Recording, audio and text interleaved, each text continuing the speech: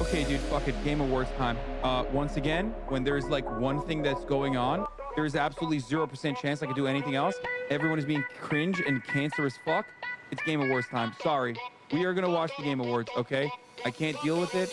I know there's 20 minutes left, but they're already showing stuff, and nobody, and I mean nobody, wants to miss out on a a single second of my fucking soy-facing ad. Oh, Bob, that's it. Game along.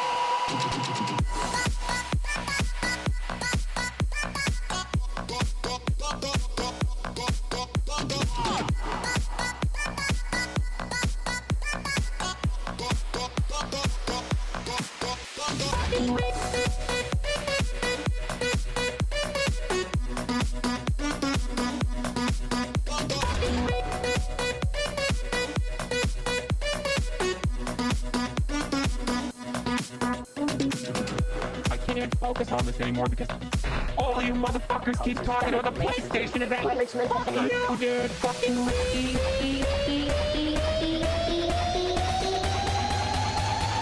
the fucking channel. Fuck, mommy. Sorry. Mommy. Sorry. Mommy. Sorry. Mommy.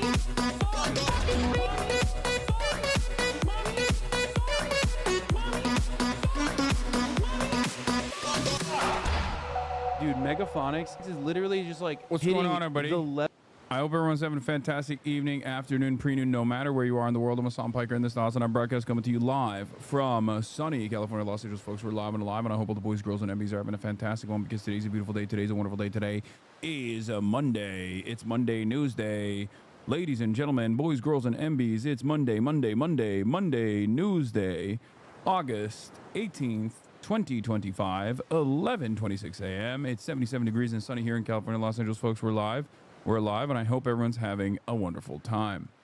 This is part of the broadcast where I tell you about my personal news about what's going on in the world of Hasanabi Piker in between the time period where I press the stop streaming button and press the start streaming button. So help me God, that's what I'm gonna do, and that is what is going on. That's what's going on in the world. In the world of Hasanabi Piker. And let me get started by saying yesterday into the broadcast, it was somewhat of a shorter broadcast. We were supposed to have some fun stuff, but it didn't turn out to be as fun. There was some incidents that took place, but it's all good. Ended the broadcast, and went and linked up with the boy Phineas and went and watched Weapons. That's right, ladies and gentlemen. I have a life. I have a life outside of the streaming space, and I did that. Sorry, no gaming. I know. I went and I watched the latest. This is a true story that happened in my town. This is the movie I watched, and let me tell you, bro. Okay, couple feelings straight off the rip. Okay, Weapons, very good, terrifying. But they spam jump scares, okay? So if you are not into jump scares, I'm gonna keep it $150. This is not the movie for you, because as good as the movie was, they spam jump scares in it. Like, it's shameless. It's a shameless spamming of jump scares.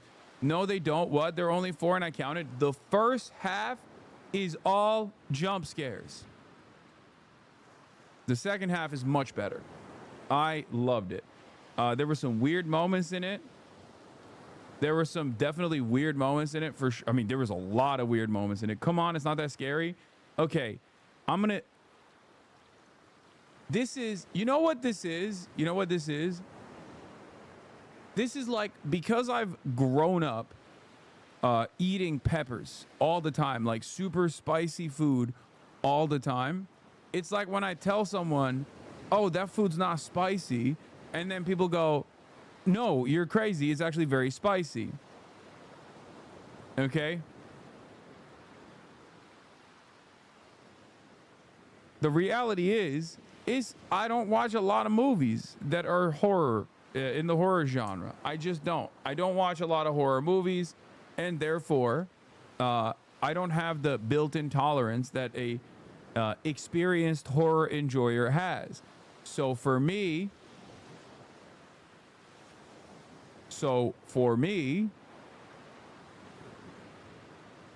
it's not even a question. This was a scary ass movie. Okay? There was a gay dude sitting next to us and he was shrieking the whole time. 10/10 would recommend. How is it on gore? I love horror, but it can't handle gore. There's gore. There's definitely gore.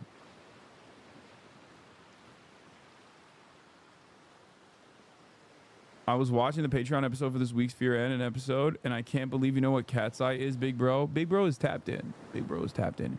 Unk is tapped in. Okay, fair comparison. It didn't have that many jump scares anymore. In my opinion, they were very effectively used sparingly.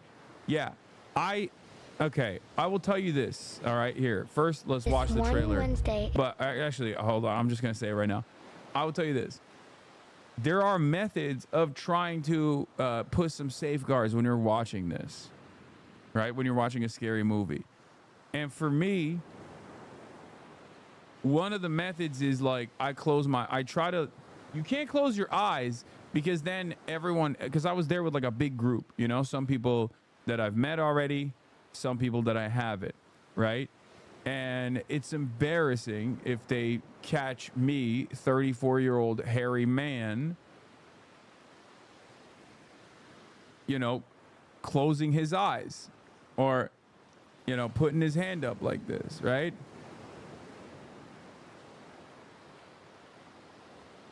Putting his hand up like this, it doesn't work. But let me tell you something, okay? I didn't want to close my eyes either. I was embarrassed. I just like didn't want to look. I didn't want to look at the screen. But the problem was a lot of the jump scares are paced in a way where there is a tempered pause where it almost feels like the dude who made this movie basically timed it so that if you were like a scaredy cat and you closed your eyes and you went, oh, this scene has gone on for far too long, I don't think it's going to be a scary one. Okay. And then you look up and right at that moment it happens. That happened to me like 3 times, bro. That happened to me 3 fucking times, dude. I don't know what the hell Zach Greger was doing. I mean, the shots were amazing, by the way. God damn, he was so good. We get jump scared by Cook CNN audio every single day in your stream. This movie is totally fine for chat. The direction was incredible. Some of those shots, you're like, that is, wow. I mean, it was actually awesome. The scissor scene made me so unbelievable. Oh my God, I know. It was so crazy. Your dad would hate this movie. My dad would never watch horror. Are you kidding me? And director of weapons. So at this point in the movie, Justine Gandy, who's the teacher who presides over the class that went missing, she's, by the way, played by the brilliant Julia Garner. She has become so frustrated with the lack of action and satisfaction from the authorities that she's decided to, you know, take it upon herself to get some clarity on this mystery. And the only lead... I forgot the guy who made this is from The Whitest Kids You Know and is like originally a comedy guy. But it definitely shows. Okay? It definitely shows. The only thing that I do not understand is the actual gun. It's shown one time and never again. I genuinely don't know what the fuck that was. I'm not giving you any big spoilers. I think it's literally in the trailer. It is one of the, I just don't understand that. I didn't understand what it was supposed to be. Like, it was a poster on the wall. Okay, but like, what's the analog? that she has is the little boy who didn't go missing.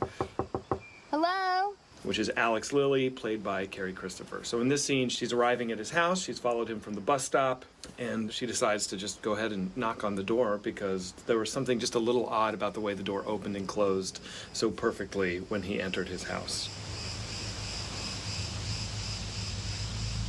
The first little baby clue we get that something is wrong with this kid is that, you know, there's newspaper up over all the windows. And so she decides to snoop a little bit deeper, and that's what brings her into the backyard, which... He said he didn't know what it meant, but he put it in anyways. Okay, I kind of like that. I love when a director's just like, yeah, I went crazy with that one.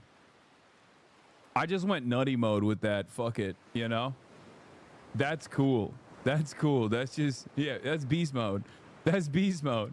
It's just like this thing that is so weird and never gets addressed at all.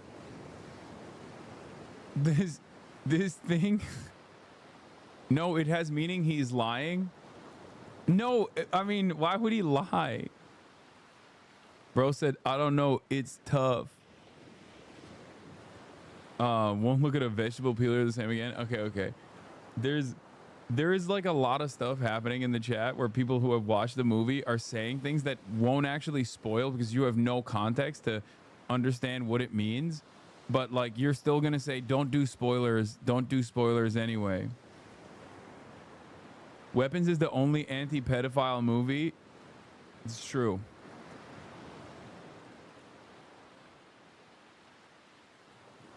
It was a reference to a bill that passed in the HOR with 217 votes, but did not pass in the Senate. It would have prevented tons of deaths from school shootings. Wait, what? Really? Why did he say there's no reason for it then? What? You just made that up. Yeah, you fucking made that up, dude. You made that up.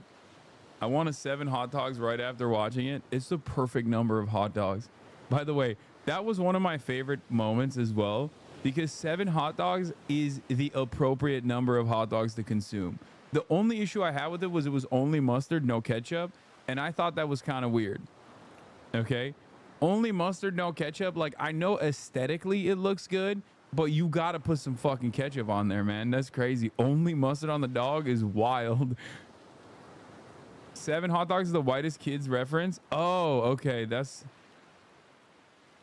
makes sense. Okay.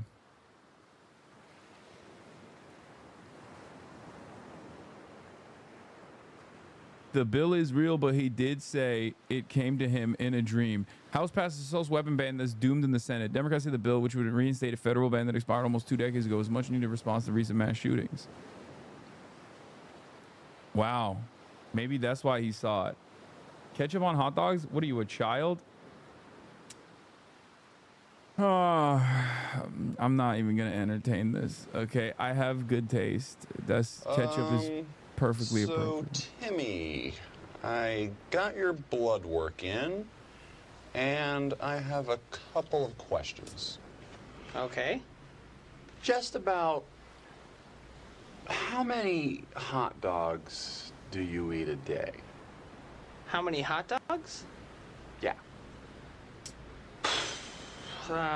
Geez. I don't know. I mean, you know, some days I could eat a couple, and some days I don't eat any. Okay. Well, let's just say for an average. Take your whole week and try to figure out what your daily amount would be. I have no idea. Just try. Okay.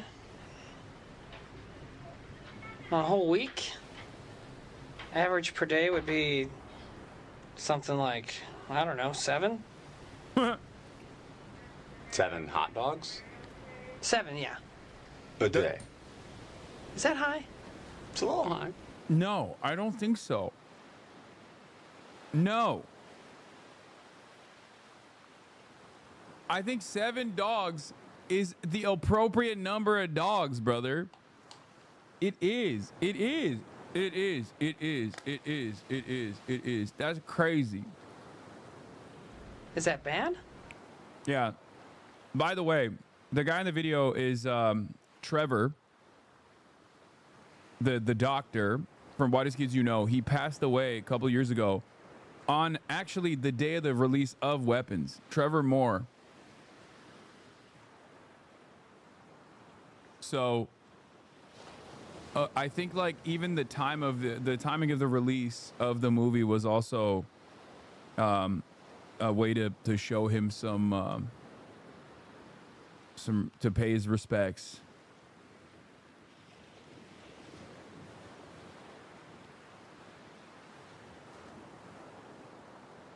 The Whitest Kids You Know YouTube channel released this video the day the movie released. Weapons is a sequel. Oh, wow. That's beautiful. But yeah, the 7 hot dogs is a reference to this sketch from Whitest Kids You Know that they wrote together. Well, not good. I mean, I'm just ballparking here, you know? Sure, sure. Timmy, I want to try something if you don't mind. Walk me through one of your days. Walk you through my day? Yeah. Just take me through a day in the life of Timmy. Okay. Well, I wake up and I take a shower. And I, get ready for work. And I go downstairs and I have a bagel and something for breakfast. And something? A hot dog. Hot dog. Okay. I mean, I do usually eat a hot dog there. Okay. Then I take the train to work. Well, slow down, slow down. Does anything happen on the way to work? Oh, I almost forgot. On the way to the subway, there's a hot dog stand, so I usually have 1 or 2. Yeah. 2 hot dogs. Yeah. For those of you who don't know, you might know, if you don't know anything about Whitest Kids You Know, you've definitely seen the Trevor Moore sketch about him saying, you can't say, I want to assassinate the president of the United States of America with a gun. You can't say that. Like, that's the famous, that's the one that you've probably seen that one. Like, that one is a fucking classic. You can't say that. It's one of the things you can't say. It's a classic one. The PSA, they have really good bits. I mean, there's a bunch of classics like Whitest Kids You Know, I would say, is like is a type of comedy that existed for a short period of time in the UK as well, with Brass Eye and all of those guys. That is just now gone. We just don't have it anymore, I don't think. Like, people have tried to make it happen. People have tried to, like, do something similar to that, but it just, like, doesn't exist, I don't think. We're just not funny as a society anymore. We're just fucking ass. And it's not because there aren't funny people. It's just, I don't know. Ain't no time for funny business. Hi, I'm Trevor Moore. Did you know that it's illegal to say I want to kill the President of the United States of America? It's illegal. It's a federal offense. It's one of the only sentences that you're not allowed to say. Now, it was okay for me to say it right then because I was just telling you that it's illegal. You want to know why? You want to know why this is this is a sketch? Here, I'll give you an accurate reflection of the times as to why you can't do comedy anymore, okay? Because some motherfucker is going to clip him just saying this part, the illegal thing you can't say, and then go, this guy wants to kill the president of America. We have to arrest him. You know what I mean? That's where we're at. That's where we're at. And it's not about like being too woke to joke. It's just everybody is woke. The right-wingers are woke. The liberals are woke. Everyone is behaving in the same way where they're like, no time for comedy for me. Okay? That's it. That's it. I mean, I deal with this on a daily fucking basis. I try to make jokes about like the otherwise incredibly cruel world that we exist in, and motherfuckers will clip it to be like, "Duh, we gotta kill this guy." Federal offense. It's one of the only sentences that you're not allowed to say. Now, it was okay for me to say it right then because I was just telling you that it's illegal to say, I want to kill the President of the United States of America. I'm not actually saying it. I'm just letting you know that it's illegal to say that. It's kind of like a public service. I'm letting you know so that you don't accidentally go out and say something like that. But what's interesting is that it's very illegal to say. Like yesterday, I suggested that as a public service, we should have like cops do. The cops should just like eat it, right? At protests, like you bring a cop out only hand-to-hand combat to release stress, okay? There was 1 million people that heard that and went, this is my opportunity to shine. I am going to use this as a way to say, Hasan wants police officers to be shot in broad daylight in the streets, gunned down, fucking, or whatever number of different like schizophrenic hallucinations. You can't even make a goddamn suggestion jokingly, okay? It sucks. Everybody fucking cries. Everybody fucking cries about everything. No more charitability. The internet and clip culture and the mean ways that we exist have truly destroyed one aspect of comedy, okay? One aspect of like just making jokes, being a silly little guy. You can't be a silly little guy anymore. It's fucking annoying. Everybody has to, some motherfucker has to take what you're saying sincerely, as though you are suggesting it as a real thing. And the algos are basically pumping that kind of attitude. And this isn't about like why can't we say slurs? Like woke killed comedy, we can't say slurs. That's not what I'm talking about at all, because right wingers are the ones who do this shit all the goddamn time. You know?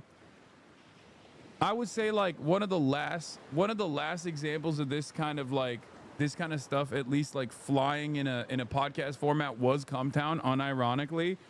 And it was a beautiful moment in time, which is part of the reason why I think a lot of people do actually look back at that fondly and remember it fondly, even if they were like even if they were kind of upset about it. Glad Hasan agrees with our VP. True meaning of a man is just telling some jokes. Our vice president said that. Which the real vice president or the shadow vice president?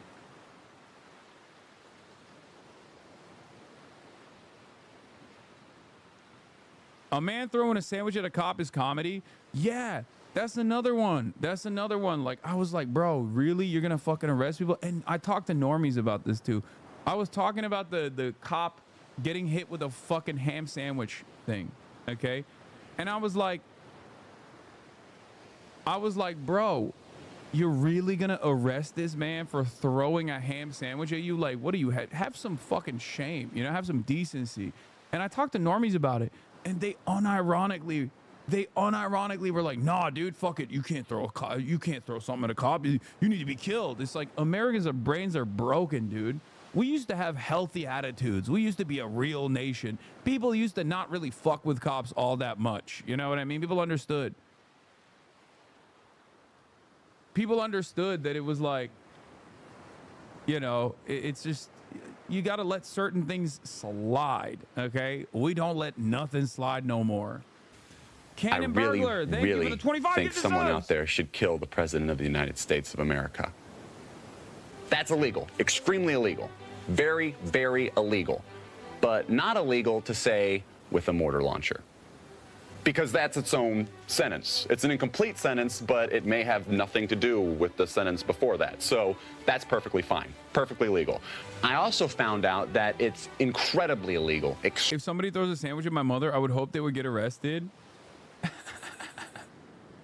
Is your mother a cop wearing Kevlar vests, doing a fucking military invasion of DC, the nation's capital, and only getting a fucking light ham sandwich slapped to the chest? Like, what do you mean? What if my mother was in the trajectory of the sandwich? Like, why are you making this? Why are you building an entirely separate hypothetical here? Like, why do you guys have so much fucking... It just... I don't know if this is like debate pervertry or something. Like, I think it's objectively funny that a Department of Justice official walked up to a cop and threw a ham sandwich at one, okay? That's an objectively funny situation.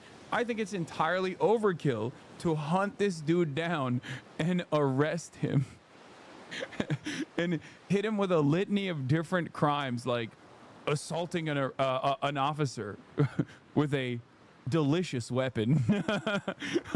Like, it's just crazy. No, you were going to get shaken for that statement. I think it's an objectively funny thing. Okay? It's an objectively funny thing. People get so fucking mad. If people are crazy. People are fucking nuts. I don't know. I don't know how to deal with it anymore. You're getting more trolls because last week you said you don't get hogs anymore. I know, that's true, but this one's not a hog. I think this one's just a person who just wants to be contentious. Extremely illegal to go on television and say something like the best place to fire a mortar launcher at the White House would be from the roof of the Rockefeller Hewitt building because of minimal security and you'd have a clear line of sight to the president's bedroom. Insanely illegal. Ridiculously, recklessly, insanely illegal. Yet even more illegal to show an illustrated diagram. Insanely illegal, ridiculously, horribly felonious, because they will come to your house in the middle of the night and they will lock you up. Extremely against the law. One thing that is technically legal to say. Dude, remember, once again, you cannot post the diagram of the doohickey that was used in the assassination of Shinzo Abe as a quote retweet of a sitting senator demanding that people kill protesters. You can't do that, okay? Also illegal. It's not allowed. I'm telling you right now, you cannot post the doohickey, the diagram of the doohickey, the handmade, artisanal, farm-to-table weapon that was created in the assassination of Shinzo Abe as a quote retweet of Senator Tom Cotton's post on Twitter about killing American citizens for the crime of doing a First Amendment protected demonstration. You can't do that. Okay? You cannot do that. It is illegal. It is illegal. Don't do that. Yeah. But do you see what I mean? Like that. Yeah. This I'm showing you right now. This illegal. Okay?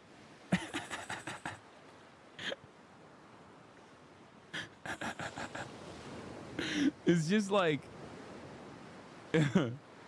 it's just so funny that like all of the people who think the peak of comedy is like saying the N-word will unironically look at stuff like this and to this day still go, this person wanted to assassinate a sitting senator. He did a death threat to a sitting senator. Like, that's crazy. That's crazy. What do you mean? Why are you fucking concern trolling? Shut the fuck up. Anyway. And we just, it's just funny because, like, we unironically have to sit around and act like this is a sincere concern being demonstrated by people. A sincere concern demonstrated by really scared people. Really worried people. Like, this is causing a lot of instability. Their whole life on the internet is concern trolling. They never say what they truly think. I know. It's so fucking lame. Shut up. Anyway, how do we arrive at this? It was because I watched Weapons last night, and I thought about, like, the era of comedy and what the whitest kids you know represented for American comedy. Some of the best, and Weapons is great. I haven't seen Eddington yet. I'm gonna watch it eventually, but I haven't seen Weapons yet. Or I saw Weapons, sorry. I haven't seen Eddington yet. I'm not gonna give you guys any spoilers, but I had a fantastic time, especially if you like horror, especially if you are a fan of the genre of horror. It is a very, very good movie. It's a very good horror movie. I'm going to just show you the trailer, and we're going to move on. I'm going to blast off because I haven't blasted off yet. I forgot that I haven't blasted off yet. and we are going to continue. We are going to continue with the broadcast. Hold on. Let's do it. Let's do it. Let's do it.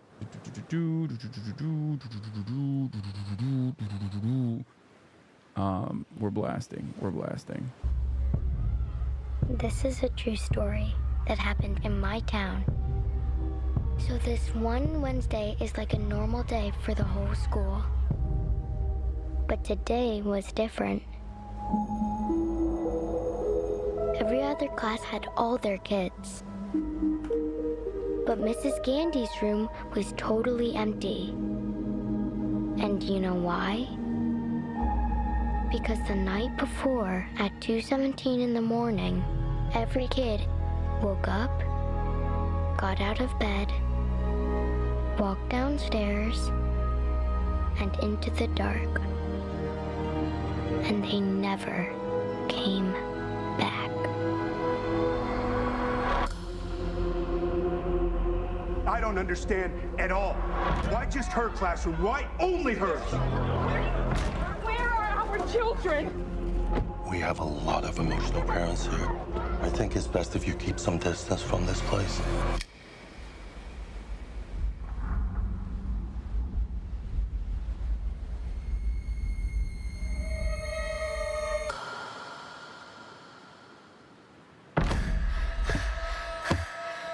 There's even a scary moment in the fucking trailer, bro. Matthew, where are you?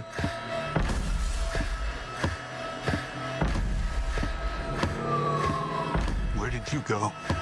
Okay, I gotta say something about this dude. I don't know who this guy is, but he reminds me so much of Noah. I feel like this dude straight up, maybe I'm crazy, maybe I got face blindness, but he just straight up looks like Noah, dude. Am I crazy? Taron Egerton? Bro, especially with the mustache. Am I being racist?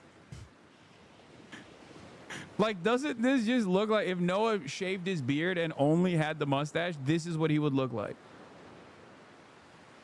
Is this anti-white racism? Am I being... That's Alan Ehrenreich or something? Han Solo, bro? I don't know. I don't know who the dude is, but... That is Aiden Einreich, not Ansel. Okay, maybe I'm not the one who's fucking being an anti-white racist here, because y'all just said a bunch of different names. And it seems like they could all... I doubt it. Okay, but maybe. Bro, see?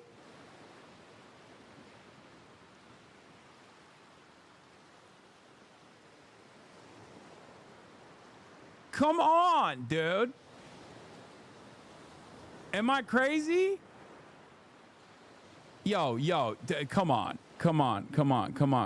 Am I that off base with this? Or did I cook?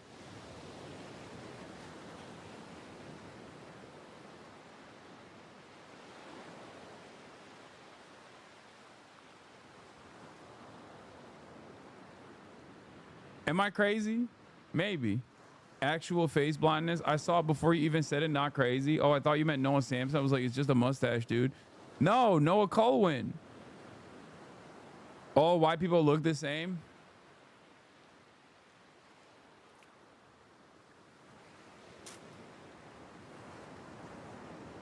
Wait, is this a picture? Why does Noah look like he go 2-3 year Dagestan? Yeah. Updated playlist. Trump live with European leaders. All right, let's just get started. Fuck it. Let's talk about the actual issues and the actual things that matter. All right, let's get into it. But it would be. I like the ceasefire from. I'm gonna blast off. Does anyone have a blast off meme right now? But I believe a peace agreement at the end of all of this is something that's very attainable, and it can be done in the near future. With all of the wars that I got involved in, we only have this one left. Of course, as I walk out the door, there'll probably be a new one starting, and I'll get that stopped too. But I thought this was going to be one of the easier ones. It's actually one of the most difficult. They're very complex. The next step would be for a trilateral meeting, and that will be worked out. And I just look forward to working and having a great result. We're going to spend a lot of time today talking about and we're really honored you guys came over. I mean, these are the heads of major countries and respected all over Europe. And they speak for, largely, I think I should say, but pretty much for the other countries of Europe. And we will come to a resolution today, I think, on almost everything, including probably the security. And that's pretty much the story. I'd like to say, Mr. President, would you like to say something? You have the media. If you want, you could come over and you could stand, you could use mine, or you could just turn around, whichever you feel comfortable with. Thank you so much. I can speak without microphone. Thank you so much. I think that we had very good conversation with President Bro, we can't hear you if you speak without microphone. It was the best one, or sorry, maybe the best one will be in the future. But it was really good, and we spoke about very sensitive points. The first one is security guarantees, and we are very happy with President that all the leaders are here, and the security in Ukraine depends on the United States and on you and on those leaders who are with us in our hearts. They have been online before yesterday, and etc. So a lot of countries on the side of Ukraine, our people, and all of us want to finish this war, stop Russia and stop this war. We spoke about it, and we will speak more about security guarantees. This is very important that the United States gives such strong signal and is ready for security guarantees. The second point, or maybe the first, the humanitarian direction, very important to exchange all the prisoners, and I think that President will help, and I was very thankful to your wife again, Mr. President, for the letter about our abducted children, and I hope that really it's not a suit. He's not wearing a suit. For the people. He is swagged out though. I wouldn't say this is a suit. He's just wearing a jacket. No? And be happy.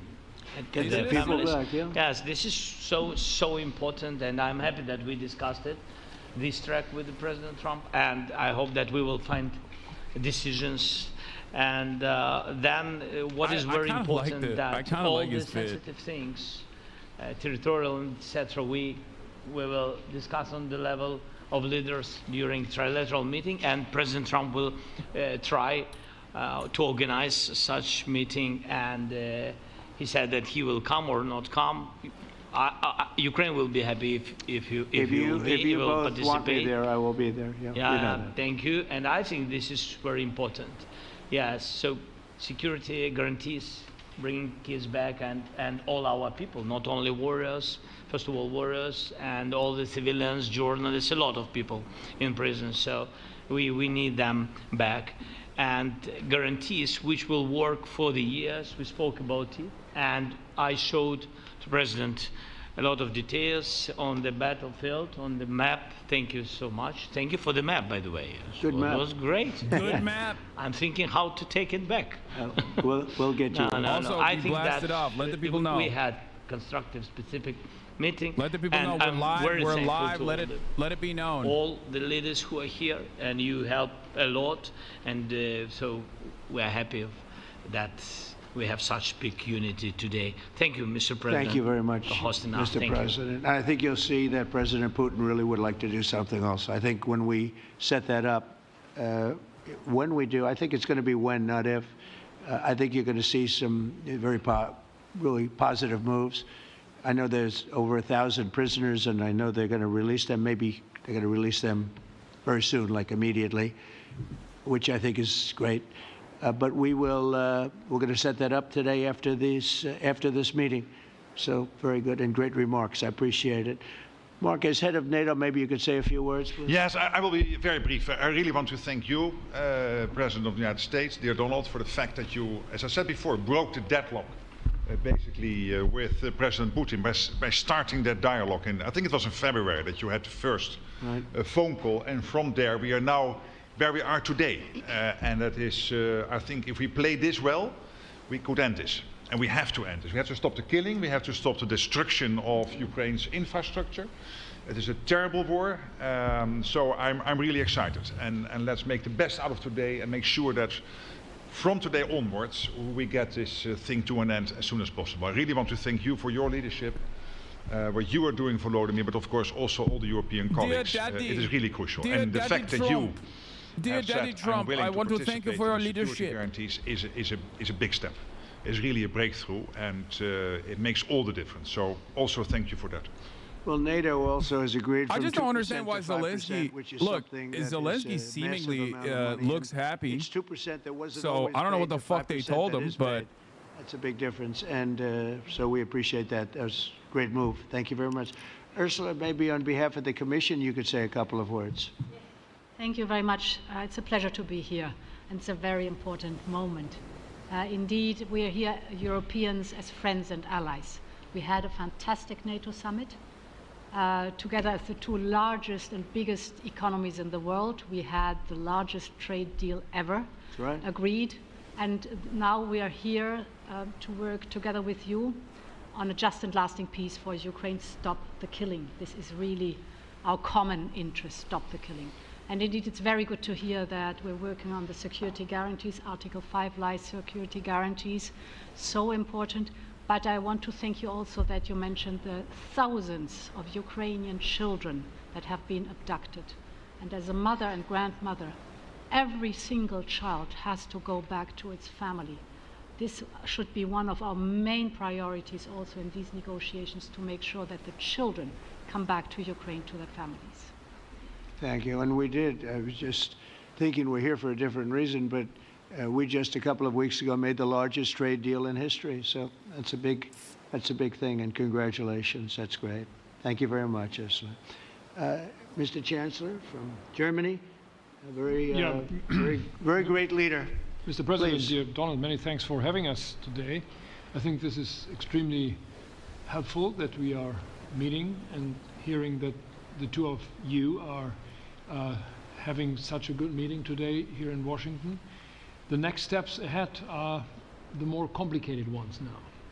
The path is open. You opened it last Friday. But now the way is open for complicated negotiations. And to be honest, we all would like to see a ceasefire, the latest from the next. Am I crazy? This is not how they were talking before. You ask European leaders about Russia, they were talking like King Von. And now they're like, oh, we want peace. We've always wanted peace. Peace is the best possible solution. What happened?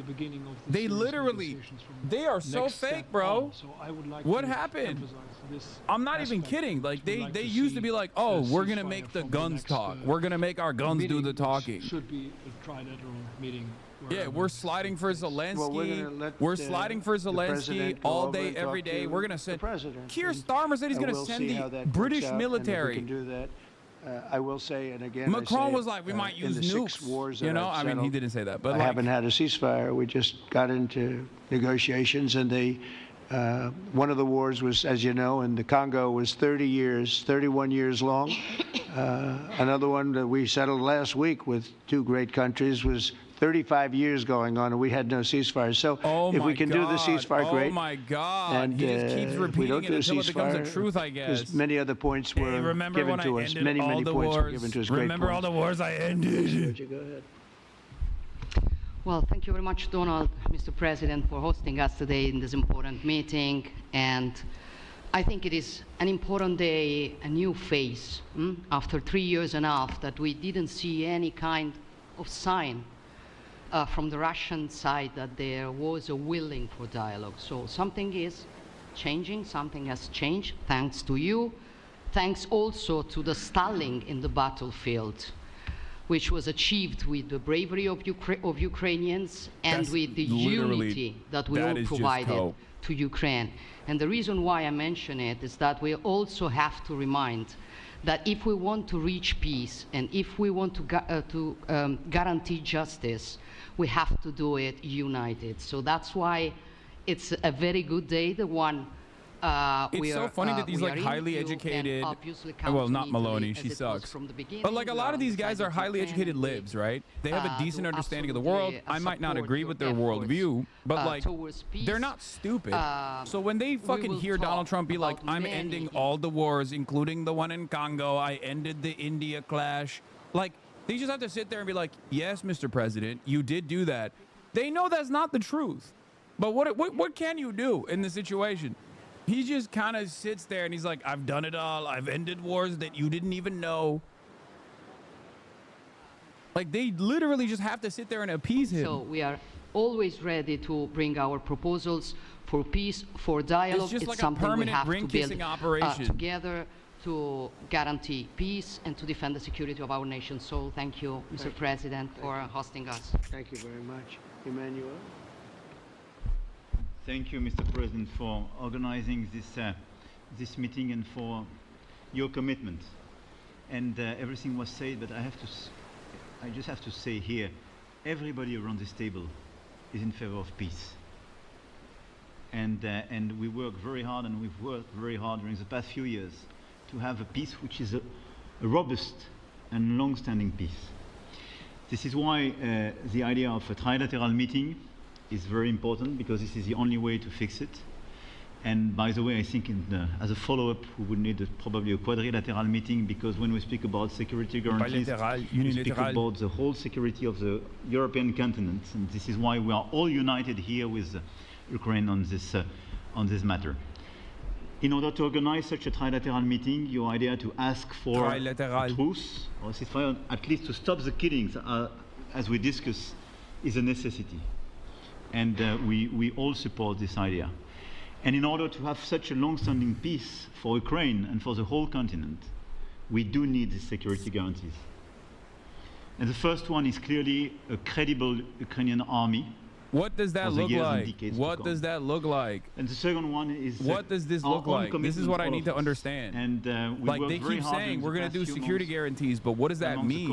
You know what I mean? Is it like NATO-style security guarantees without actual NATO intervention? And our commitments. And you can be sure that Europeans are very lucid about the fact that they have their fair share in these security guarantees for Ukraine, but their own security is clearly at stake in this situation. So you can count on us, as we can count on you, in order to deliver this robust peace for both Ukraine and Europe. Thank you very much, Emmanuel. Mr. Prime Minister. Thank you very much, Mr. President, and thank you for hosting us here. Can I start where Emmanuel started, which is we all want peace. The war in Ukraine has had a huge impact, particularly on the Ukrainians who've borne the brunt of it, but it's also had an impact on Europe and on the United Kingdom. There's not a family or community that hasn't been affected. And when we talk about security, we're talking about the security not just of Ukraine, we're talking about the security of Europe and the United Kingdom as well, which is why this is such an important issue. I think this is such an important meeting.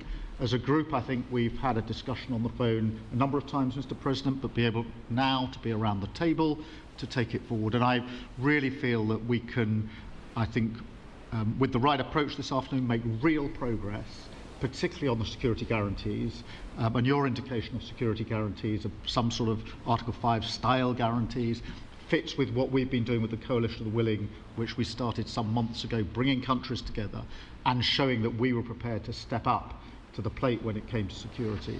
With you coming alongside, the US alongside what we've already developed, I think we could take a really important I don't know. Maybe this is like a face-saving operation for the West and America's like military prowess or something, where they just have to make it seem like they're actually standing down from the Russian incursion with 20% of Ukrainian territory and perhaps even more now being relinquished to Russian control, and they're just saying like, but we actually did such a good job. You know what I mean? I don't know what the security guarantees are going to look like. I don't even know if like Vladimir Putin is actually going to follow through on the conditions of the ceasefire. I don't know what the actual details of the ceasefire look like currently, but it doesn't. I don't know. It doesn't feel like this is anything different than just straightforwardly saying like, no, you get all of your maximalist positions, but please promise that you're just not going to hit Ukraine any harder. Thank you for that. Well, thank you very much. And, you know, it's very interesting because this is the first for the White House. You can't say that very often. It's seen a lot over the years. Maybe they're just like presenting this as a way to be like, see, we tried to do a peace.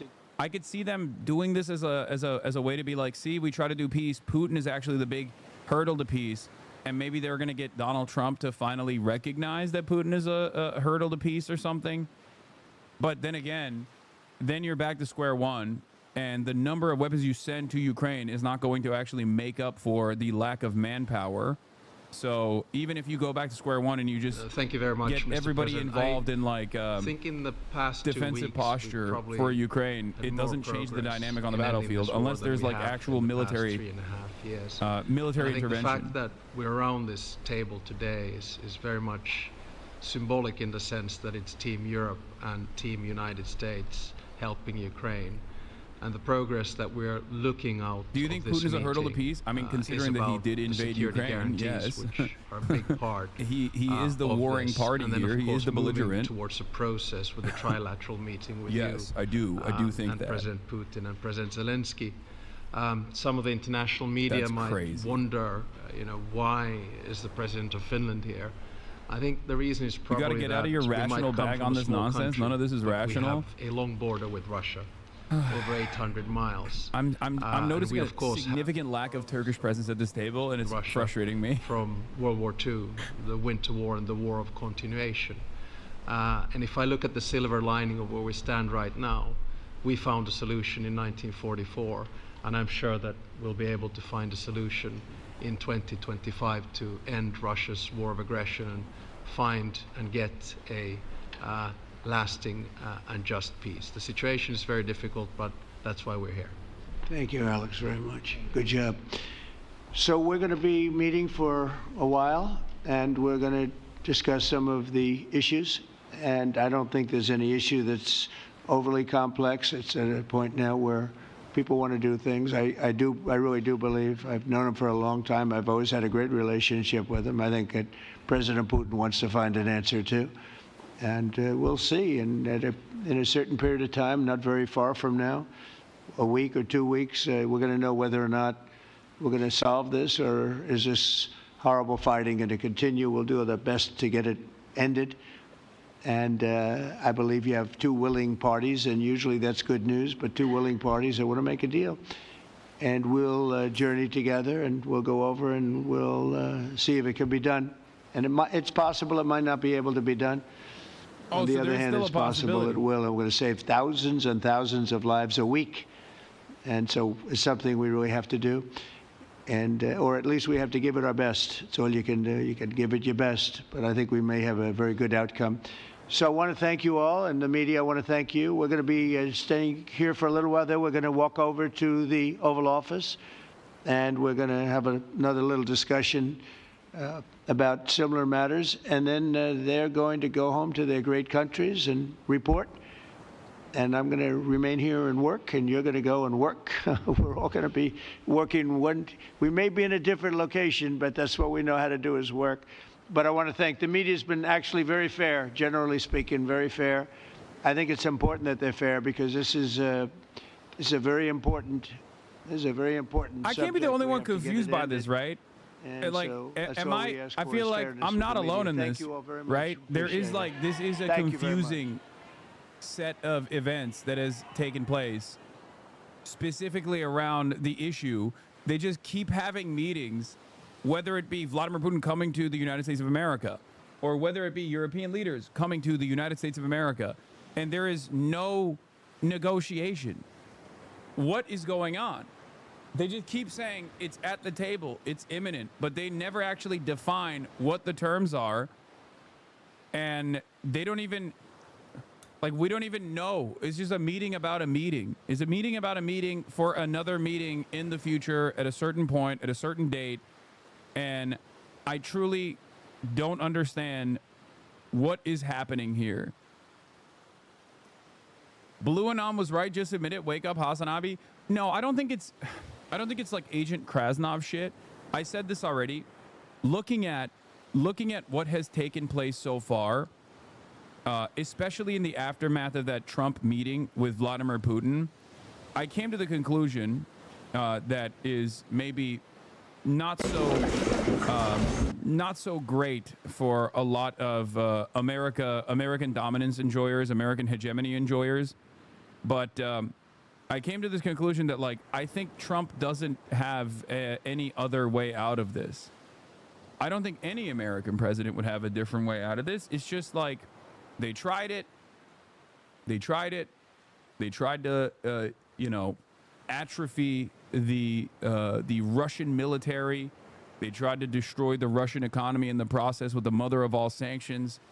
And ultimately, Putin kind of won. And I don't know, like when Trump said to Zelensky, you don't hold all the cards. I think he after this meeting with Vladimir Putin, I realized that, I mean, America doesn't have any of the cards here either. Because if like the ultimate solution here is just like an escalation to nuclear warfare, in that regard, this is one of the first instances where like a direct military intervention from a foreign adversary against an American proxy, against a Western proxy, if you want to see it that way, led to the foreign adversary winning.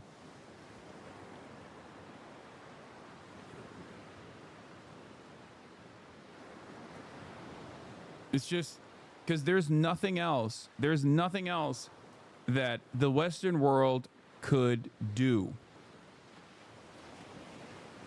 There's nothing else that the Western world could do in this regard.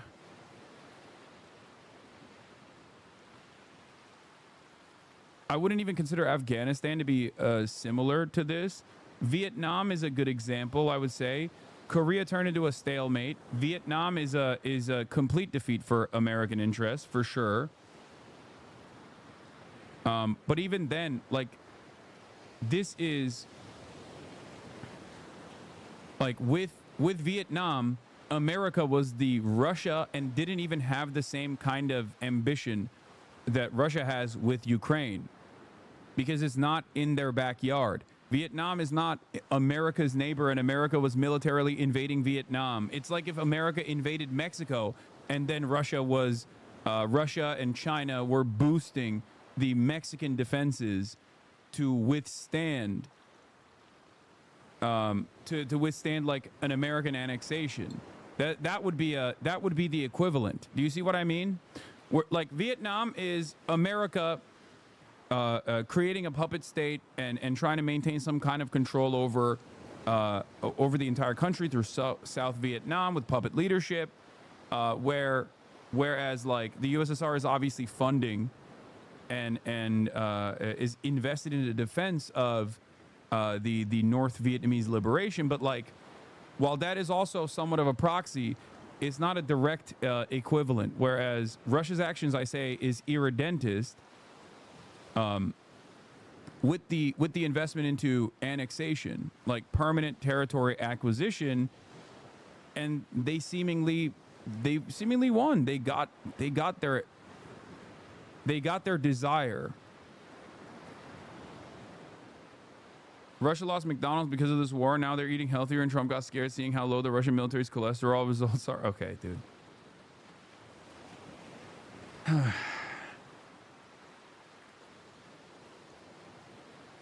It just doesn't make a lot of sense, is what I mean. It just, like, they talk about how there is going to be a managed resolution, an end to this conflict. You're using words that people who should be understanding aren't.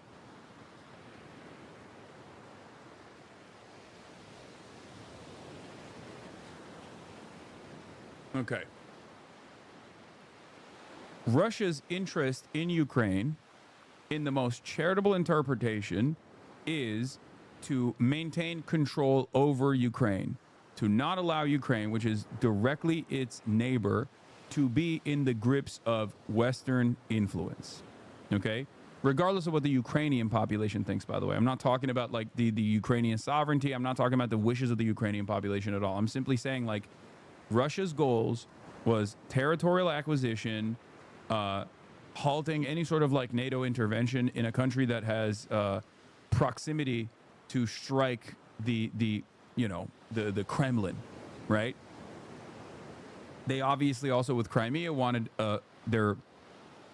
wanted to protect their point of entry into the Black Sea, all that stuff. But I bracket that off separately, because it does seem like even the European leaders and Ukraine has basically dropped Crimea from the equation. It seems like if they were to give Crimea permanent recognition, like permanent annexation recognition, legal recognition, as is, and say it's like Russian territory, and then in extraction for that, they got the Russians to pull back from like certain Eastern Ukrainian positions. That would be an insanely good proposition. It's just not even going to happen regardless, right? So, that's, but it seems like even the Western leadership is on board with that. But overall, I feel like I feel like they're not getting anything out of this, anything out of these talks at all. It's just like Putin getting everything he wanted, and I don't know if there's any alternative to that anyway. I don't even know what the alternative is to this. Like, what's the alternative? Because it's not even at a stalemate. Russia was able to acquire even more territory in eastern Ukraine. This pic shows a bit of the map that Zelensky told Trump he really liked. It shows the percentage occupied by Russia. I mean, I can't really fucking see it.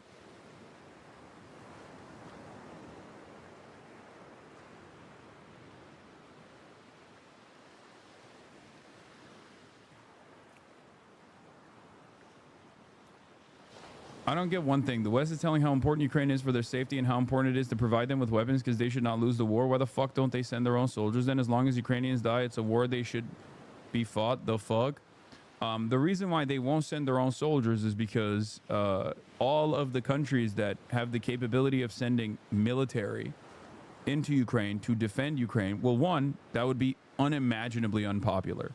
Okay? As long as it's just Ukrainians dying, and it's they're using Western weapons, then they can manage that. Okay, that's number one. So domestic unpopularity is a major factor here.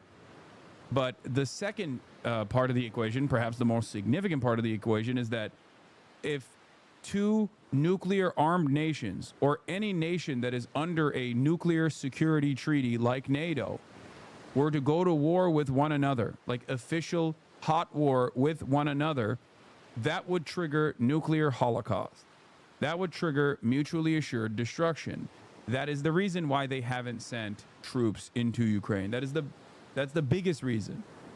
And I think Vladimir Putin knows that, and that's part of the reason why he was able to push and push and push into Ukraine, knowing full well that they would not be able to amount a significant military force to withstand the Russian meat grinder trench warfare techniques, where they just basically bum rush further and further into Ukrainian territory because it's a significantly larger country.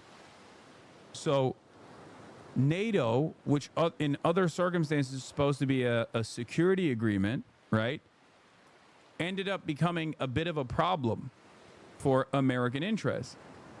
Because that way you can't get France or the UK or Germany to send in troops to Ukraine because they're a part of NATO. That way you can't get Turkey to send troops into Ukraine because they're a part of NATO. If the Turkish military is directly in hot battle with the Russian military, all of a sudden Russia and Turkey are in war. If Russia attacks Turkey, okay, then you're triggering Article 5.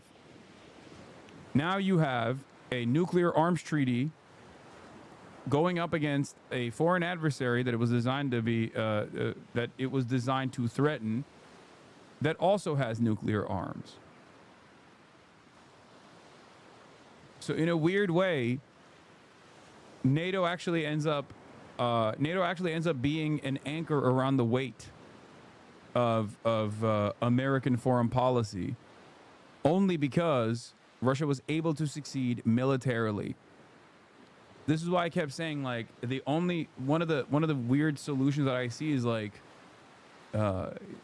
is it's not going to happen, but one of the only solutions in this circumstance is, like, if you truly want to militarily defeat Russia, you have to go and fight to defend Ukraine. That's it. You have to send soldiers to defend Ukraine. That's an incredibly unpopular prospect to begin with. That opens you up to Russian counters. That opens you up to, you know, going into battle with Russia.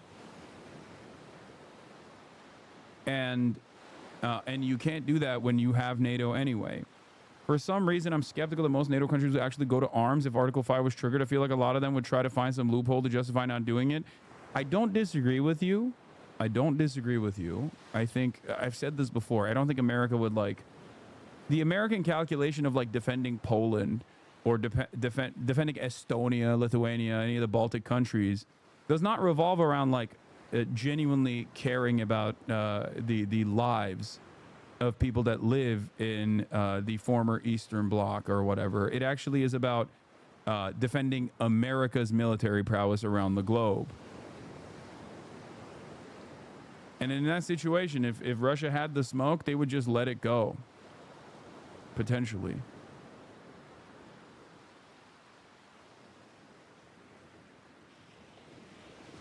It is crazy that he said he likes this map. Trump said Zelensky can end the war now if he wants to. President Zelensky of Ukraine can end the war with Russia almost immediately if he wants to, or he can continue to fight. Remember how it started. No getting back Obama giving Crimea 12 years ago without a shot being fired, and no going into NATO by Ukraine. Some things never change. Trump announced that Ukraine will not get Crimea back and no NATO for Ukraine.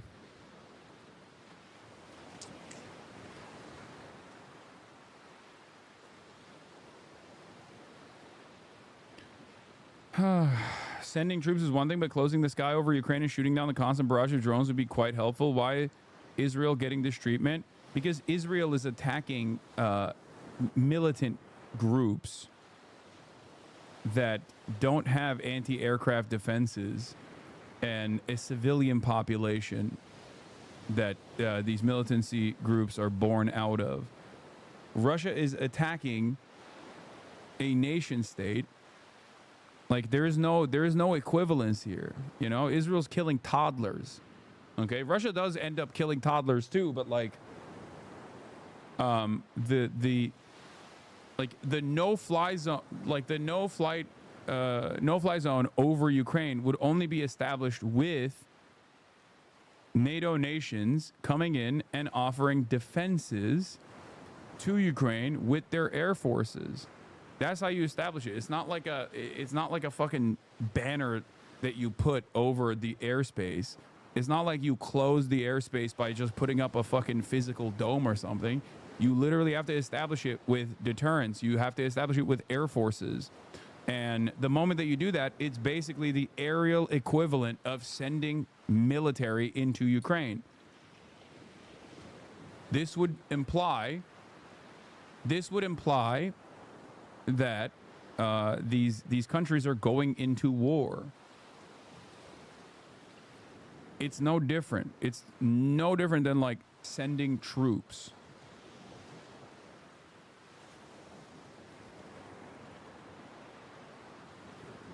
Ukraine has to take the L here. No, like it sucks. Russia was unjustifiably aggressive, but as an American who doesn't want more wars, we have to make Zell Disney take this deal. No, I mean, I think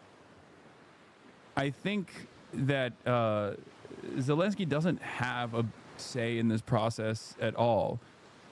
Not even from the start. So I think this is more so just like America trying to find a good PR way to get out of this. What are you even saying, lol? What do you mean? I'm not even. It's not even about like making Zelensky hold the L or something, okay? Because he's already doing that. He's going above and beyond by shitting on Zelensky like the last time he had that meeting. It was embarrassing. It was disgusting. It was fucked up. But I think that also serves a role in basically making it seem like America's washing its hands from this. And it was maybe just the foreign leadership or the former leadership's fault that America's even in this quagmire to begin with. I'm worried that after the war ends, Europe and the U.S. will try to normalize relations with Russia and they will never face accountability. There's really no justice when state actors are involved, huh? Yes. If the West had been even more supportive early on, letting Ukraine use long-range missile sending jets and setting up a no-fly zone, etc., is there any chance this could have turned out differently? No, because no-fly zone was always a red line that they were not going to cross for the reasons that I mentioned. It's like the same as sending fucking military. Do you not understand? You cannot establish a no-fly zone by saying it's a no-fly zone now. You have to set up military deterrence, and Ukraine doesn't have the capabilities because they tried to destroy like Russian air superiority early on.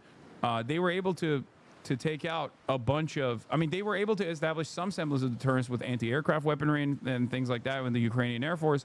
But overall, a no-fly zone could only be implemented by Western forces and their Western air forces specifically. And that would require, just like sending military troops on the ground into Ukraine, that would require having, Polish Air Force fly over the Ukrainian airspace to literally shoot down Russian aircrafts. That would be the same as going into direct battle. And as long as Poland and as long as all these other countries are under the security banner of NATO, then that is the maximalist position. It automatically triggers nuclear deterrence. It automatically triggers nuclear retaliation. And that's the reason why they never did it. That's the reason why it was a non-starter. It wasn't even like, no serious person was actually discussing these options. Well, thank you very much. It's an honor to have the president of Ukraine with us. We've had a lot of good discussions, a lot of good talks, and I think progress is being made, very, very substantial progress in many ways.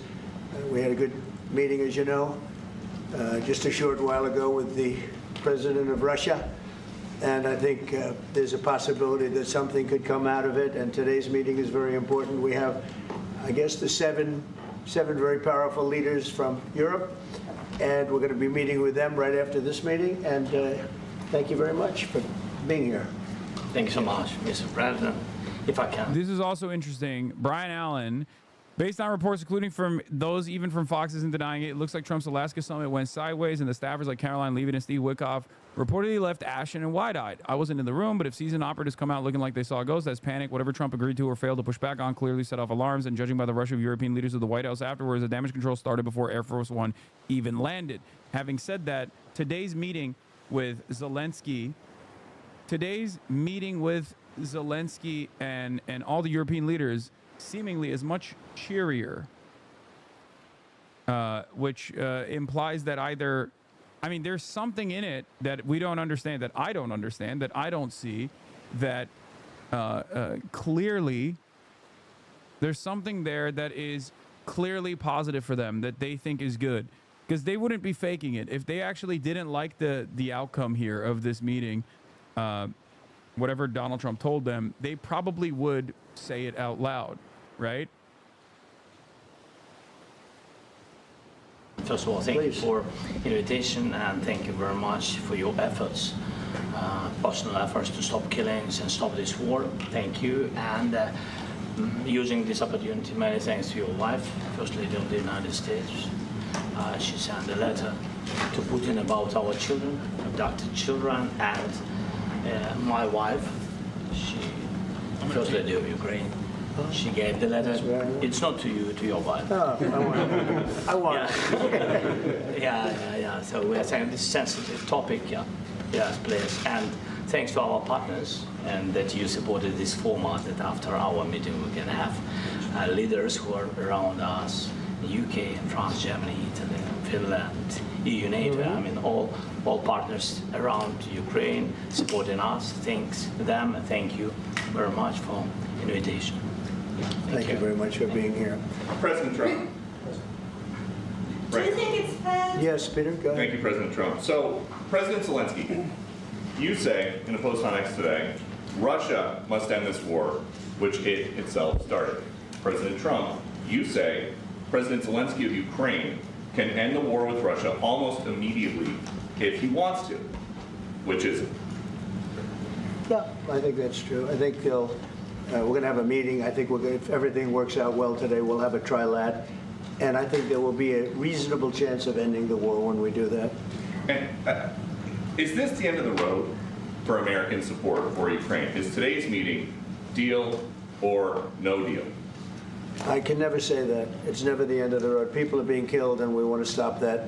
So I would not say it's the end of the road. No, I think we have a good chance of doing it. It's been almost 4 years now that a lot of people were killed last week. A lot of people last week. I mean, millions of people killed, but a lot of people last week for whatever reason.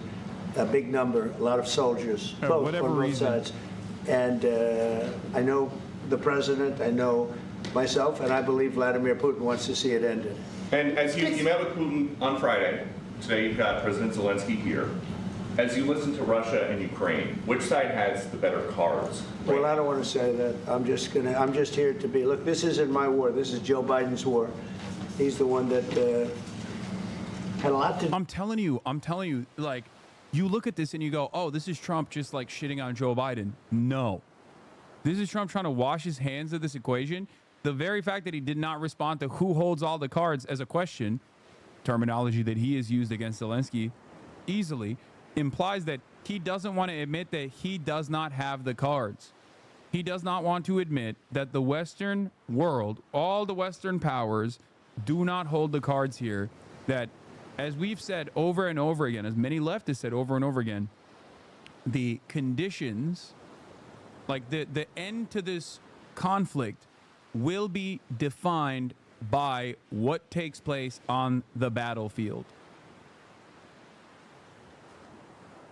And what is going down on the battlefield shows that with all of the weapons that were sent to Ukraine, from the Western world, with like the, all the sanctions that were implemented, Russia has still been able to firmly acquire territory and embed themselves deep into the Ukrainian border and take over 20% plus of Ukrainian territory in eastern Ukraine.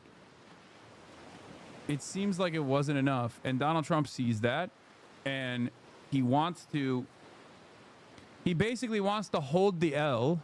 He wants America to hold the L without saying that he was the one holding the L. You know what I mean? It feels like this is a way for Trump, in the Trumpian way, in the most Trumpian way possible, to say, sure, we lost, but it actually wasn't us who lost. It was Ukraine who lost. It was Joe Biden who brought us into this. I don't think he wants to take a small L to avoid a much larger L, Russia going further into Ukraine. I don't think that's the equation. That's what his argument is.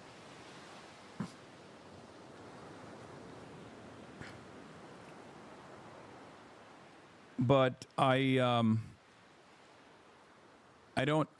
think he's just like trying to do a Trumpian exit from all of this. Vibe check. A notably different tone in the Trump-Zelensky Oval meeting. A stark juxtaposition for the first White House encounter. When baited with a question about whether Ukraine or Russia holds the cards, a throwback to the first meeting when Trump says Zelensky doesn't hold the cards, POTUS did not bite. Even the wardrobe issue was addressed by the same reporter who criticized Zelensky for not wearing a suit last time. This time, Brian Glenn, Marjorie Taylor Greene's boyfriend, told Zelensky he looks great. Seems clear neither leader wants to get out ahead of the high-stakes closed-door discussions that will get underway shortly. Do with this happening, and we want to get it ended, and we want it to end good for everybody. We want it to end good. The people of Ukraine have suffered incredibly. President Zelensky, are you prepared? This is the most insane position. I'm a reformed IDF soldier, so I support Gaza because of you. I still support Russia, though. Brother, that is the most insane thing I have ever heard in my life. You got to give that up. You got to cut that.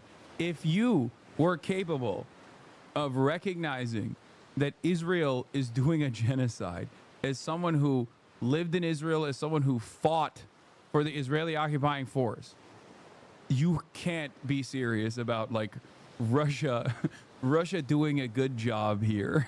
This is not a brand. I mean, this is a brand new sentence because most people, like, there are a lot of people in Israel that are pro-Russia. Okay, Israel is like little baby Russia, basically. But that's crazy. That is a brand new sentence. Something deep in the Israeli psyche that must support war crimes, if not theirs, someone else's. This is a normal position around the world. Yes, it's just not a normal position in Israel. It is the most abnormal position in Israel that you can arrive at, especially if someone is like an anti-Zionist now. They probably are pro-Ukraine as opposed to pro-Russia.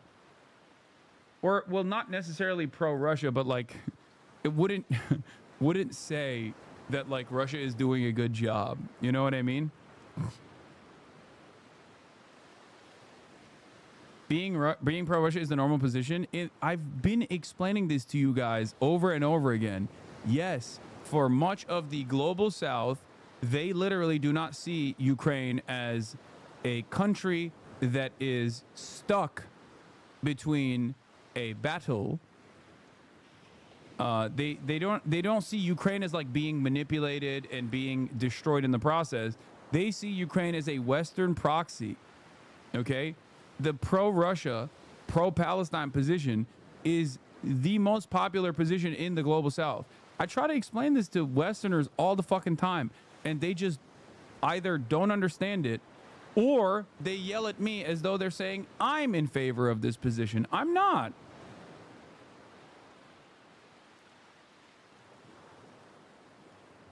But if you were to like get out of your bubble, there are probably a lot more people on the planet. So much of the global South is just less enlightened than you. I'm not even pro-Russia, but damn, it's not about being less enlightened. It's about vengeance. It's about demanding vengeance. It's about assuming that the enemy of your enemy is your friend. That's what it is. Because if you've been fucked over by Western forces, whether it be like colonialism in African countries or the United States of America's direct intervention in your country, then you're like anybody that fucking pushes back against this militarily, I'm on board with. It's a campus position that people arrive at because of their experiences. I'm saying that Russia's interest in this is not to like fight Western imperialism, okay? But a lot of people who have been victims to Western imperialism see it as that.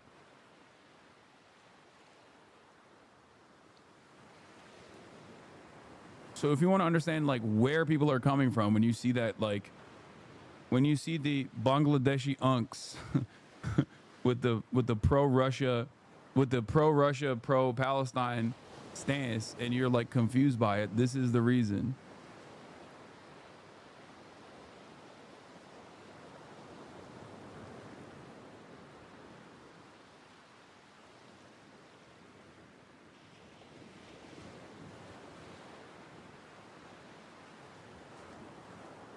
It is funny though, because like even an accurate reflection of like what the rest of the world feels about this, even me like bringing this up pisses a lot of people off, and they fucking act as though that's my position. It's not. I'm just telling you what their opinion is.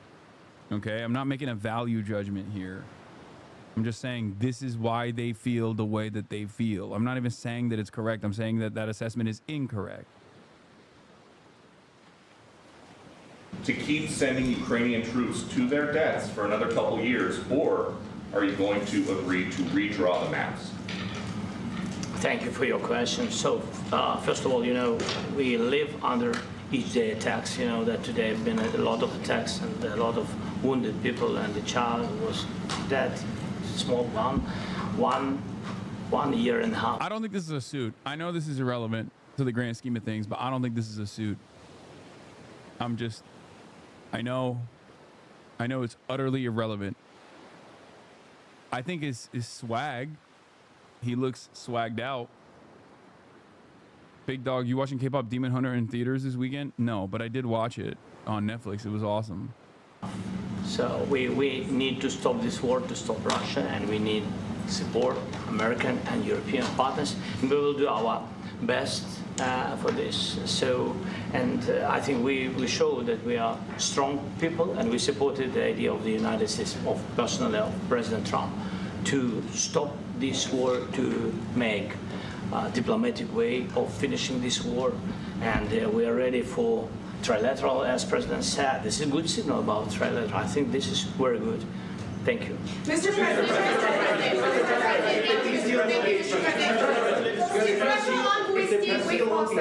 Yes. If the peace deal will be achieved, are you? I love how Chad is pretending like there isn't a lot of pro-Ukraine and pro-Israel people out there. Yeah, no, that's the other side of this, which is also, again, incredibly incorrect of an assessment to make. But there's a lot of people in the West that are pro-Israel and pro-Ukraine. The numbers have actually diminished now, okay? But it is a common position. At least it's like the only position that Western leadership has. It's the only position that like Western governments have. That is their position.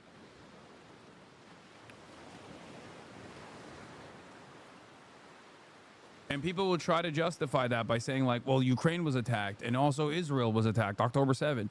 But that is a common, that's the other side of the story. There's a lot of people who look at what Russia is doing in Ukraine and say, oh, this is a fight against Western empire. This is like, finally, you got one country that is like able to militarily withstand and like do revenge to the West, right? That's the way they see it. And then on the opposing side, you have all the people in the Western nations who are looking at like Russia's incursion into Ukraine and are terrified about this. And or you got like pro-NATSEC liberals, like pro-NATO liberals who are just saying that they're pro-Ukraine and also literally pro-Israel.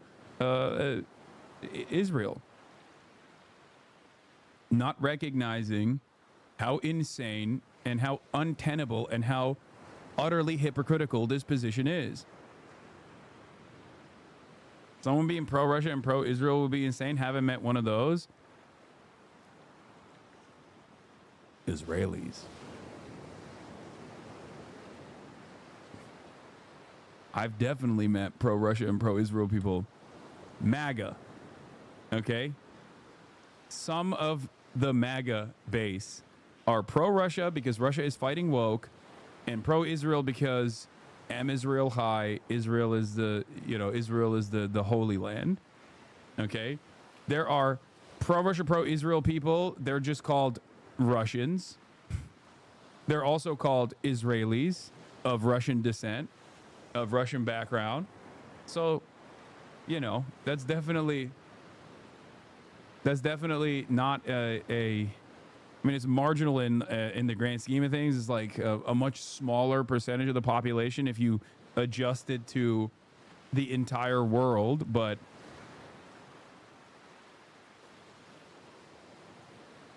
You're going to be willing to send American peacekeepers to Ukraine?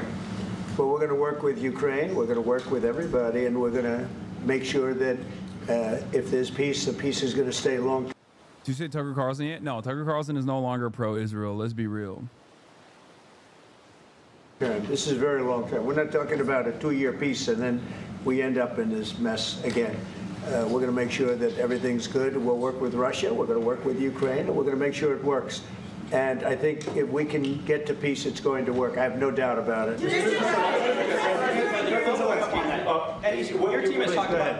team has talked about security guarantees. Could that involve U.S. troops? Would you roll that out in the future? We'll let you know that maybe later today. I think pro-Russia, pro-Israel is like the South African, like the white South Africans who left after the dissolution of the apartheid and went to Israel. They're just one note. They don't care who's doing it. They just like war crimes. They just like dominating people. They're like, nah, it's fine. If there's another country, it doesn't matter. Any country that's doing it, I'm in favor of. You know what I mean? Like, there are people that did that, right? There were people in South Africa that after the dissolution of the apartheid in South Africa were like, oh, I'm not going to live in a country full of black people where I can't dominate them. I'm going to another country where I can be a part of the in-group that will dominate the out-group instead. I'm moving to Israel. It's kind of like that. It's kind of like that. They're just like, I like attacking civilian infrastructure. I am in favor of blood and soil narratives. I like it no matter where it's coming from. Okay? I like war crimes. I like blood and soil politics. I'm just on board with it no matter who's doing it. I don't give a fuck. We're meeting with 7 great leaders of great countries also. and we'll be talking about that. They'll all be involved, but there'll be a lot of help. When it comes to security, there's going to be a lot of help. It's going to be good. They are first line of defense because they're there. They're Europe. But we're going to help them out also. We'll be involved. Mr. President, Vladimir Putin mentioned that the war will not end without addressing the root causes of this war. Have you had an understanding what are the root causes of this war? Well, look, the war is going to end. When it ends, I can't tell you, but the war is going to end, and this gentleman wants it to end, and Vladimir Putin wants it to end. I think the whole world is tired of it, and we're going to get it ended. It was, you know, I've done 6 wars. I've ended 6 wars, and oh my God! Oh, I've ended 6 wars, even more wars than you haven't seen before.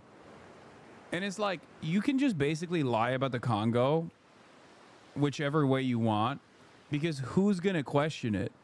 It's not like people were privy to what the fuck was going on anyway. So even if the conflict is still going on, no one is going to investigate this statement. So he can just say it. Just make up new shit. Make up fake countries that don't even exist. Be like, I ended Myanmar. Countries that do exist. I ended Myanmar. I did that. That was me, right? It's not like you got any journalist in that room going, well, that's not true. Why are you saying that? I ended Sudan. I ended it.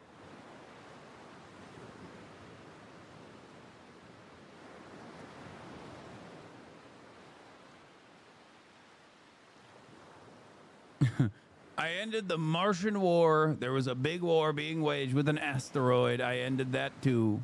But this maybe would be the easiest one, and it's not the easiest one. It's a tough one.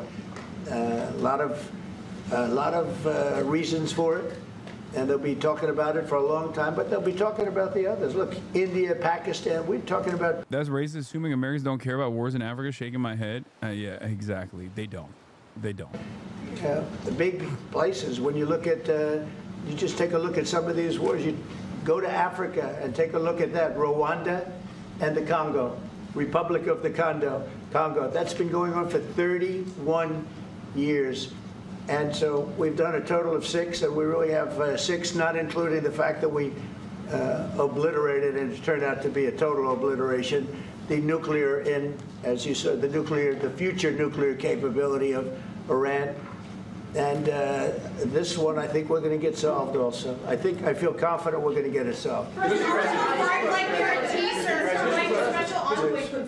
Thank you, Mr. President. Can you tell us about your conversations with European leaders and the Republic of Congo, condominiums, they're making a Trump Tower. They need to see to support an end to the war? Yeah, well, we're going to be meeting with a great representative group and 7 very powerful, very big countries and great people, all friends of mine and friends of yours. And we're going to have some suggestions made. They want to see peace. They would like to see peace. They call it Republic of Congo. I call it Republic of Condo. Condominiums, Trump Towers, left and right. Go ahead, please. In the red. In the red. President Trump, do you think it's fair to, for Ukraine and for Russia to achieve a lasting and durable? Yeah, I ended 6 wars is his like Brandonized version of I did NATO. Like that's it. That's it. I'm doing AUKUS, Jack. I'm doing AUKUS. Except like even in the even though it's like basically the same shit that they're saying, which is an old man rambling.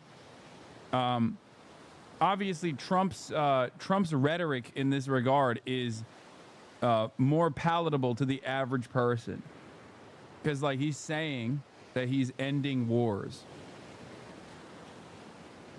He's saying that he's ending wars, even though he's not. It doesn't really matter, but like people understand that as like a thing that the president is doing. If Ukraine Whereas people don't understand when someone says like, I did NATO, I did AUKUS.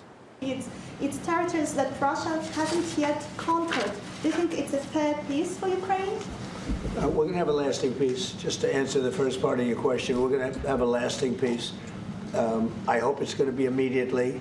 I hope it doesn't have to go on. And I think people of the whole world is going to be very happy when that's announced. Thank you, Mr. President. You posted on social media, Mr. President, a very touching letter from the First Lady. And the letter was hand-delivered to President Putin. And it calls for an end to the war, essentially, because of the children and the children's future. Why did the First Lady feel that letter was necessary? Was it because she believes that Mr. Putin is the aggressor in the war? Is a similar letter being hand-delivered to President Zelensky? So the First Lady felt very strongly. She's watched the same thing that you watch and that I watch.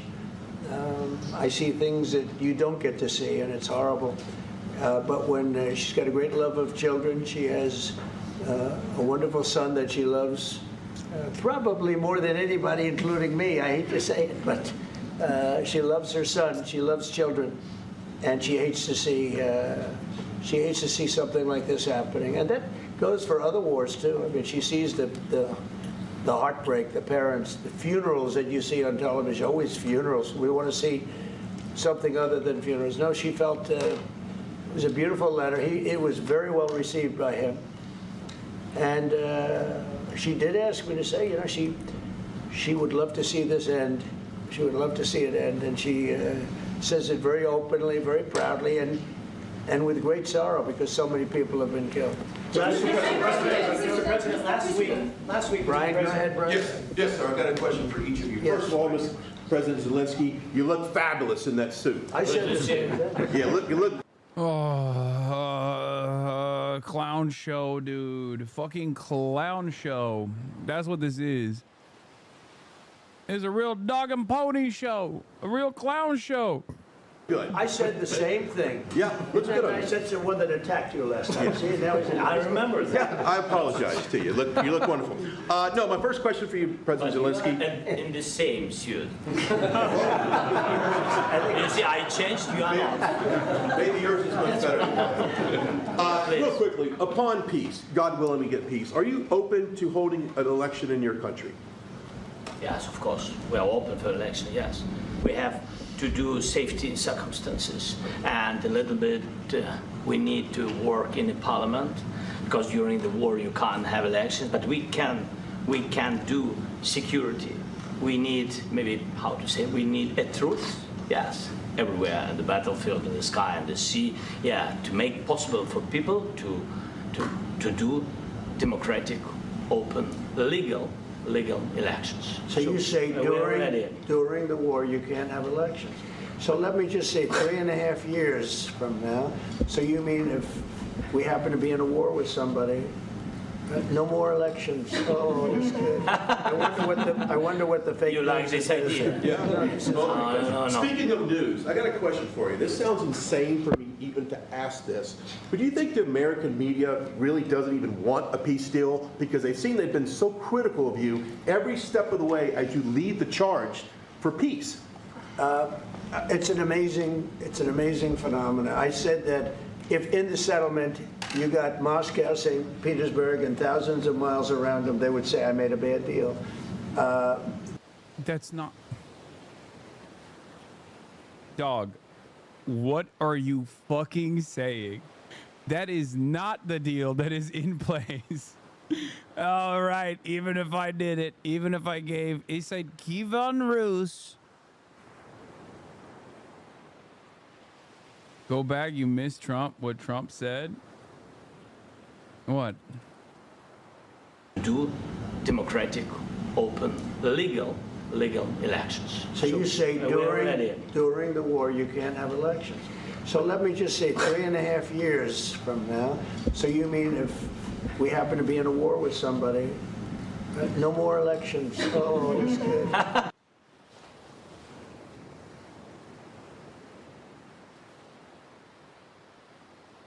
You're right, I did miss that. Even Kaya got up for that one. She changed positions. I like that. I like that. No.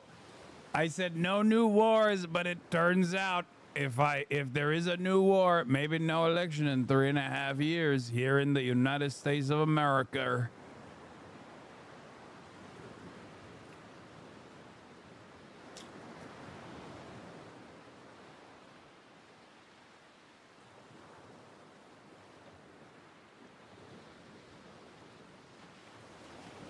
Seems great. Seems great. Mexico looking so good. Mexico looking so good. Looking ripe. I wonder what the fake You like news this is. idea? Yeah. No. Speaking of news, I got a question for you. This sounds insane for me even to ask this, but do you think the American media really doesn't even want a peace deal for peace? If in the settlement you got Moscow, St. Petersburg, and thousands of miles around them, they would say, I made a bad deal. Well, that's not the settlement, is it?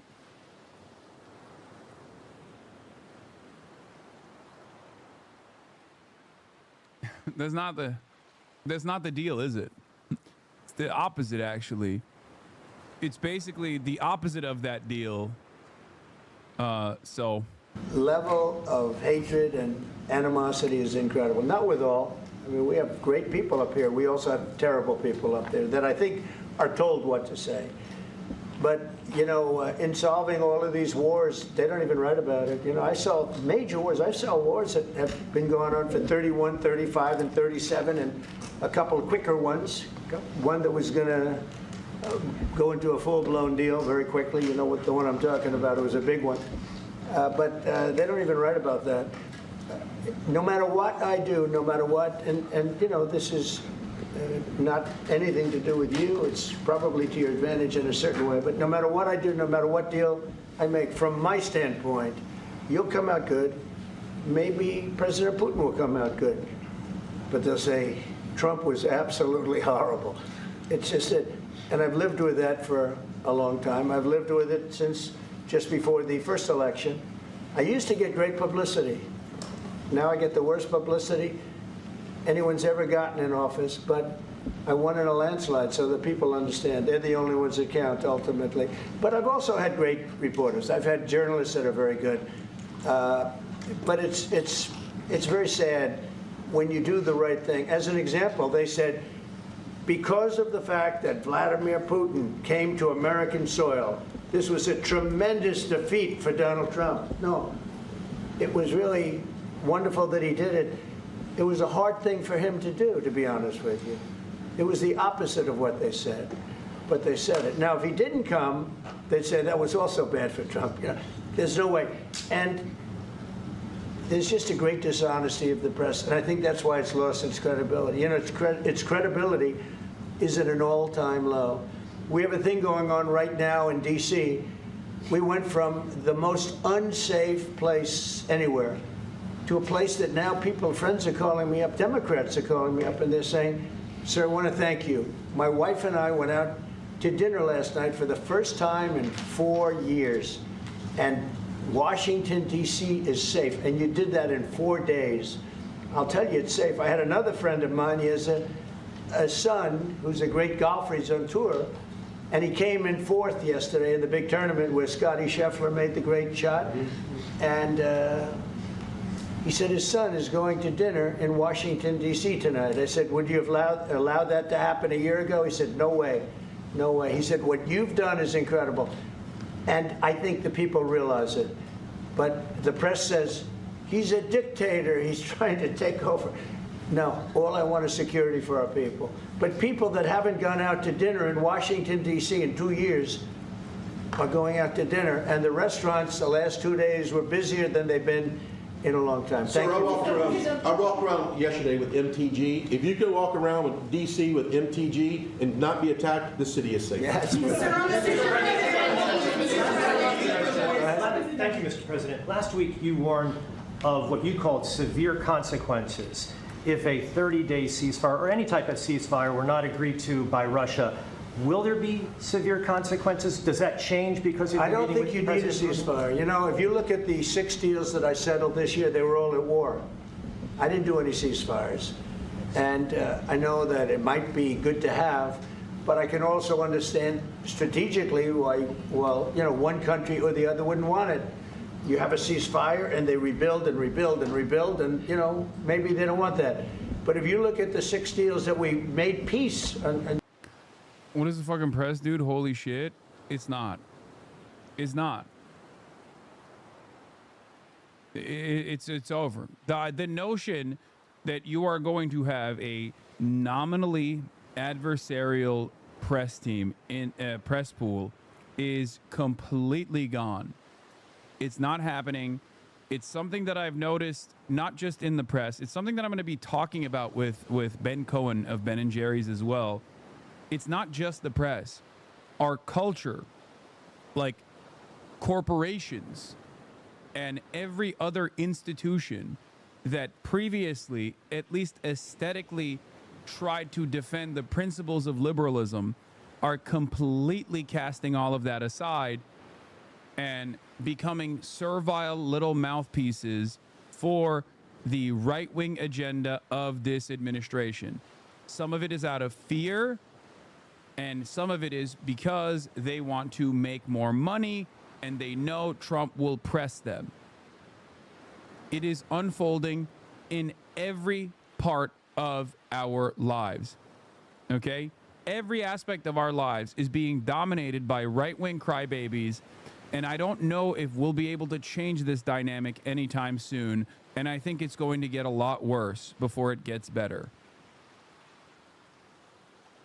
The media was never adversarial to begin with, or it's just like, or they were only adversarial to Biden on a right-wing basis, but for the most part, they were servile to Biden too.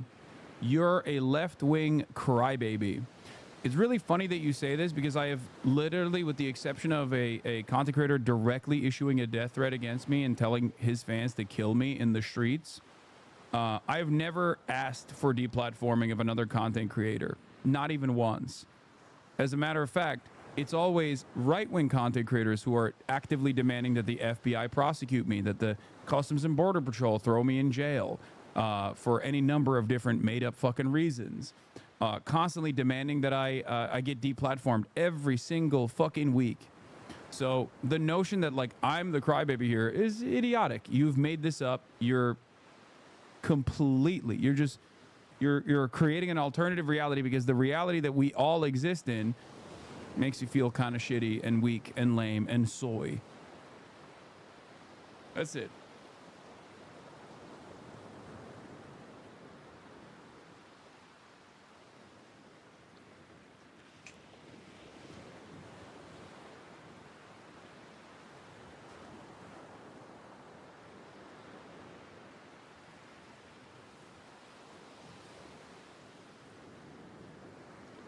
Anyway.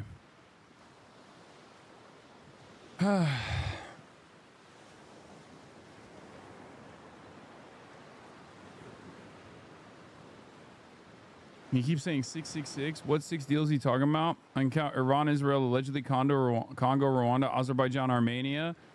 I think he means India, Pakistan as well, but I don't know how we arrive at 6. Why are you wearing your jacket inside? You're just trying to aura farm? Hell yeah, I am.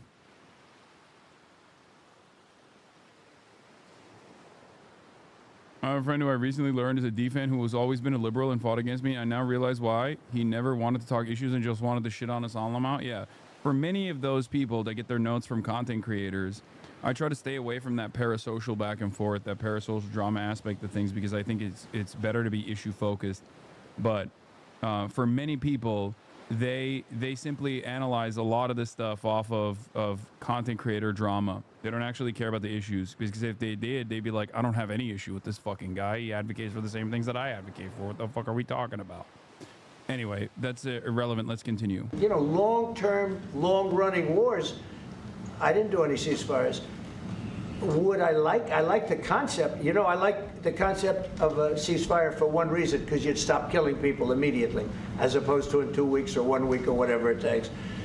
But we can work a deal where we're working on a peace deal while they're fighting. They have to fight. I wish they could stop. I'd like them to stop. But strategically, that could be a disadvantage for one side or the other. But all of these deals I made without even the mention of the words ceasefire. President Zelensky, can you explain the decision to offer Ukraine Article 5 like security guarantees, but stop short of pushing for their full membership? Yeah, well, we haven't done anything on that yet. If you look back and you go back long before President Putin, it was always a statement that they would never allow Ukraine into NATO. So that was a statement that was made, but we haven't discussed any of that yet. We're going to be discussing it today, but we will give them very good protection, very good security. That's part of it. And the people that are waiting for us, they are, I think they're very like-minded. They want to help out all. Thank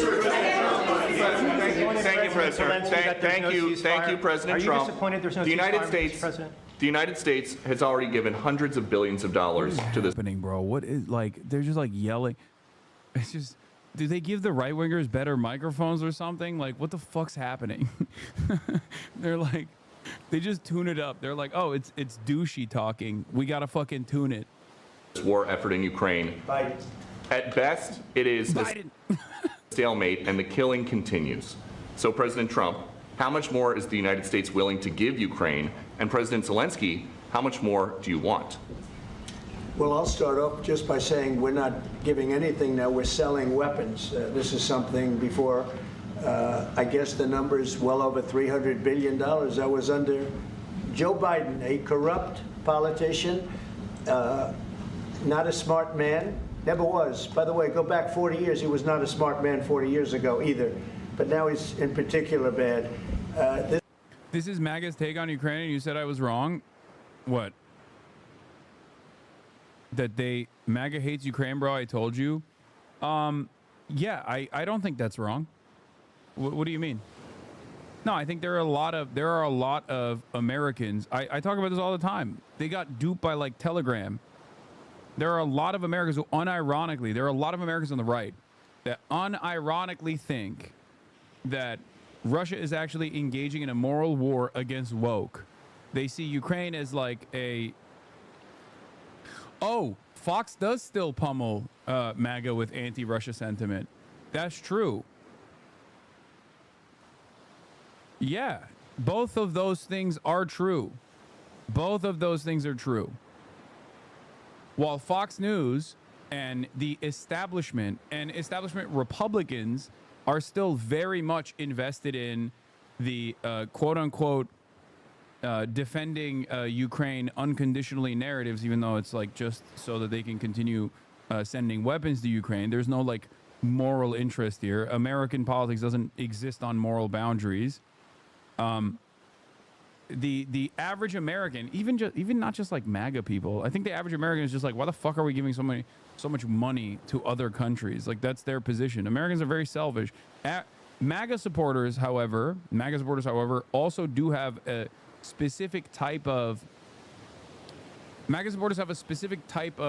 reverence for Vladimir Putin. One, born out of Donald Trump's love for Vladimir Putin, and two, because they just got fucking tweaked into defending Russia because they went into the wrong Facebook groups and they went into the wrong Telegram channels, and they turned into people who actually think Russia is fighting a just war against woke and against like Western degeneracy. This was done by a corrupt administration that shouldn't have been in, and frankly, if the right results of the election were given, if I were president, this war would have never taken place, and he would have been very happy. Like, they make it seem as though like Democrats actually wanted to give money to Ukraine so they can make Ukraine gay. Okay? That's it. They think like Democrats wanted to homify Ukraine, and Vladimir Putin is invading Ukraine to stop the gay, stop the woke. Because he would have liked to have seen, I mean, they went through hell. He went through hell. This war would have never happened, and the people that were killed, a couple of million people, a lot of people with soldiers and everything else, And the people that have been displaced and forced into other areas and other countries because of what's happened, none of that would have happened. And I'm just saying that he was a horrible president, whether it was the borders or this. He was just a horrible, corrupt president. Mr. President, you want to? Yeah, I can. Thank you so much. So first of all, we have possibility now to buy weapon from the United States. We are thankful for this program and this opportunity. We are thankful for Europe. They pay for this, and through NATO program, for example, Pearl and etc. We have some programs where we can have some money to finance this, and this is a part. I think it's not a part for the war and to defend us. It also will be a part for security guarantees, to strengthen our army, to rearm Ukrainian army. This is very, very important.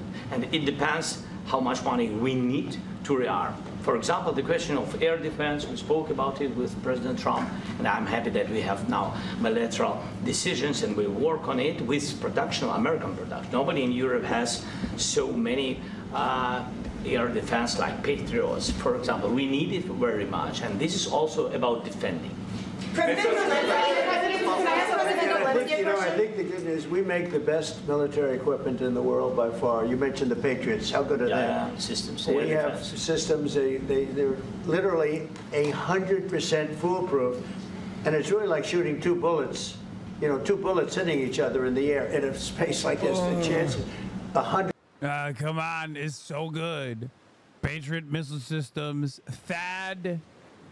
We got THAAD. We got missile systems you've never even heard of. Believe it.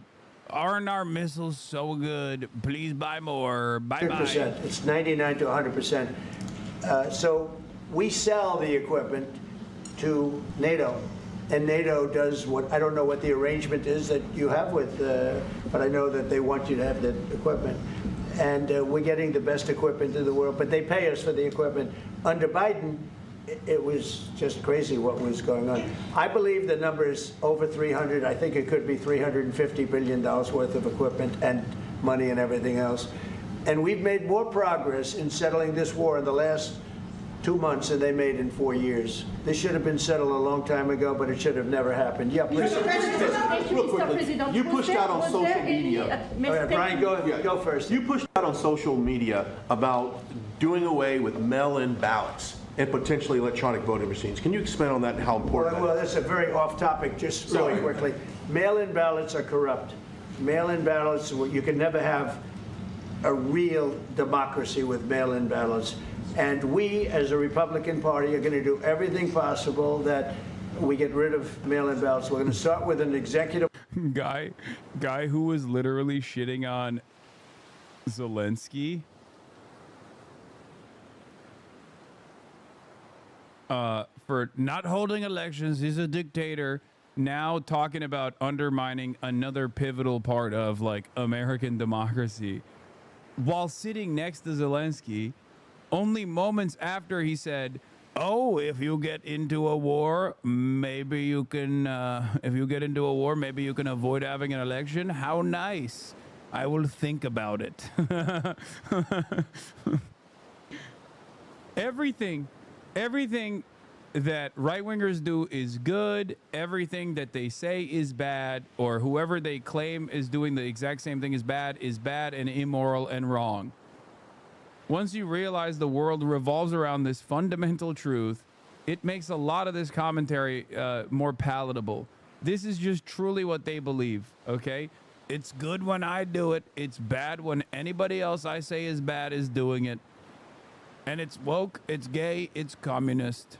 Order that's being written right now by the best lawyers in the country to end mail-in ballots because they're corrupt. And you know that we're the only country in the world, I believe, I may be wrong, but just about the only country in the world that uses them because of what's happened. Massive fraud all over the place. The other thing we want change are the machines. For all of the money they spend, it's approximately 10 times more expensive than paper ballots. And paper ballots are very sophisticated with the watermark paper and everything else. We would get secure elections. We'd get much faster results. The machines, I mean, they say we're going to have the results in 2 weeks. With paper ballots, you have the results that night. Most people, but most people, many countries use paper ballots. It's the most secure form. So between paper ballots, very, very important, paper ballots, and I think maybe even more important, the mail-in voting. We're going to end mail-in voting. It's a fraud. If you have mail-in vote, even Jimmy Carter with this commission, they set it up. He said the one thing about mail-in voting, you will never have an honest election if you have mail-in. And it's time that the Republicans get tough and stop it, because the Democrats want it. It's the only way they can get elected. Because with men and women's sports and with transgender for everybody and open borders and all of the horrible Things that you like, Zelensky. You want to do transgender sports in Ukraine. That's why Putin invaded. Right? You want to do mail-in voting, don't you? Be honest. You want to do transgender mail-in voting. Everybody transgender. Everything's computer. Everybody transgender. And now the new thing is they love crime. They're fighting me on the fact that I've made Washington, D.C. safe. We're not going to get mugged, beaten up, or killed like all the people you've been watching get so badly hurt. I'm glad. I hate to take your time with this, but I'm glad you asked me that question. We're going to stop mail-in ballots because it's corrupt. You know, when you go to a voting booth and you do it the right way and you go to a state that runs it properly, you go in, they even ask me. They asked me for my license plate, for identity. I said, I don't know if I have it. They said, sir, you have to have it. I was very impressed, actually. But it's very hard to cheat with mail-in voting. As you know what happens in California, it's so corrupt, where some people get 5, 6, 7 ballots delivered to them. Now, we got to stop mail-in voting, and the Republicans have to lead the charge. The Democrats want it because they have horrible policy. If you have mail-in voting, you're not going to have many Democrats get elected. That's bigger than anything having to do with redistricting, believe me. And the Republicans have to get smart. We're not going to have a country. I said for a long time at rallies, you need borders. Brother, you won. What are you talking about? Oh my God. Oh my God. He is still chirping about this, dude. You won the election, man. What the fuck? And you need free and fair elections. Those two things. Otherwise, you don't have. We have strong borders now. In 90 days, Mr. President, we didn't have one. I know mail-in voting is incredibly important to Republican control of Florida because that's how old people vote here. I know he votes by mail. Trump votes by mail. Mail-in voting, universal mail-in ballots is a prominent fixture of Republican states. Red states have used them in perpetuity. Old people need mail-in ballots. He is not trying to stop mail-in ballots. He's trying to stop mail-in ballots and mail-in voting in blue states. That's it. That's it. Because mail-in ballots make it easier. It's a access thing. And the easier it is to go out and vote, especially when you're a horribly unpopular leader, the easier it is to vote against you and your administration. But once again, as I've literally told you, after criticizing voting by mail, Trump and First Lady request mail-in ballots. They vote by mail. Trump votes by mail. It is so fucking stupid. Dog Hasan, you smelly as fuck. Shaking my head. I smell fucking awesome. You should ask your mom. She loves the way I smell. It's just so fucking stupid.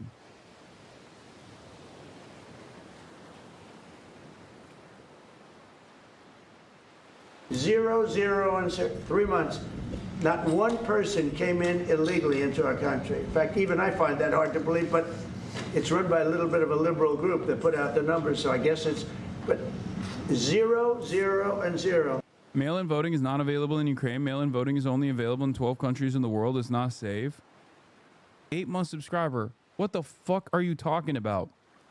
Do you think the American elections are some of the safest elections around the planet? Okay? American elections are some of the safest, most secure elections around the planet. I cannot defend this position enough. Okay? It is just the truth. The notion that mail-in voting is not safe is insane. Okay? It's also conducted with paper. Paper is the safest method, for the record, before people yell at me. But it is done by paper, and it is the safest method. I don't know, it just feels unsafe. Okay, but that's your feeling. You can't just operate off of your feeling. Can we? Can we operate off of your feelings? Don't you think what matters more than your personal feelings and your personal fears is the million different times that this has been endlessly relitigated? Like, do you think that they don't do checks after the election? Bipartisan committees have been launched to investigate the security of our elections. Republican think tanks have tried to tackle this issue to make a claim that American elections are insecure, they're unsafe. Every single time this has been investigated, every single time, the results have always been the same. The results have always been the same. American elections show very little irregularities, and the fake voting, or like the voter fraud narratives, the voter fraud narratives have always been fraught. It's been fraudulent. Look up the Election Truth Alliance, please. Hasan will not look at the fraud. Oh no, we got Blue on in here. No, they are not. This was a hacked election. Holy shit. Hasan will not look at all the fraud in the last election.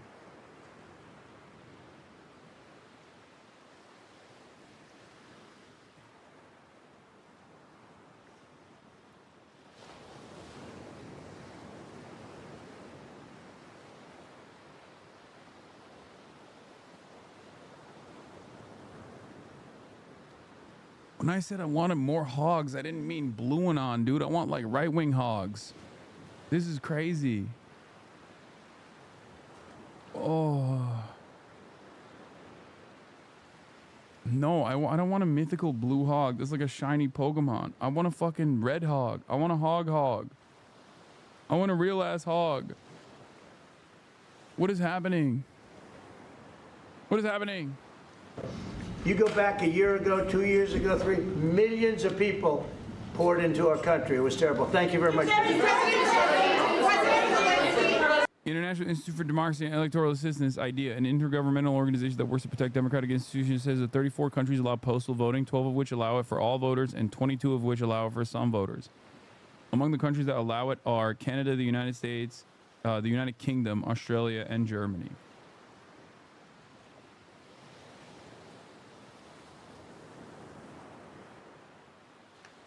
Dude, mail-in ballots are fucking awesome. Y'all are crazy. I voted by mail every single time, and I will continue to do so. It is ridiculous. It is a massive convenience. It is great. It is a great system. And if there were major irregularities, okay, then yes, I would advocate to change it.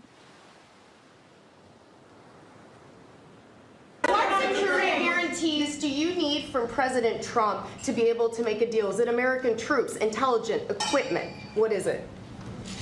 Everything. And really, it includes two parts. First, strong Ukrainian army.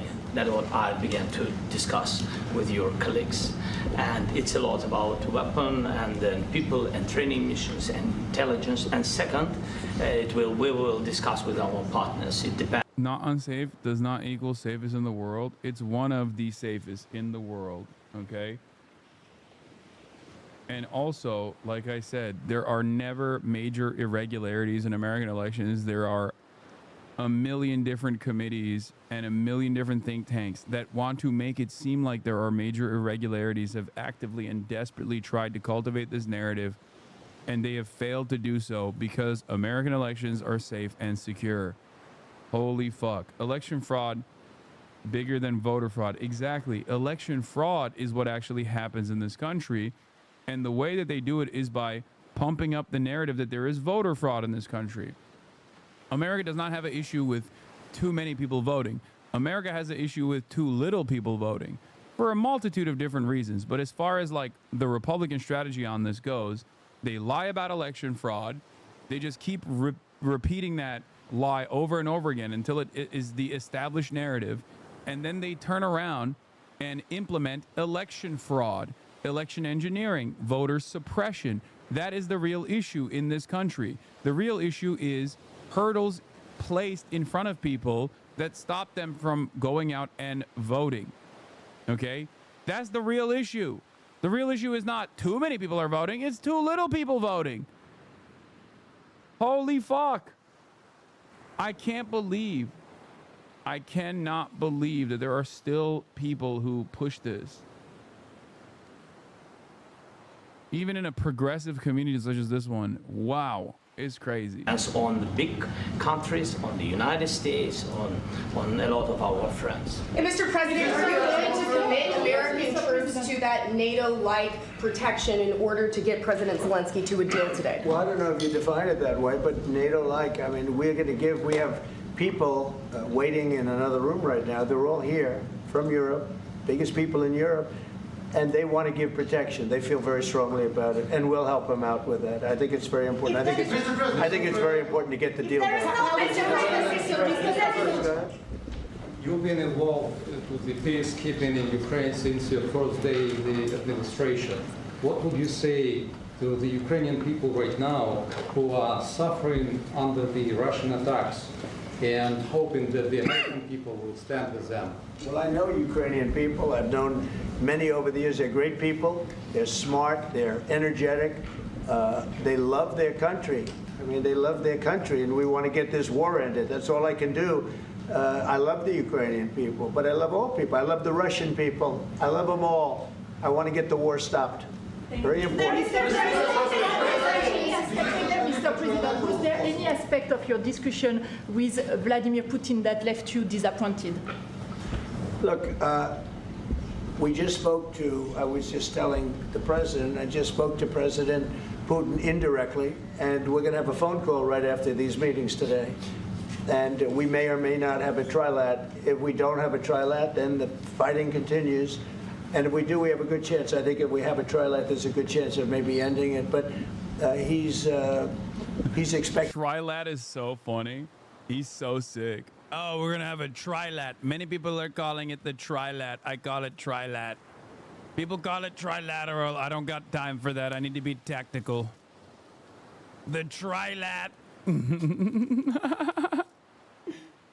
Oh, no. Who told him that? Who gave him the new method?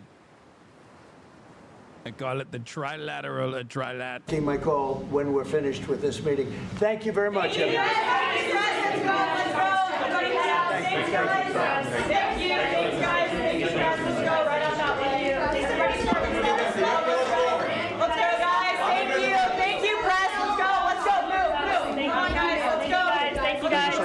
Thank you, press. Thank you. Keep moving. Keep moving. Thanks, guys. Keep moving. Thank you, press. Keep moving. This morning, as Ukrainian President Vladimir Zelensky touches down in Washington, President Trump says it's up to Zelensky to end the war, even though it was Russia that invaded Ukraine. President Trump writing on social media, President Zelensky of Ukraine can end the war with Russia almost immediately if he wants to, or he can continue to fight. The president ramping up the pressure on Ukraine after his summit with Russia ended with no peace deal and no ceasefire. There were many, many points that we agreed on, most of them, I would say, a couple of big ones that we haven't quite gotten there, but we've made some headway. So there's no deal until there's a deal. Zelensky expected to show up to the White House today, flanked by several European leaders, including the French president, the German chancellor, the British prime minister, and the Italian prime minister. A remarkable show of force just months after Zelensky's meeting with Trump ended. You're gambling with the lives of millions of people. You're gambling with World War III. But Zelensky says it's Putin that is bluffing, warning he's using a summit with Trump as a photo op. So it's necessary to cease fire and work quickly on a final deal.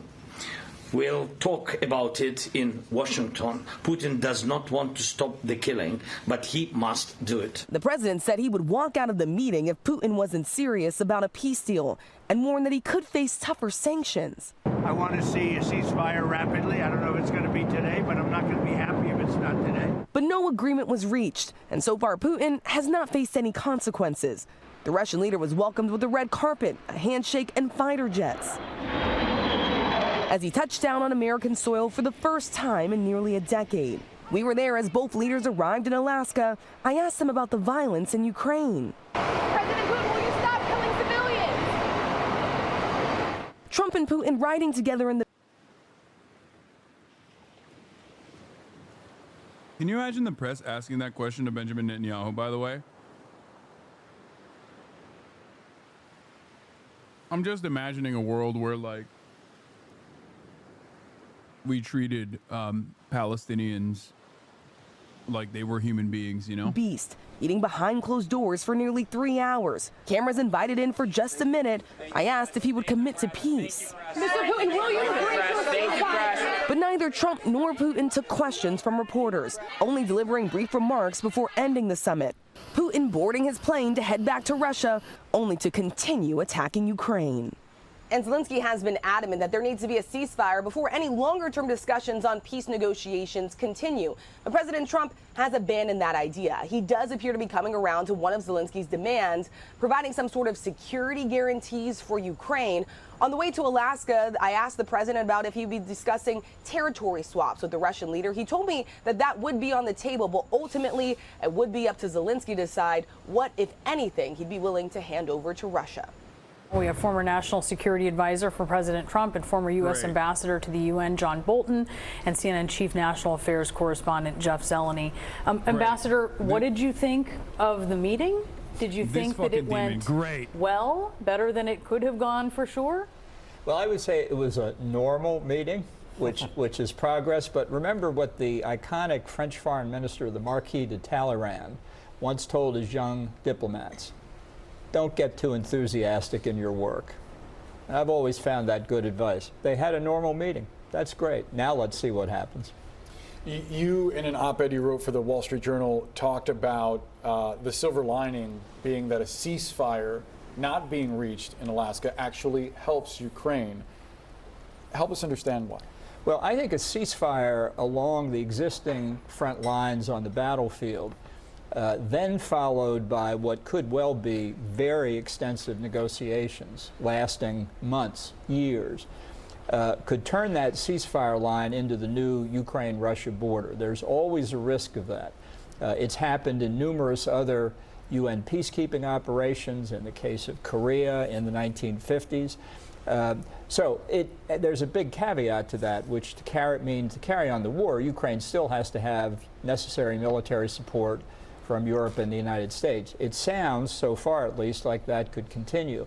I don't think the Russians are going to negotiate really seriously until they suffer reverses on the battlefield. Putin thinks he's on a roll now, and they are gaining small amounts of territory at an exorbitant human cost. I think if those the movement of the troops was in the other direction, he'd be a lot more eager to talk. Can you help us understand, Jeff, how... Okay, that last part is not wrong, but that's not the case, is it?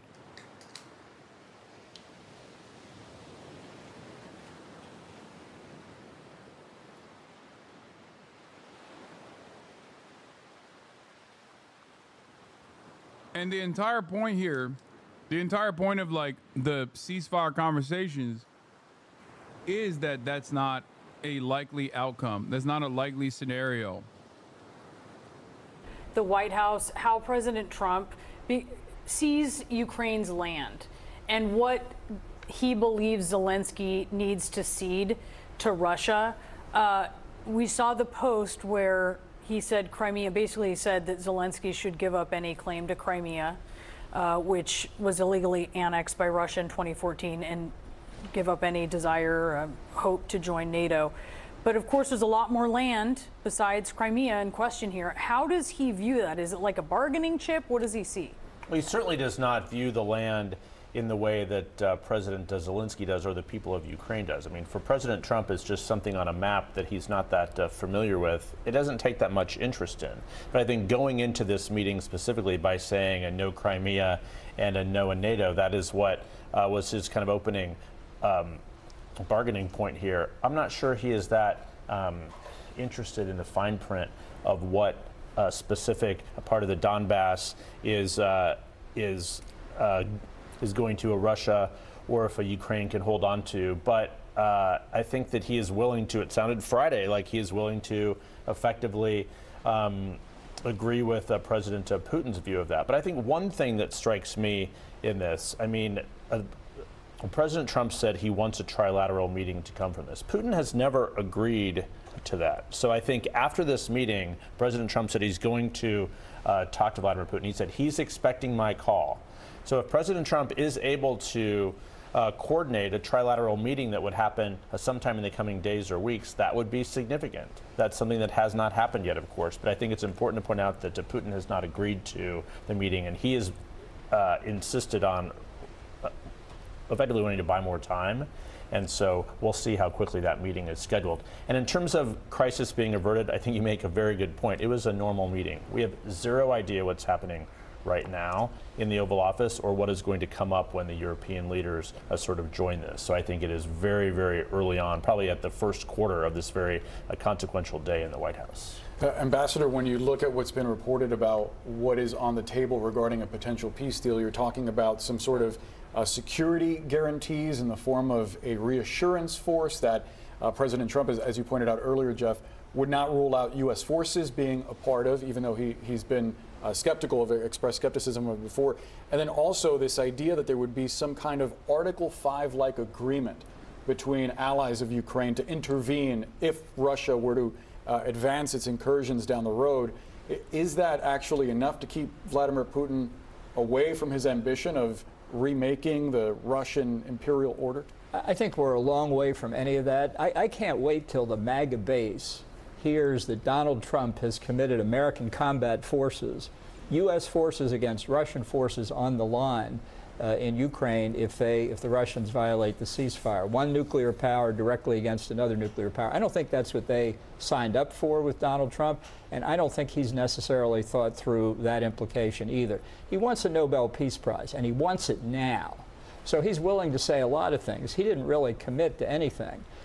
You could have all kinds of U.S. troops in Ukraine, as we did before the invasion. We had train and assist missions. They weren't there to fight anybody. They were there to train the Ukrainians. That's very different from a combat force. And in terms of Article 5... yeah, right. That was what we did in Vietnam, too.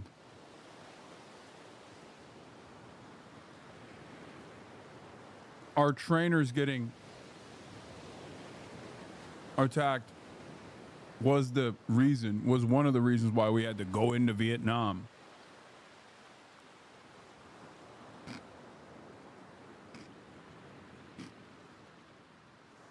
Hey, Jake Weber. Thank you for the raid. Hope you had a good stream, brother. I was just talking to Jake this morning about collabing with him and doing some IRLs with him in the future.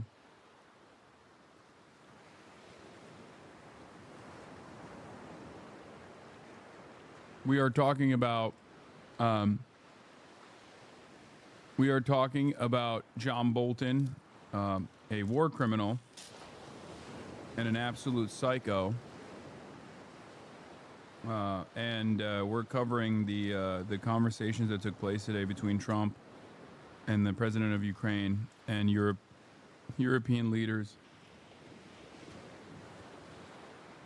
Steve Witkoff said this yesterday in an interview with Jake Tapper. I've listened to that portion of the interview several times. I don't understand it at all, because Witkoff started with Article 5 and then started talking about enshrining a Russian commitment not to take more territory in Ukraine, not to take any other territory in Europe in Russian law, which doesn't have anything to do with Article 5 or Article 5-like guarantees.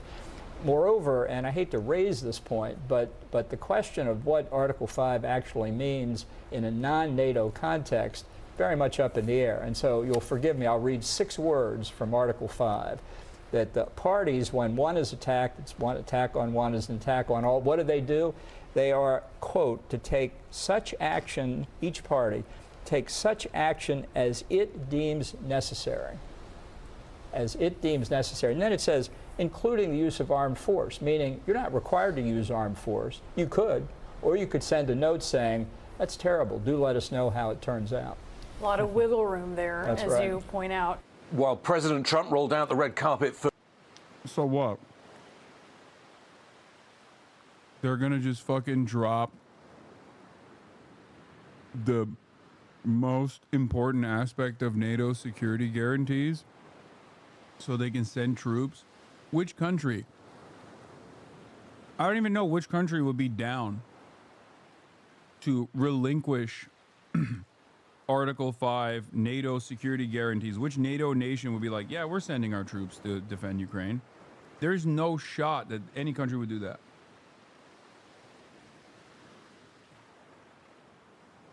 It would have to be a non-nuclear armed nation anyway.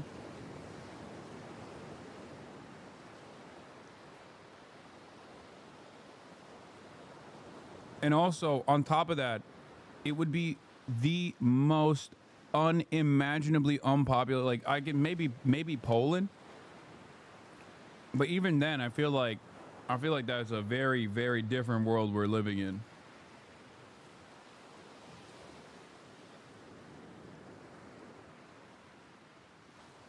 Vladimir Putin, Putin's military was bombing Ukraine.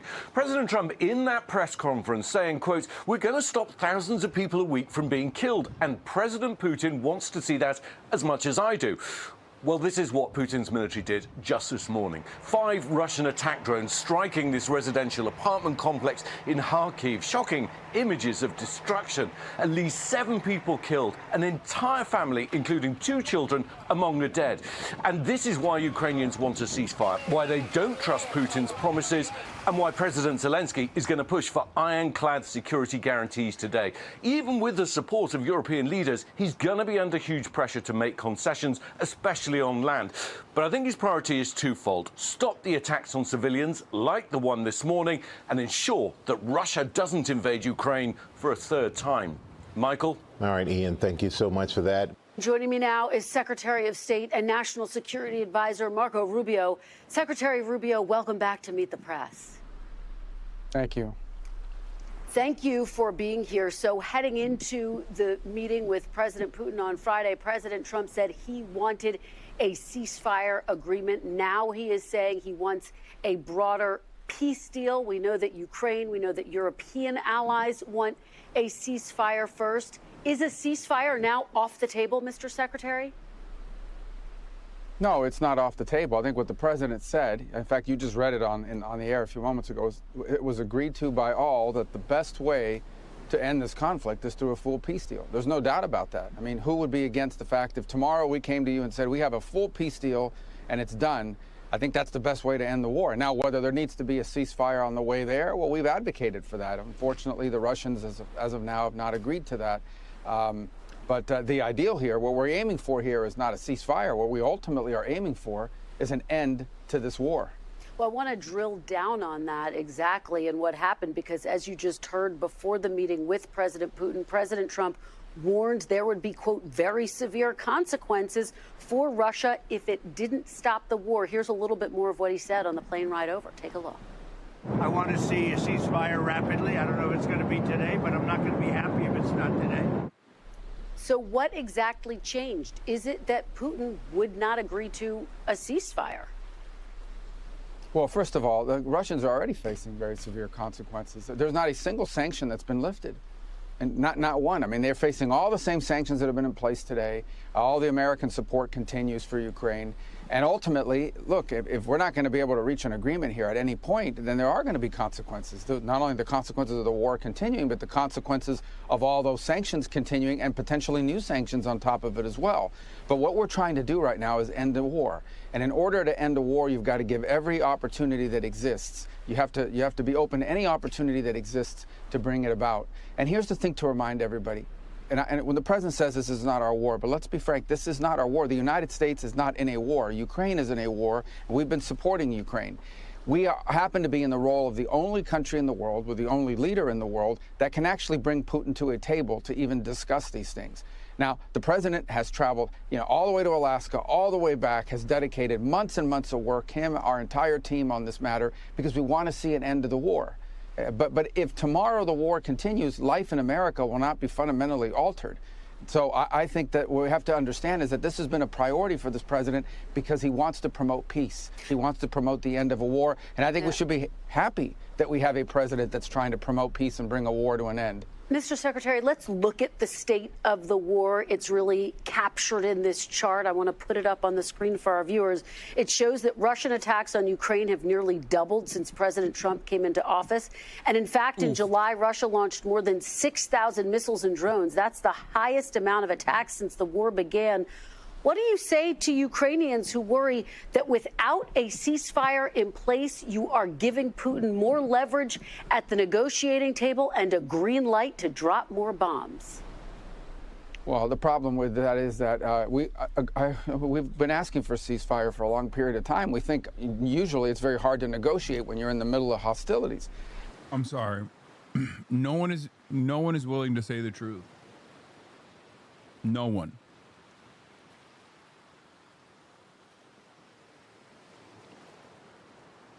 It's over. It's over. They lost. America does not hold the cards any longer.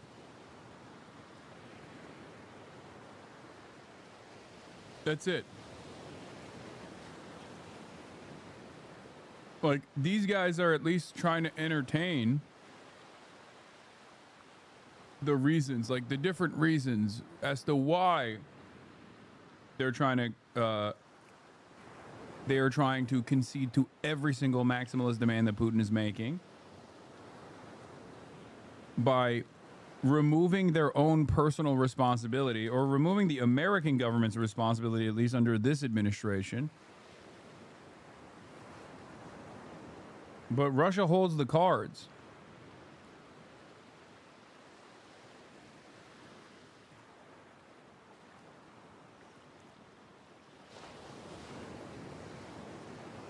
But that said, the only way to have a ceasefire is for both sides to agree to stop firing at one another. Beyond, and the Russians just haven't agreed to that. Beyond that, I would say that one of the complications about ceasefires is they have to be maintained, which is very difficult. I mean, every single day we keep an eye on what's happening between Pakistan and India, what's happening between Cambodia and Thailand. Ceasefires can fall apart very quickly, especially after a 3.5-year war like what we're facing now. But I don't think anyone disagrees that the ideal here, what we're aiming for, is not some permanent ceasefire. What we're aiming for here is a peace deal, so there's not a war now and there's not a war in the future. But why not impose more sanctions on them and force them to agree to a ceasefire instead of accepting that Putin won't agree to one? Well, first, I think that's something that a lot of people go around saying that I don't necessarily think is true. I don't think new sanctions on Russia are going to force them to accept the ceasefire. They're already under very severe sanctions. I think that it should be, you could argue that could be a consequence of refusing to. Well, I'm telling you, it's because you can't sanction Russia any more than you already have. You have to start sanctioning your allies. That's the reason why I said it's over. Mother of all sanctions, weapons transfers to Ukraine, all the fucking tech, and Russia still just kept sending human waves over and over and over again and bludgeoned their way into the fucking battle lines that they have arrived at now. At this stage, there are additional sanction packages that you could implement, which would be threatening India, because India is one of the countries in the region that is allowing Russian oil and gas to enter the market. India is the mediator, right?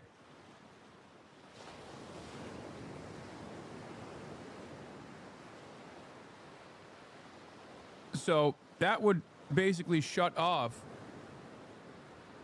That would basically shut off a big chunk of the Russian economy. The problem is, I don't think anyone would be on board with that, because we have all we have we've already sanctioned so many fucking countries. We're already bullying so many countries with tariffs. And on top of that, like, what are you going to do? Make Europe not buy Russian oil and gas by way of India? I don't know if they would be able to withstand the domestic pressure that comes out of that, the price shocks that they already withstood. I just think if you sanction everybody, or if you alienate everybody around the globe, then you're only sanctioning yourself.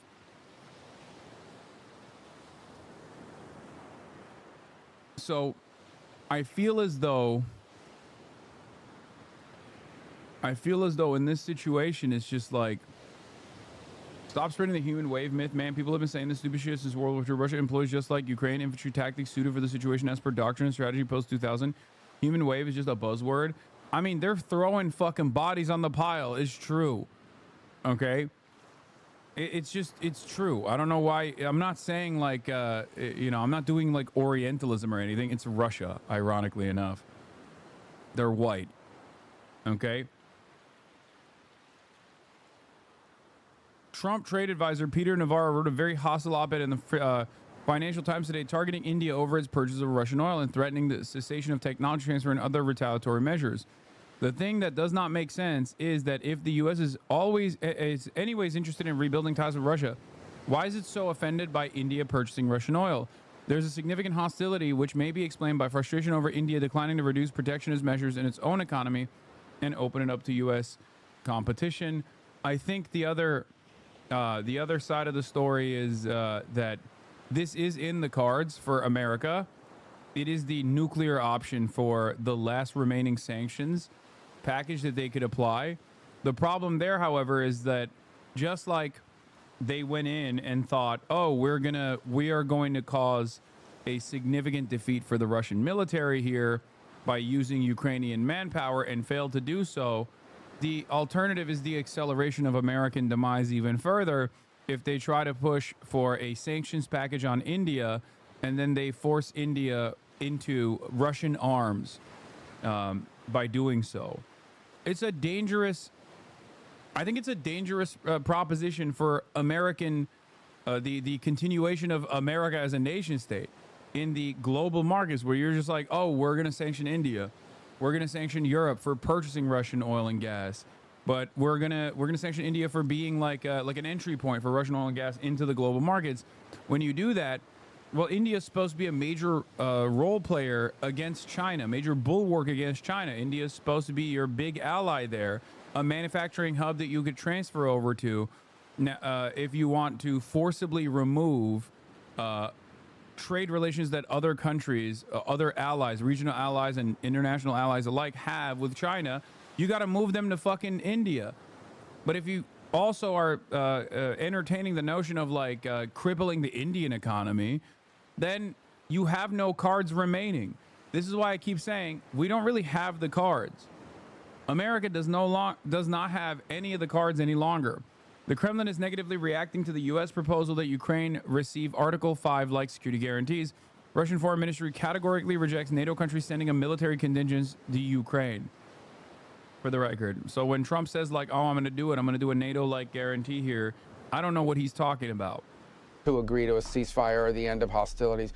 But there is no evidence that more sanctions, because sanctions take months and sometimes years to bite. And we may very well wind up in that place. I hope not, because that means that peace talks failed. But we have to give every opportunity for peace a chance in this particular case. And that's what we're trying to do here. And so those options remain to the president. The minute he takes those steps, all talk stop.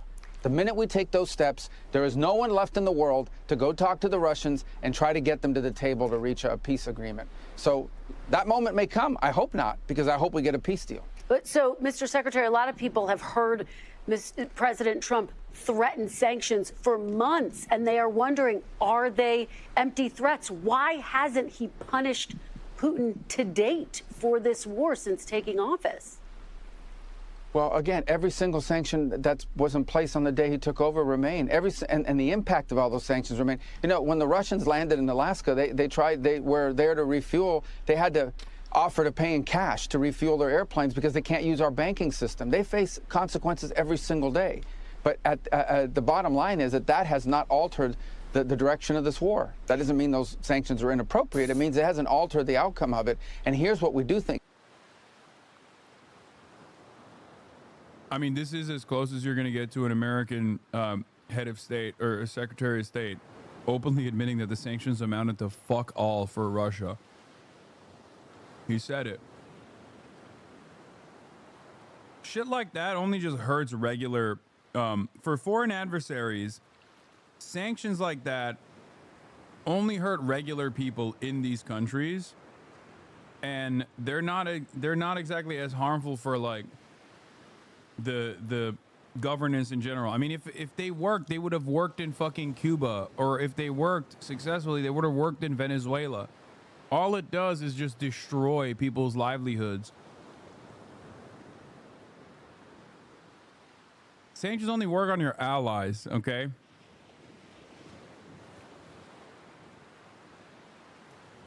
Foreign adversaries, for the most part, have developed their economy entirely around avoiding American sanctions anyway. I mean, Marco Rubio is openly admitting that the sanctions didn't work in terms of thwarting the Russian invasion. Didn't you hear his anecdote? The Russians had to use cash to pay for fuel, cash, Hasan? No, he's literally saying, we have the fucking insane sanctions against them. It's not working. They have to do this embarrassing thing where they have to pay for cash for the fuel, but even then, it doesn't matter. It literally hasn't worked. He just admitted that. Is important, and that is that we end this war. To end this war, you have to be able to engage with the Russians. As much as people may not like it, as distasteful as people may find it, the only way to end this war is to get the Russians to agree, as well as the Ukrainians, but the Russians to agree to a peace deal. And the minute you issue new sanctions, your ability to get them to the table, our ability to get them to the table, will be severely diminished. That moment may arrive. But when it comes, what you're basically signaling is there is no opportunity for peace at this point. So just let's put on more sanctions and allow more people to get bombed and more people to be killed. And that's what we're trying to stop. So, Mr. Secretary, what will Russia have to give up? What concessions will Russia, the aggressor, have to make as a part of this peace agreement? Well, that's what these negotiations are about. And as you can imagine, everybody goes into a negotiation wanting 100% of what they want. That includes Ukraine, but obviously the Russians. And the only way to reach a deal on anything, whether it's in business or in politics or in geopolitics, the only way to reach a deal is for each side to get something and each side to give something. And that's been very difficult. If it was easy, this wouldn't have been going on for 3.5 years. Understand, the longer these wars go on, the harder they are to end, unfortunately, because one side is... What's Russia giving up? This is what I mean when I say they're just like not being honest. And I almost understand why they can't be honest. You can't have the Secretary of State of the United States of America just be like, we lost. We lost. We're losing. There's nothing we can do. What do you want us to do? Sanction the entire fucking planet for continuing to get oil and gas from Russia? An OPEC Plus partner? Draw further enmity towards the United States of America? We lost.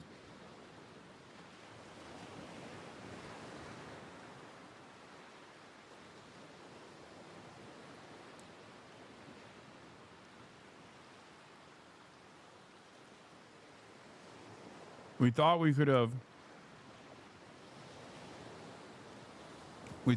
pushed Russia. We thought we could have collapsed their economy. We thought we could have purged their forces from Ukrainian borders without expending a single American active duty combat service member. Was simply weapons transfers to Ukraine. And it was an abject failure. And now here we are.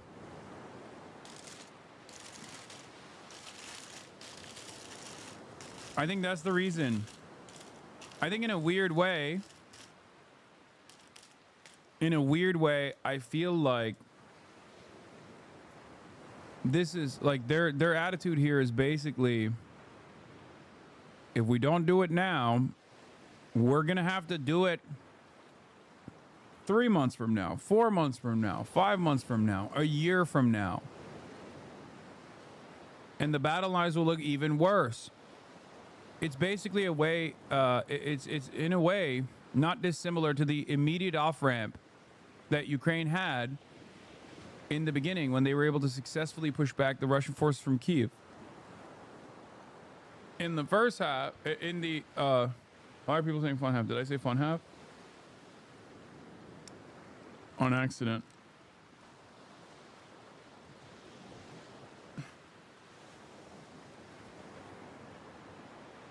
There was a point in time where Ukraine had more leverage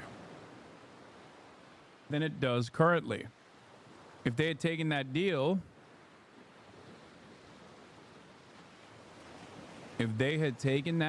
back then, Ukraine would be in a much better predicament. They didn't. They pushed. They said, we can continue supporting Ukraine militarily. We can see it out all the way to the end.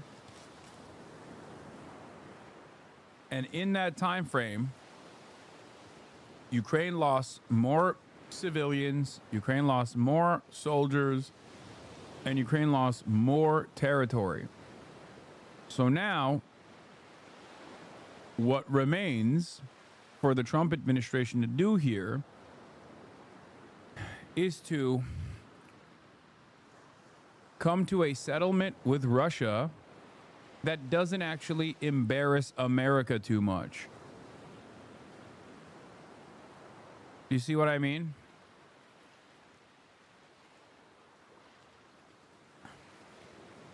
Even down to the mineral deals that Trump is putting together for America, American extraction.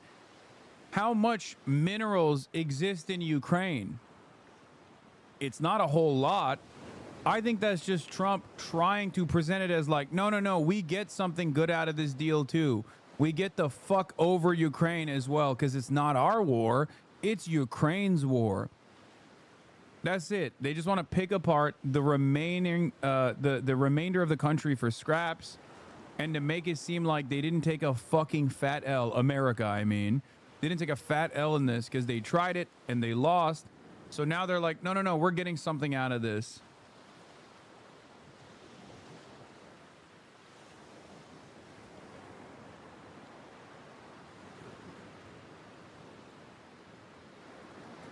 That's what it feels like.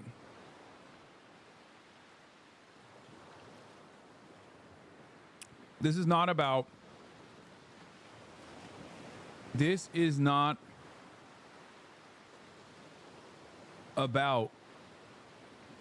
in my opinion, this is not about saving Ukrainian lives. This is more so about how much of a runway we have remaining with two different proxies taking place with Israel and with Ukraine, and with a lot more interest in defending Israel than defending Ukraine, and a lot more interest in helping Israel commit ethnic cleansing in Gaza than defending Ukraine from Russian interests. And also the persistent fears that, like, if China were to do something, they would have they would be caught with their dicks out pissing against the wind in this moment. Because remember, missiles are not an infinite resource. You have to make more missiles. You have to make artillery shells. You have to make more tanks. You have to make more drones. And it's obvious to me that America does not have the capability of continuing to steadily supply Ukraine and Israel at the same time with the same intensity, and simultaneously have Ukraine engage in this war of attrition that they are obviously losing, because their problem is much larger than the weapons that they're receiving, but instead the manpower that has diminished. Is always looking for leverage on the other, in this particular case, the Russian side as well. And so I think that's the core of what we're trying to work through here. That's why Zelensky's coming tomorrow. That's why European leaders are coming tomorrow. That's why the president called them from the airplane, spent 2 hours in the middle of the night talking to them. And that's why we've been engaged with them every step of the way, is we are trying to find what can we get to that both sides can agree on. And it's been difficult. This is a hard issue set, but we're dedicating a lot of time to it. And the president deserves credit for dedicating time to it. And I understand that these negotiations are ongoing, but can you name one thing that President Trump is asking Russia to give up in order to get peace? Well, I'm not going to disclose those things because because they don't exist. There's literally nothing, because you can't. Also, apparently Donald Trump interrupted his meeting with the European leaders to call Putin.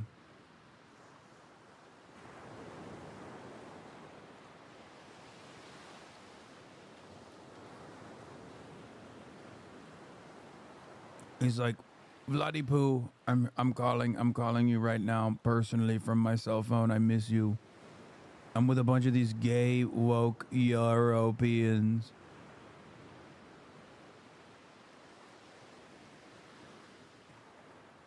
I hate them. I hate them. I miss you. You're so bold. You're so brave.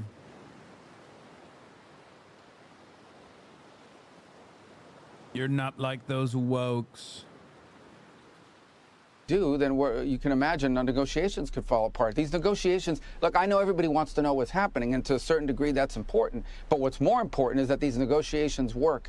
And for us to run to the press, like you see these leaks sometimes that are completely inaccurate, and in many cases, sometimes you see leaks out there that undermine the negotiations. Okay, these negotiations, in order for them to be successful, require for us to allow both sides to agree to potential concessions or discuss potential concessions without it finding its way in the public sphere and creating all kinds of internal problems for one country or the other country. So here's the bottom line. We all know what the elements of such a deal. There has to be talk about what the territories are going to look like and what the border lines are going to look like at the end of this conflict. There has to be talk about Ukraine's legitimate desire for security in the long term to make sure they don't get invaded again. There has to be talk about how Ukraine is rebuilt and how do you rebuild a country that's been attacked as often. What is this? It's not. You say they can't do anything further to sanction Russia or get an upper hand, but their low-key is law. Explain. Because if you say India, again, India is more important to American global dominance right now than ever before.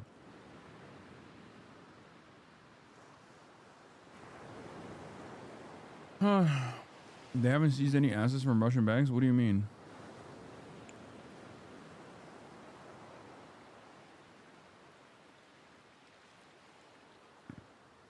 They did, didn't they? I thought the EU did.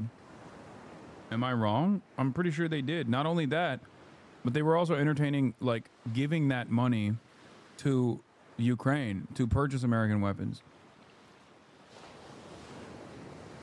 Russia continues to move money within the U.S. commerce, and Trump can stop that within 1 second, and he doesn't? Wait, what?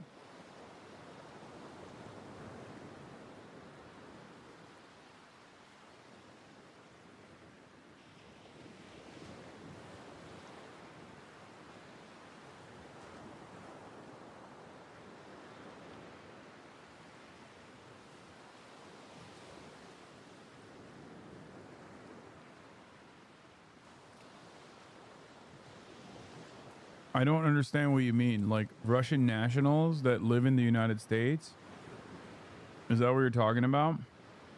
Yeah, I know. They could stop Russia selling oil to many nations. No, I know. I already mentioned that. The reason why I say it's like the nuclear option for sanctions is because it would actually cook us. You're right. It would cook the Russian economy, right? They're done after that.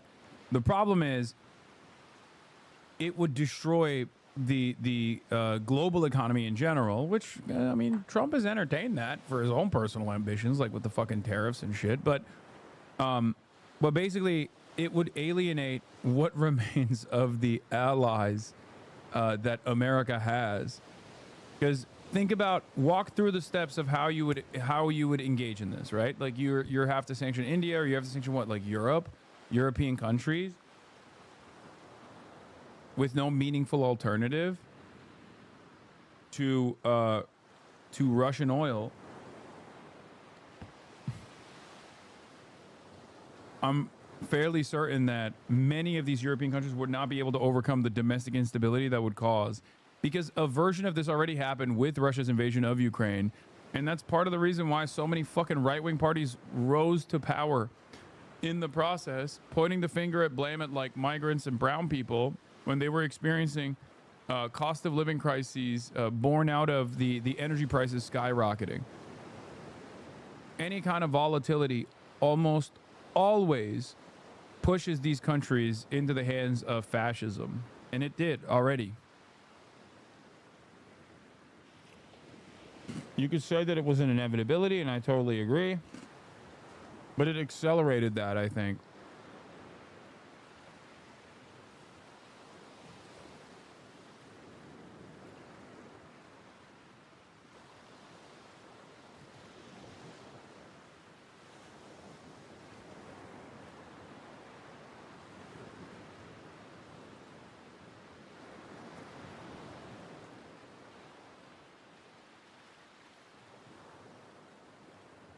I would say that America also is like used.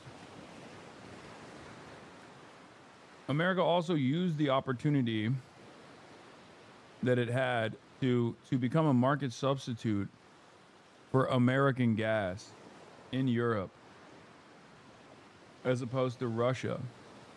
So they already took advantage of that too.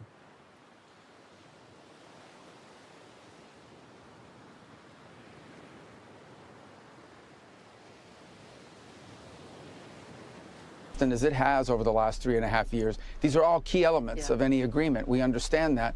And each side is, and if there's going to be a deal, each side is going to have to give up on something. That's just a fact. Mr. Secretary, I want to show folks what Ukraine looks like right now. This is a map of Ukraine. That red section there, that's the area currently under control by Russia. It's about 20% of the entire country. There are reports that Putin...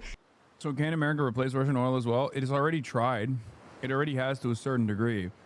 But like the American oil and gas industry, the American fossil fuel industry also relies on OPEC Plus setting the standard and setting the prices. Russia has a lot of influence over that. So they are still absolutely beholden to market conditions. They're still absolutely beholden to the cartel.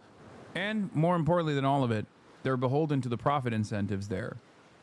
And a great example of this is that under the Biden administration, when Saudi Arabia refused to increase oil barrel production to normalize prices because they wanted to continue generating super profits, America couldn't even get the American oil and gas industry to stop selling oil and gas to Europe and sell it to America instead so that we can normalize the energy prices, which played a formative role in the cost of living crisis exploding here. 1.5 years of real negative wage growth in the United States of America under the Brandon leadership, which played a role in Donald Trump winning again. That's literally what happened.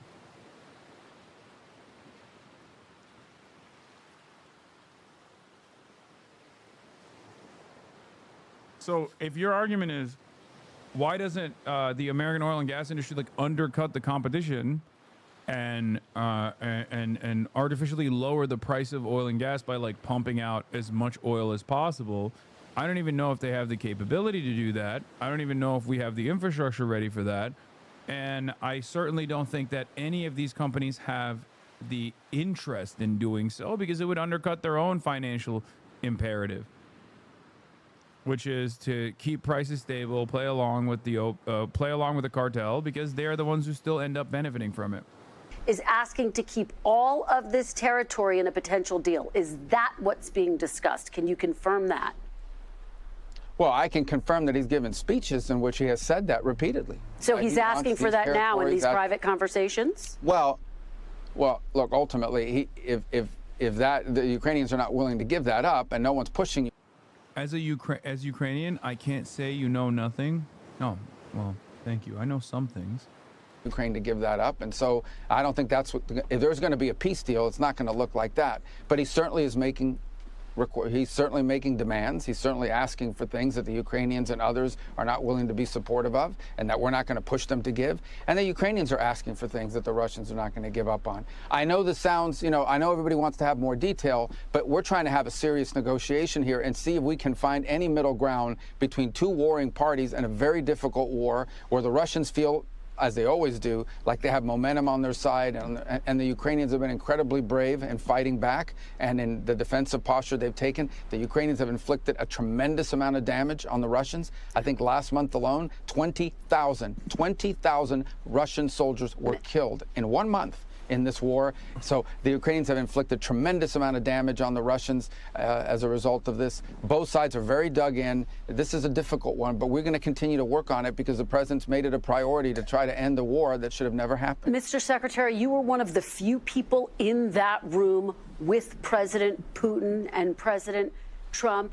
You got to look him in the eyes. Do you believe that President Putin believes in Ukraine's right to exist based on what you heard and saw? Well, look, I wasn't playing any of those games about looking people in the eye and trying to read their minds. I'm reading actions. Wait.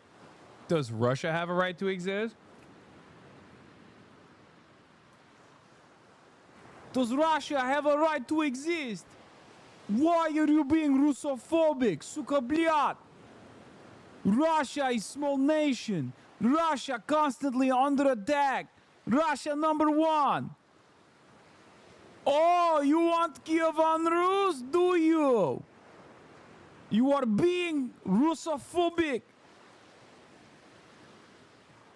Oh, why you always say Slava Ukraini? Why you always say Kievan Rus?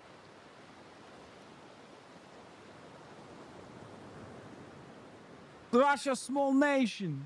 Russia used to be much larger nation. This is 3,000 years ago. This was all Russia. Do you condemn Ukraine? Do you condemn Ukraine?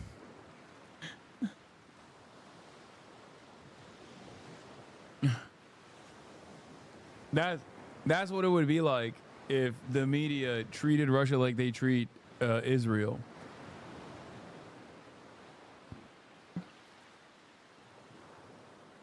Looking at is actions. What will you agree to? What will you commit to? And what will you follow up on? And in order for this war to end, Russia will have to take actions. Ukraine will have to take actions. Ukraine's partners and allies will have to take actions as well to enforce that peace in the long term. That's what we're interested in. Not all, I get all the drama around this stuff, but at the end of the day, we are talking about a war in which people are being killed and maimed every single day. Yeah. Do you condemn Nord Stream 2 explosion? Do you condemn Nord Stream 2 explosion? Do you condemn Ukraine drone attacks in Moscow? Do you condemn? Do you condemn 14,000 killed in LPR, DPR? Да, давай. Как дела, как тебя зовут? In which a country has been dismembered by 20%, as you've just pointed out, and it's really important to bring this war to an end. This war doesn't get better. It gets worse as time goes on. It gets worse. It actually threatens to spill over into other areas. So it needs to be stopped. That's why the president's made it a priority, and that's what we're focused on. Concrete actions by both sides, especially the Russian side, to bring this conflict to an end, and we're going to do everything we can to make it happen. Is it possible? I don't know, but we're going to try. We've spent a lot of time on this issue. We have a lot of other issues to focus on, but the president's made this a priority, and he deserves credit for that. Mr. Secretary, a couple... Yeah, it's actually Russophobic to call it Ukraine. It's Greater Russia. Yeah. 3,000 years ago, it was promised to me. It was. I mean, Vladimir Putin does say that. Not 3,000 years ago, but he's like, look at map. Look at map. The Ukraine... It means the border. The border of what? Russia. Ukraine and Russians, they are brothers. They are brothers. Why? Why are you so... what is it? What would it be? It's... You're so Orthodox Christian phobic. I don't even know. You are being anti-Slav. More questions, and we're almost out of time. NBC News is reporting this morning. Tovarish, niet politik here. Tovarish. Niet politik here. That NATO-like security guarantees for Ukraine were discussed as a part of this agreement. Can you tell us what role would the United States play in such a security agreement? Well, there'll have to be some security guarantees for Ukraine, right? I mean, it's one of their fundamental demands is that if this war were to end, they have to make sure this never happens again. They don't want to get reinvaded. They don't want to wait 3 or 4 years from now and find another, war on their hands. So there's going to have to be some security guarantees as part of it. How that's structured, how that's built, what our role will be, that'll be the kinds of things we'll have to work through. But again, that is going to be a key element of this deal. And it is something that in order for there to be a peace, the Russian side is going to have to accept that Ukraine is a sovereign country that has a right to defend itself and has a right to enter into alliances with other countries to defend itself. How that's constructed, what we call it, how it's built, what guarantees are built in there that are enforceable, that's what we'll be talking about over the next few days with our partners who are coming in from overseas tomorrow for a series of meetings and in the days to come. We had a long phone call about this yesterday with several of the national security advisors from various countries in Europe. Mr. Secretary, I want to play something you said about President Putin. This was right after the invasion in March of 2022. Take a look. This guy lies, habitually lies. He's never kept a deal they've ever signed, and he lies all the time. And I don't know why, but he plays us like a violin in the West, because the West wants to believe that you can cut a deal with everybody. You can't cut a deal with guys like this. He's a professional, experienced liar. Mr. Secretary, given that, what makes you think that if you are able to reach a deal with President Putin, that he would stick to it, based on, as you just said, he's a liar? Well, that's the point. That's why the deal has to have enforceable mechanisms in it. That's why the deal has to have things like security guarantees.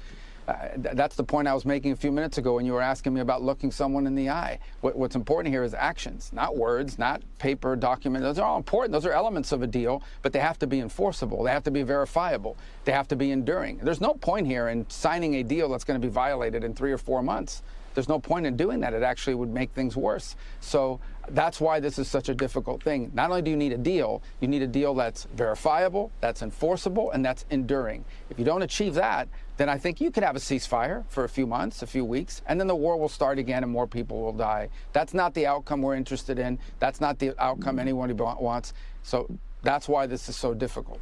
All right. Secretary of State Marco Rubio, thank you so much for joining us after an historic week. We really appreciate it. Thank you. We thank you for watching, and remember, stay updated on breaking news and top stories on the NBC News app or watch live on our YouTube channel. If you look at territory, which is one of the key ones, President Trump has already suggested that Crimea is off the table, that it isn't going to be part of that negotiation. It is worth pointing out that Crimea was originally part of the Soviet Union. They'd fought hundreds of years ago for the strategically important port of Sevastopol down in the south there. In 1954, Khrushchev had handed that to Ukraine, largely for administrative purposes, when Ukraine was actually just a county of the Soviet Union at the time. Of course, when the Soviet Union collapsed, Russia and Ukraine very nearly went to war over Crimea, and there was an accommodation made at the time. And of course, but now that's why in 2014, following about 2 decades of Ukraine starting to look further to the west for Wow. That's interesting. First time I'm hearing about this. Wait a minute. Wow, Russian propaganda.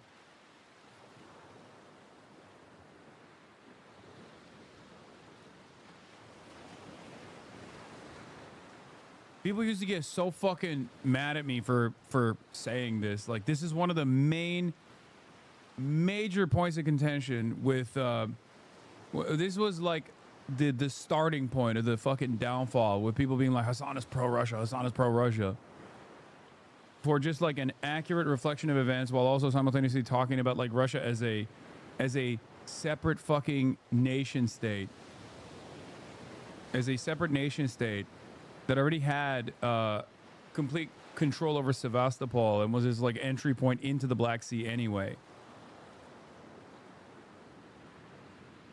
But,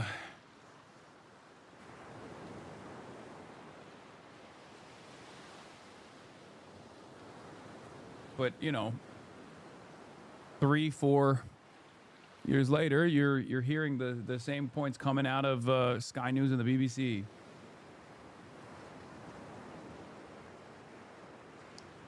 Economic support, and with NATO starting to become on the agenda, that the Russians moved into Crimea. Now, having got in there, it'd be incredibly difficult military operation to liberate that, and that's why many people think that Crimea is not a useful negotiating tool at the moment.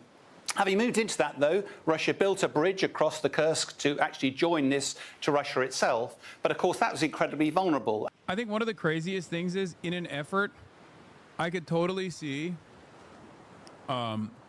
the Trump administration, in an effort to try and shift the blame to the Democrats entirely and to rid themselves of this like Ukraine issue, in order to not take the L and be the responsible party that did the historic appeasement to Russia or whatever.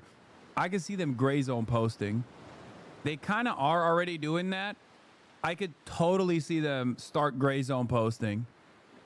What I mean by that is just like talk about, you know, Euromaidan, talk about American intervention, and be like, that's what they did. They did that. Obama did it. Victoria Nuland, she said, Ukraine is ours. It was never supposed to be. It was the apple of Obama's eye. I could see them start gray zone posting like crazy. Bungler. He's the one who did it. He's the one who did it. And then Biden said, Russia, Russia, Russia. Obama did Euromaidan. I had a perfect phone call with Ukraine. They impeached me. Victoria Nuland did not have a perfect phone call.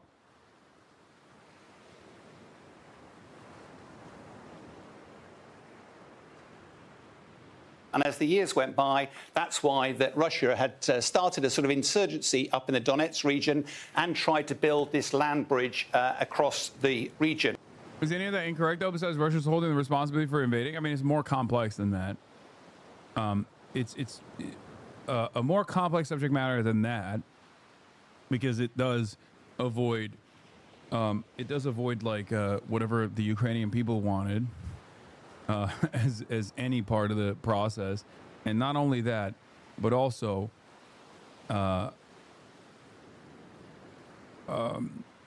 ultimately, they would not actually tie that back to a reliable anti-imperialist narrative anyway. That would be ridiculous. He would say some shit like Hunter Biden is the reason why Joe Biden fucking fought Russia or something.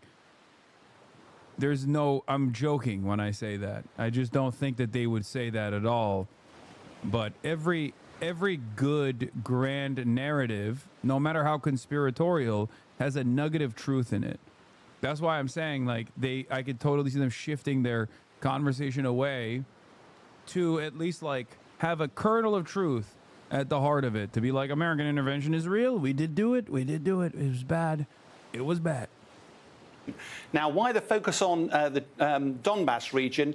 Well, a lot of it's mineral resources and the like. This is the one area that Russia hasn't yet taken. But this isn't about just trying to get to the borders. It's not like they're trying to secure Somerset.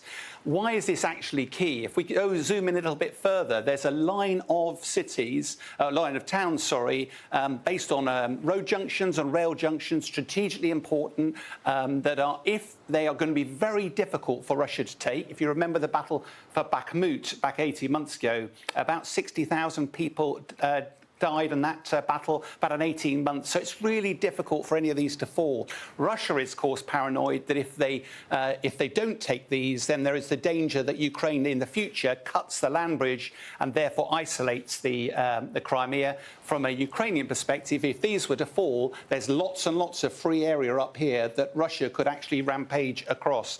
The real key here, though, is what is going on in President Putin's mind. Is his ambition still to take the whole of Ukraine, or is it simply to secure this land bridge? If it's I mean, the very fact that Western press is now talking about this with real terms means that the end is imminent. Or at least, like, they are coming to terms with holding the L here. Because it is the exact opposite of how the coverage has been for the past 3 years. Anytime I spoke on these terms, anytime I spoke similar to this, everybody fucking came up to me and was like, you're pro-Russia. You're you love Vladimir Putin. Vladimir Putin is giving you back shots. You want to suck and fuck Putin. You love Trump. You love Putin. All this stuff. And now you got Western press covering it. I also kept reiterating that eventually this would come down to whatever Putin is able to do, whatever the Russian forces are able to do in the front lines, and also that the appetite for funding, okay, Hasan, you're the victim. No, I'm not. Of course not, because the real victims are, and always will be, the Ukrainians that are getting fucked over in the process. 100%.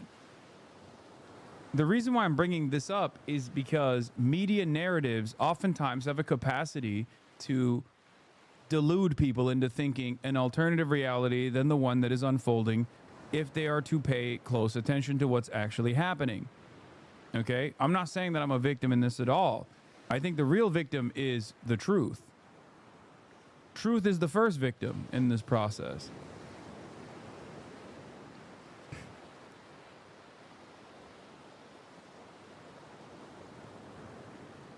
That's it. Just like a lot of online liberals have farmed the drama angle and say Hasan is, pro-Hamas, Hasan is pro-Hamas, to farm pro-Israeli propaganda, a lot of online liberals in bad faith farmed me for years and years to farm pro-NATO propaganda. And they deluded their audiences into thinking an alternative reality was actually happening, that a victory was imminent. A victory was imminent. It's going to happen. It's going to happen. It's going to happen. It's going to happen. It's going to happen any moment now. China is going to collapse any moment now. Ukraine is going to push out all the Russian orcs any moment now. And over again, they did this. And they will continue to do this. No matter which war we engage in, they will find a way to swing that narrative in the direction of pro-America. And anyone that says, hey, I don't think this is correct, is actually a hater of America, and is wrong and is a bad guy, and you shouldn't fucking listen to them. Fuck that guy, over and over and over again. That's it.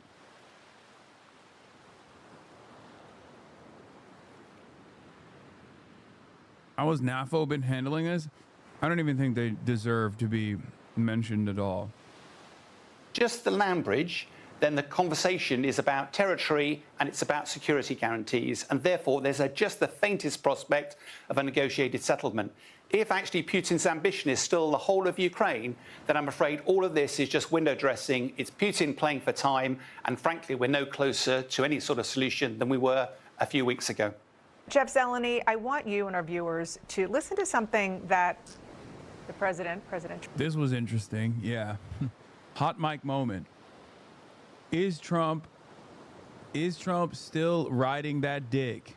I say yes. Trump didn't intend to be public, but his mic was hot. This was as he and the other European leaders were sitting down to the meeting, and he was talking about Vladimir Putin and what Trump believes Putin will do for him personally. I think he wants to make a deal. I think he wants to make a deal.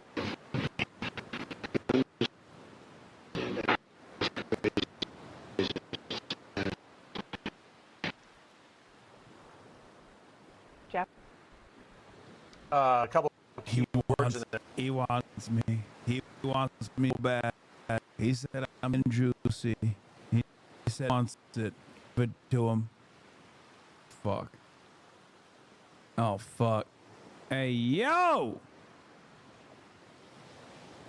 What the hell is going on, man? What the helly? Okay, we're back, I think. It's just stuttering. What the heliante? I'm gonna bring it back. I'm gonna bring it back. Okay, we're back. We're back. We're back. We're back. Did you guys miss everything? You missed it. You missed it all. Okay, first of all, delay check. Post it. Post the number. Post 4. Post 4. 2, 3, 4, 5, 6, 7, 8, 9. Okay. It's choppy. And it's still kind of choppy. There's a little bit of a delay. It's going in and out. And I think it might be my internet this time.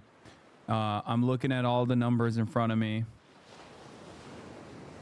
Okay, I'm looking at all the numbers in front of me. It kind of feels like it's on my end. It's on my internet. It's on my internet that is like a little messed up. It's choppy trap house. Okay, well, in and out. On to your butts. Hold on to your butts. 1 second. I'm gonna bring my. I'm gonna bring the backup. Hold on.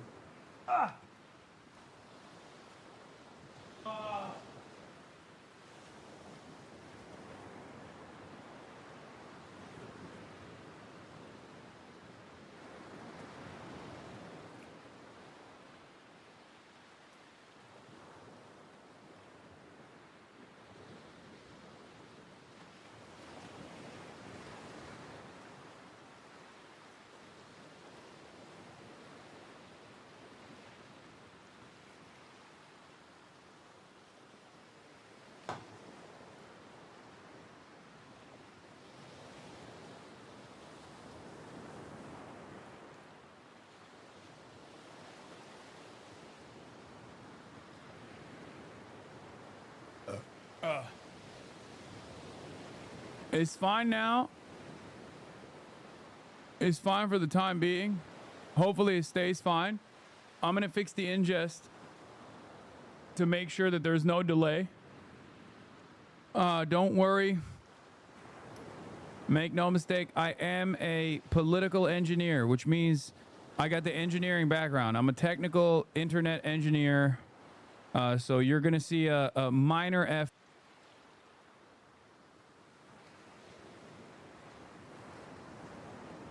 Okay.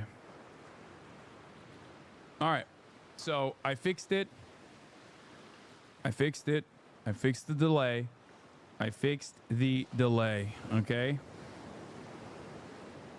I know what I'm doing. If this continues cutting in and out, I will turn back and I will go on to the backpack. I haven't gone on to the backpack yet. Okay. Like I said, I'm an engineer. I'm a Twitch streaming engineer. All right, let's get back to the video. Don't freak out. Here's the hot mic. I think he wants to make a deal for me. You understand that? As crazy as it sounds. He wants me. He wants me so good. He wants me so bad. I threw it back for him, and he liked it. He said, no loads refused. No loads. All hands on deck. He gripped it. He gripped my shit so tight. He cracked me. Putin cracked me. He said, Unc, I'm cracking. Jeff? A couple of key words in there are for me. I think he wants to make a deal for me. I mean, it's not altogether surprising that President Trump thinks this.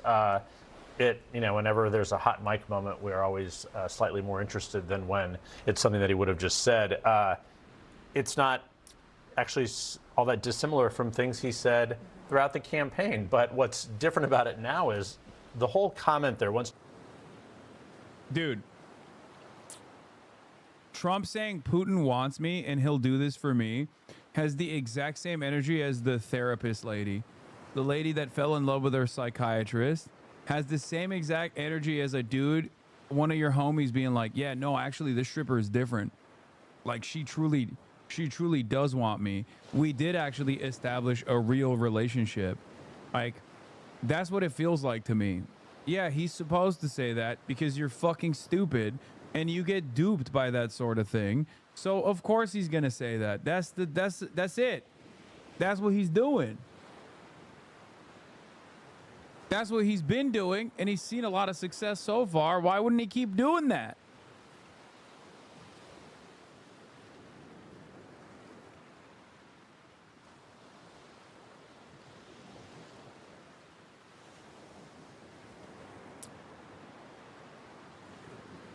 I don't think this war is ending anytime soon.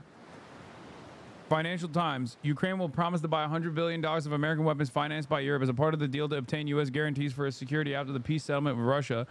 According to a document seen by the Financial Times, under the proposal, Kyiv and Washington would also strike a $50 billion deal to produce drones with Ukrainian companies that have pioneered technologies in Russia. Okay. Yeah, it's not going anywhere, I don't think.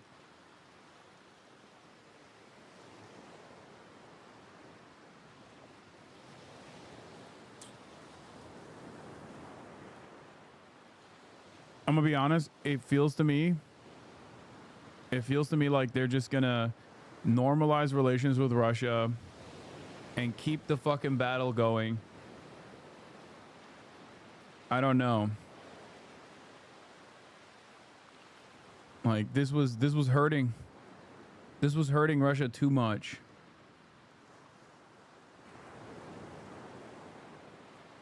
Holy shit.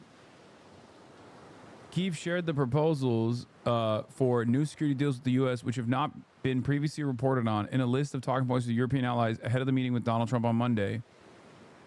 Scoop. Ukraine will promise to buy $100 billion of American weapons financed by Europe as a part of a deal to obtain U.S. guarantees for its security after a peace settlement with Russia. Under the proposals, Kyiv and Washington would also strike a $50 billion deal to produce drones with Ukrainian companies that have pioneered the technology since Russia's full-scale invasion in 2022.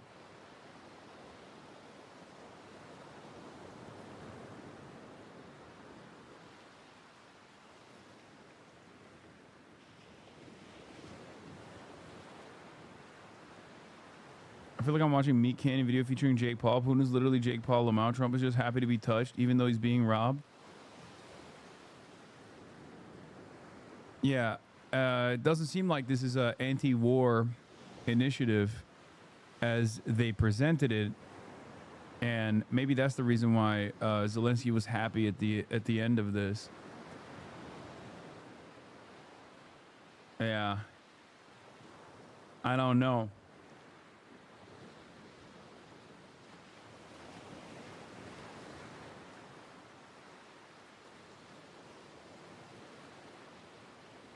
They're all in the Oval now being briefed on the Putin call. Harry Enton, holy Toledo. Every poll that comes out of New York City mayor leaves me with the same question. How does this not end up with Mamdani winning? Like there's A, no sign of consolidation of an anti-Mamdani vote behind one opponent of his. And B, it appears Mamdani is the most popular candidate.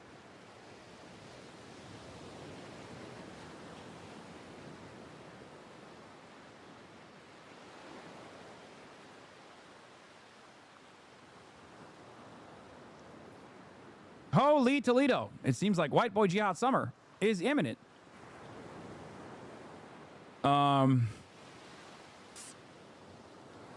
Yeah. To make a deal for me. That was at the root of President Trump's entire argument that I can end this on day one. That his relationship with President Putin was so strong from that first term. They were stable mates, as he once said on 60 Minutes, of which there was no evidence of. But this is just kind of the latest version of it. There's been zero evidence that President Putin is using his relationship with Donald Trump to do anything for Trump, to end it for Trump. So I think it was just a window into President Trump's mindset. There, and perhaps not that surprising, but yeah, I mean, revealing. It is a good point that most of what President Trump says, you don't need a hot.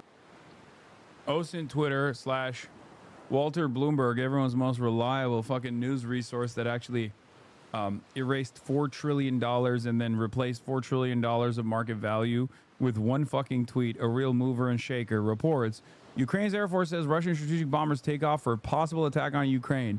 This is right after the Trump phone call. Dude, I swear to God, Russia is doing Israel shit without being Israel.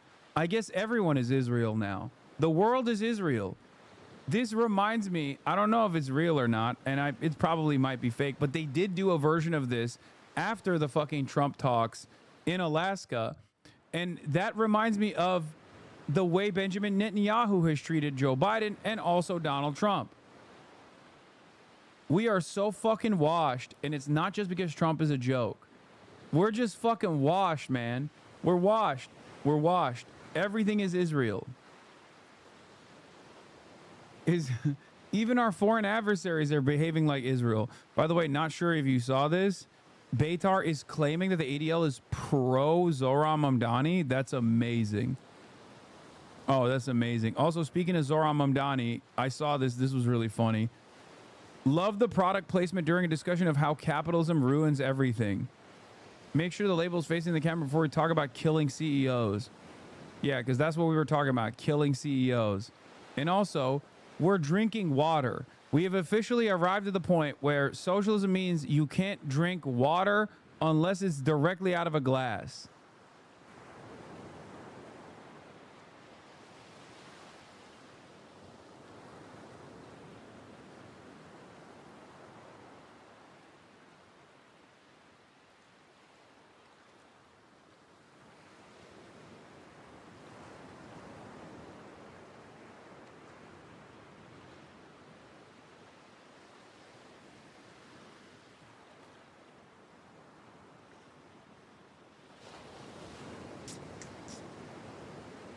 Not just tap water, but tap water that what?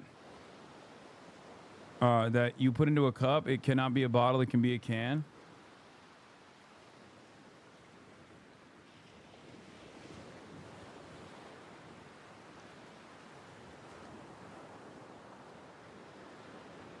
Get your shit.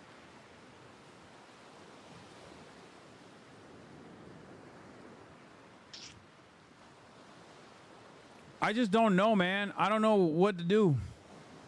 Like, how do you argue with these fucking people, dude? How do you argue with these fucking people? Love the product placement during a discussion of how capitalism ruins everything. Love this app. Oh, is this what I think it is? Type of shit that makes you say moshi mosh. Yup. Report Hamas Piker for supporting terrorists. He should be banned already. It's a bot, man. It's a bot. It's not even a real human being. I think that one is just like straight up a bot. Apparently, that's all that fucking account was responding to, people with like people who are not even fucking affiliated with me. That could never be enough water. Yeah. People are asking if this is sponsored content. No. I was just drinking it. My God. I know. There's no sponsors. Yeah.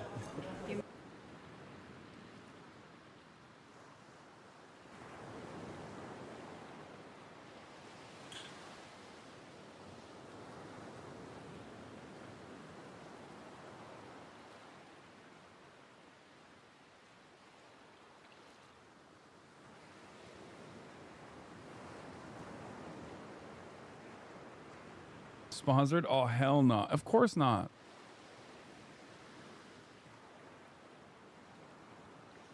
It's just like, it's so fucking stupid, man. It's so fucking dumb.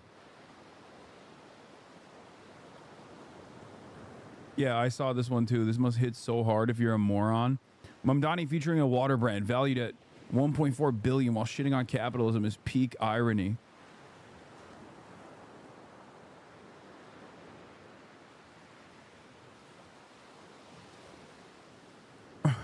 Socialism means you can't drink fucking water. You should remain thirsty.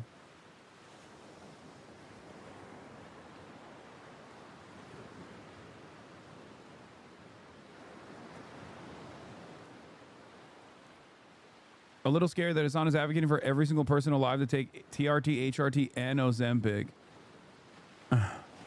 Yeah, this is a joke, but this is unironically the way people approach anything that I say as a joke.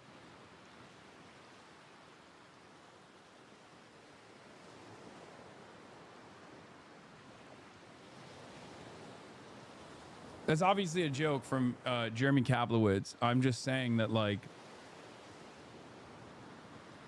that is what all my fucking haters sound like.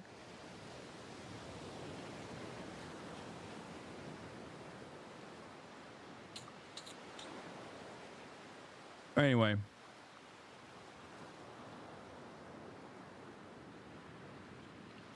They can't take him when socialists aren't starving and homeless like they picture the socialists to be. Yeah.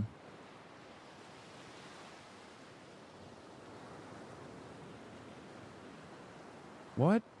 Don't want to be annoying about this, but did you see a French cake streamer got killed by his friends on stream? Is on Hostwit? No, I did not see that. That sounds insane. What the fuck is going? What the fuck is going on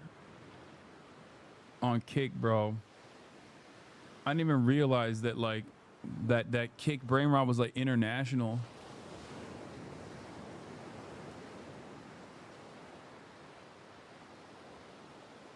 Yeah, watch that. No, I'm not watching that.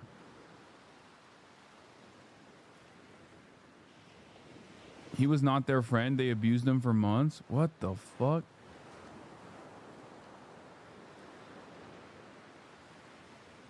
The new meta is just doing snuff films now? Fucking gross. Anyway, let's look at the Holy Toledo.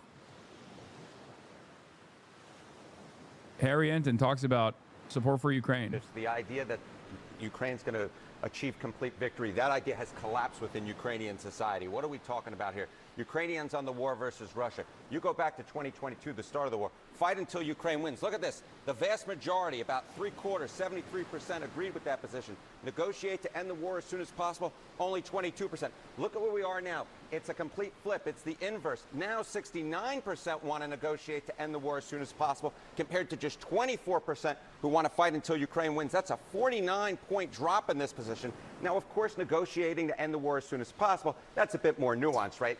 Ukrainians don't want to agree to all of Russia's demand, but I think the idea of even there being some territory that would be not formally recognized as being given that Russia could in fact stay in, that does have majority support, but the idea of formal recognition of Russia's demands, absolutely not. All right, why do you think that opinion has changed to the extent that it has? Well, I think one of the big reasons why opinions have changed is this idea that this war is going to end anytime soon. Ukrainians don't think it will. Take a look here. Ukrainians on the war ending within a year. Just 25% say that it is likely. Look at this. 68%. 68% say it is unlikely that the war will, in fact, end in a year. And you'll notice, John, this 68% looks a heck of a lot like this 69% who say that they want to negotiate to end the war as soon as possible. So President Trump overnight ruled out Ukraine joining NATO, seemingly ever, but what do Ukrainians feel about that? Yeah, you know, obviously Ukrainians would like to join NATO. That has been a goal of theirs for a number of years. But the idea that that NATO admission will happen within 10 years, look at the collapse in this position. 2022, it was 64%. Now it is just half that level at 32%. So, again, this is one of the goals that, Ukrainians had since the beginning of the war. They no longer believe that it's achievable. Well, the idea that Russia is going to be forced out of all of that land that they're occupying, they don't necessarily believe that that is going to happen. So, again, I think this is one of the reasons why Ukrainians, they certainly don't want to accede to every Russian position, certainly not most of them, but the idea that they do want to negotiate and end to this war as soon as possible, that has now gone through the roof. Again, we're talking about 69%, which is such a big difference from where we were at the beginning of the war when it was just 22. Wanting to negotiate doesn't mean wanting to surrender. Correct. It means wanting to discuss, and not believing that they'll join NATO is different than wanting to join NATO. You got it. But you can very much see how Ukrainian thinking has changed over the last few years. Absolutely, John. Harriet, thank you. Thank you.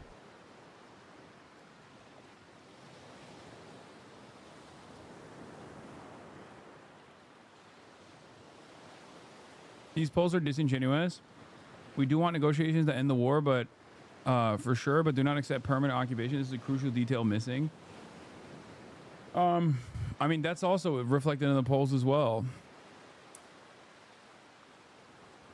They say they don't want that, but like I've said from the start, which has, again, drawn a lot of controversy to my statements, but like, Ukrainians and their real emancipatory need is not a part of the equation here. These decisions are being made without the opinion of Ukrainians.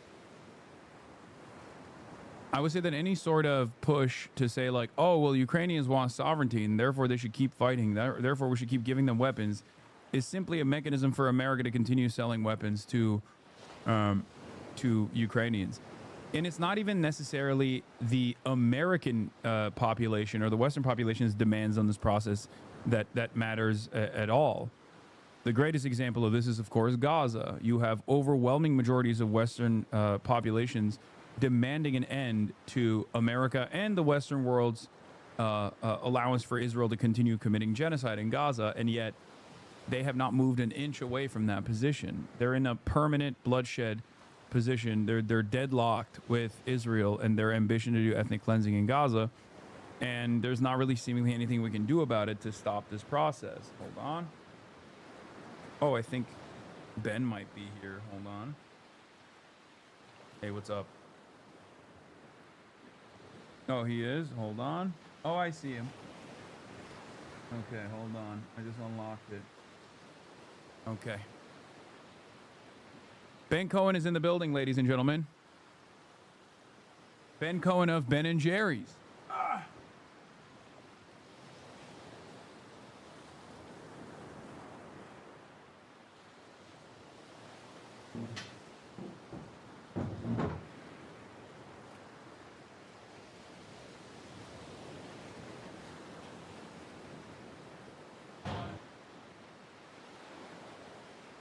I'm already live. Oh, you were? All right, well. I really think your chainsaw equipped motorbike. Oh, yeah. That is very cool. That's my brother's. Yeah, and where does he go? Do you want me to put that somewhere, or you got it? I got it. All right, you got it. You mean like plop myself down here? What Yeah. are we on? What are we live? What are Oh, we we're doing? live already. We got 34,000 people watching. Yo, hello everybody. Look, I just put on my Up in Arms hat. Hell yeah. Hi everybody. All right, Oh, and I got the dog. Do you want me to? I can tell her to No, go back I to like her. I like the dog. Okay, Ben Cohen, ladies and gentlemen, of the Ben of Ben&Jerry'S. Jeez. Live and alive in the building. Very excited. People are saying ice cream, you scream. We all scream for ice cream. Yeah. That wasn't yeah. a joke. No. Ben I is, should have brought you ice cream. Damn. Well, well, I thought you would. I'm not gonna lie. You know, I thought you would. You know, I thought I would too. I mean, I didn't know. I was look. I got some kind of magic. I got magic pieces of paper. What is that? Oh my God! No. Turns into ice cream. No. Yeah. That We got turns free. This coupon's good for anyone. Ben&Jerry'S pint. Bag of cookie dough chunks. Let's go. This is for your listeners. Okay. Do you want me to just show it and whoever gets it first? Yes. Is that how this goes? Yes. Like I just put it on the screen? Yes. Okay. Whoever gets the coupon first and takes it to a store wins. Okay. Are you ready? There it is. Hold on. Boom. I hope that works. And if not, I'll just post it. I'll just post it on the I'll post it on my Twitter. How about that? What? You posted on your Twitter and it works? I'll take a photo of it on my There's Twitter. Another one. Another one. You're giving me so much free ice well, cream. Well, because I forgot to bring you the pints, no, man. it's I gotta fine, bring it's you the fine, pieces of paper here. Okay. I'm gonna have to come up with Zinn favorite ice cream for you. Oh wow. Okay. Well, I mean, you're what? He's got Zinn. No, he's got I have extra. Zinn everywhere. He's got essential. Man, what? The guy runs on The zero Dr. Pepper. sugar, Dr. Pepper and cream. Yeah. All right. All right. So, Ben, I have so much to talk to you about. You were detained briefly, right? I was. You were protesting at the RFK Jr. Yeah, hearing. it's true. Yeah. You're very progressive. You're an OG. You're one of the OGs. I'm definitely original old. gangster. No. That doesn't mean old. That means you're the original gangster. All right. I'm an original gangster. And I want to hear more about the story of how Ben&Jerry'S came about, where you're from, for the people that might not know. Let's get started at the beginning. Sure. I was born in 1951 in Brooklyn. I stayed there for a year and a half. My parents moved to Long Island. I stayed there till I was 18. I met my friend Jerry running around the track in gym class. We were the two slowest, fattest kids in the class. We learned to like each other. We stuck together. I dropped out of a whole bunch of colleges. Jerry went to 4 years straight, tried to get into med school and couldn't get in. I tried to become a potter. Nobody would buy my pottery. We felt like we were both failures. And we decided to start our own business. Our idea was that we wanted to live in a rural college town, and we thought we would take a food trend that was just starting off in the big cities. And Like you were there when ice cream was popping off for the first time ever. That's crazy. Well, when homemade ice cream was Yeah. popping off, you know, it was, I think it was Dolly Madison, the president's wife, who really started ice cream. It was before my time. Have you ever seen in the USSR they have like they place a lot of importance on ice cream, where I think it was like there's this thing, I forget what it is. Hold on, I'm gonna pull this up real quick. And we do things a little bit non-traditional here, for the record. It's just like it's a normal organic conversation. There's a lot going on. Yeah, I mean, so if I have a pain in my neck and I just bought some off-brand icy hot, I can rub it on. While Yeah, I'm I have like pads and stuff too if you want one. Pads? Yeah, I could What get you kind? like a heating pad. You could slap it on if you want. Yeah, man, I want to be like Hasan. For sure. Plombier is a type of ice cream made with vanilla, cream, eggs, and sugar, originally created in the Soviet Union in 1937. And I think it was like a big, what do you call it? It was like a big deal where they wanted to make sure that all kids were able to get it. So ice cream has been an important. Ice cream has had a history in politics as well. It seems, where even in the USSR they were like, we gotta make sure that the kids and everybody else gets to have their treats, specifically ice cream. Absolutely true. I was actually in the Soviet Union. At the end of the Soviet Union, Gorbachev was setting up. He allowed you to have joint ventures. Yeah. And we set up a Ben&Jerry's joint venture. No way. Yeah. That's sick. That's like in Karelia, the Russian state of Karelia. Wow. Wow, that's amazing. Petrozavodsk. It's right on the border with Finland. Let's see. Okay, that's never mind. That's whoa, jeez, what the heck that's was just that? Reddit, Ukrainian conflict. But what is this? Okay, never mind. All right. That most of it is just like most of it is just about Ukraine. So you're wearing a common side effect shirt. Before we continue with the history lesson about how you arrived at this ice cream behemoth, and became known for that. You're wearing a common side effect shirt. Have you watched it? It's one of my favorite shows. I love it. Yes, I watched the whole thing. I It's totally love amazing. it. They're in the middle of producing a new series, a new. Is the second season or just like an entirely new That's what I'm season? saying, the Okay, second season. Thank God, because some of those shows, dude, they can just get canceled, even if it's good. Especially if it's good, they usually cancel them. But it's amazing that you're repping them. You said you were hanging out with them earlier. Yeah. I Hell just yeah. came from there. That's why I didn't bring any ice cream, because I came They straight ate all from the ice there. cream. That's correct. They've Okay. got the ice cream. You know those guys? Go to I their don't freezer. know. I don't know those guys. I'm gonna go. Well, check they're them out. really good guys. You Yeah. should see them. Do you want an they- icy they hot really patch? Like you. Well, I just put this stuff on. I think it'll work. All right, perfect. So you start Ben&Jerry's. How did it, like in the beginning? I assume that there was a lot of limitations, a lot of hurdles that you had to clear in the process, right? Did it explode in popularity from the start? Well, it's interesting. I mean, we started as this little homemade ice cream parlor. Never expected to be anything more than that. In an old converted gas station that was falling apart in Burlington, Vermont.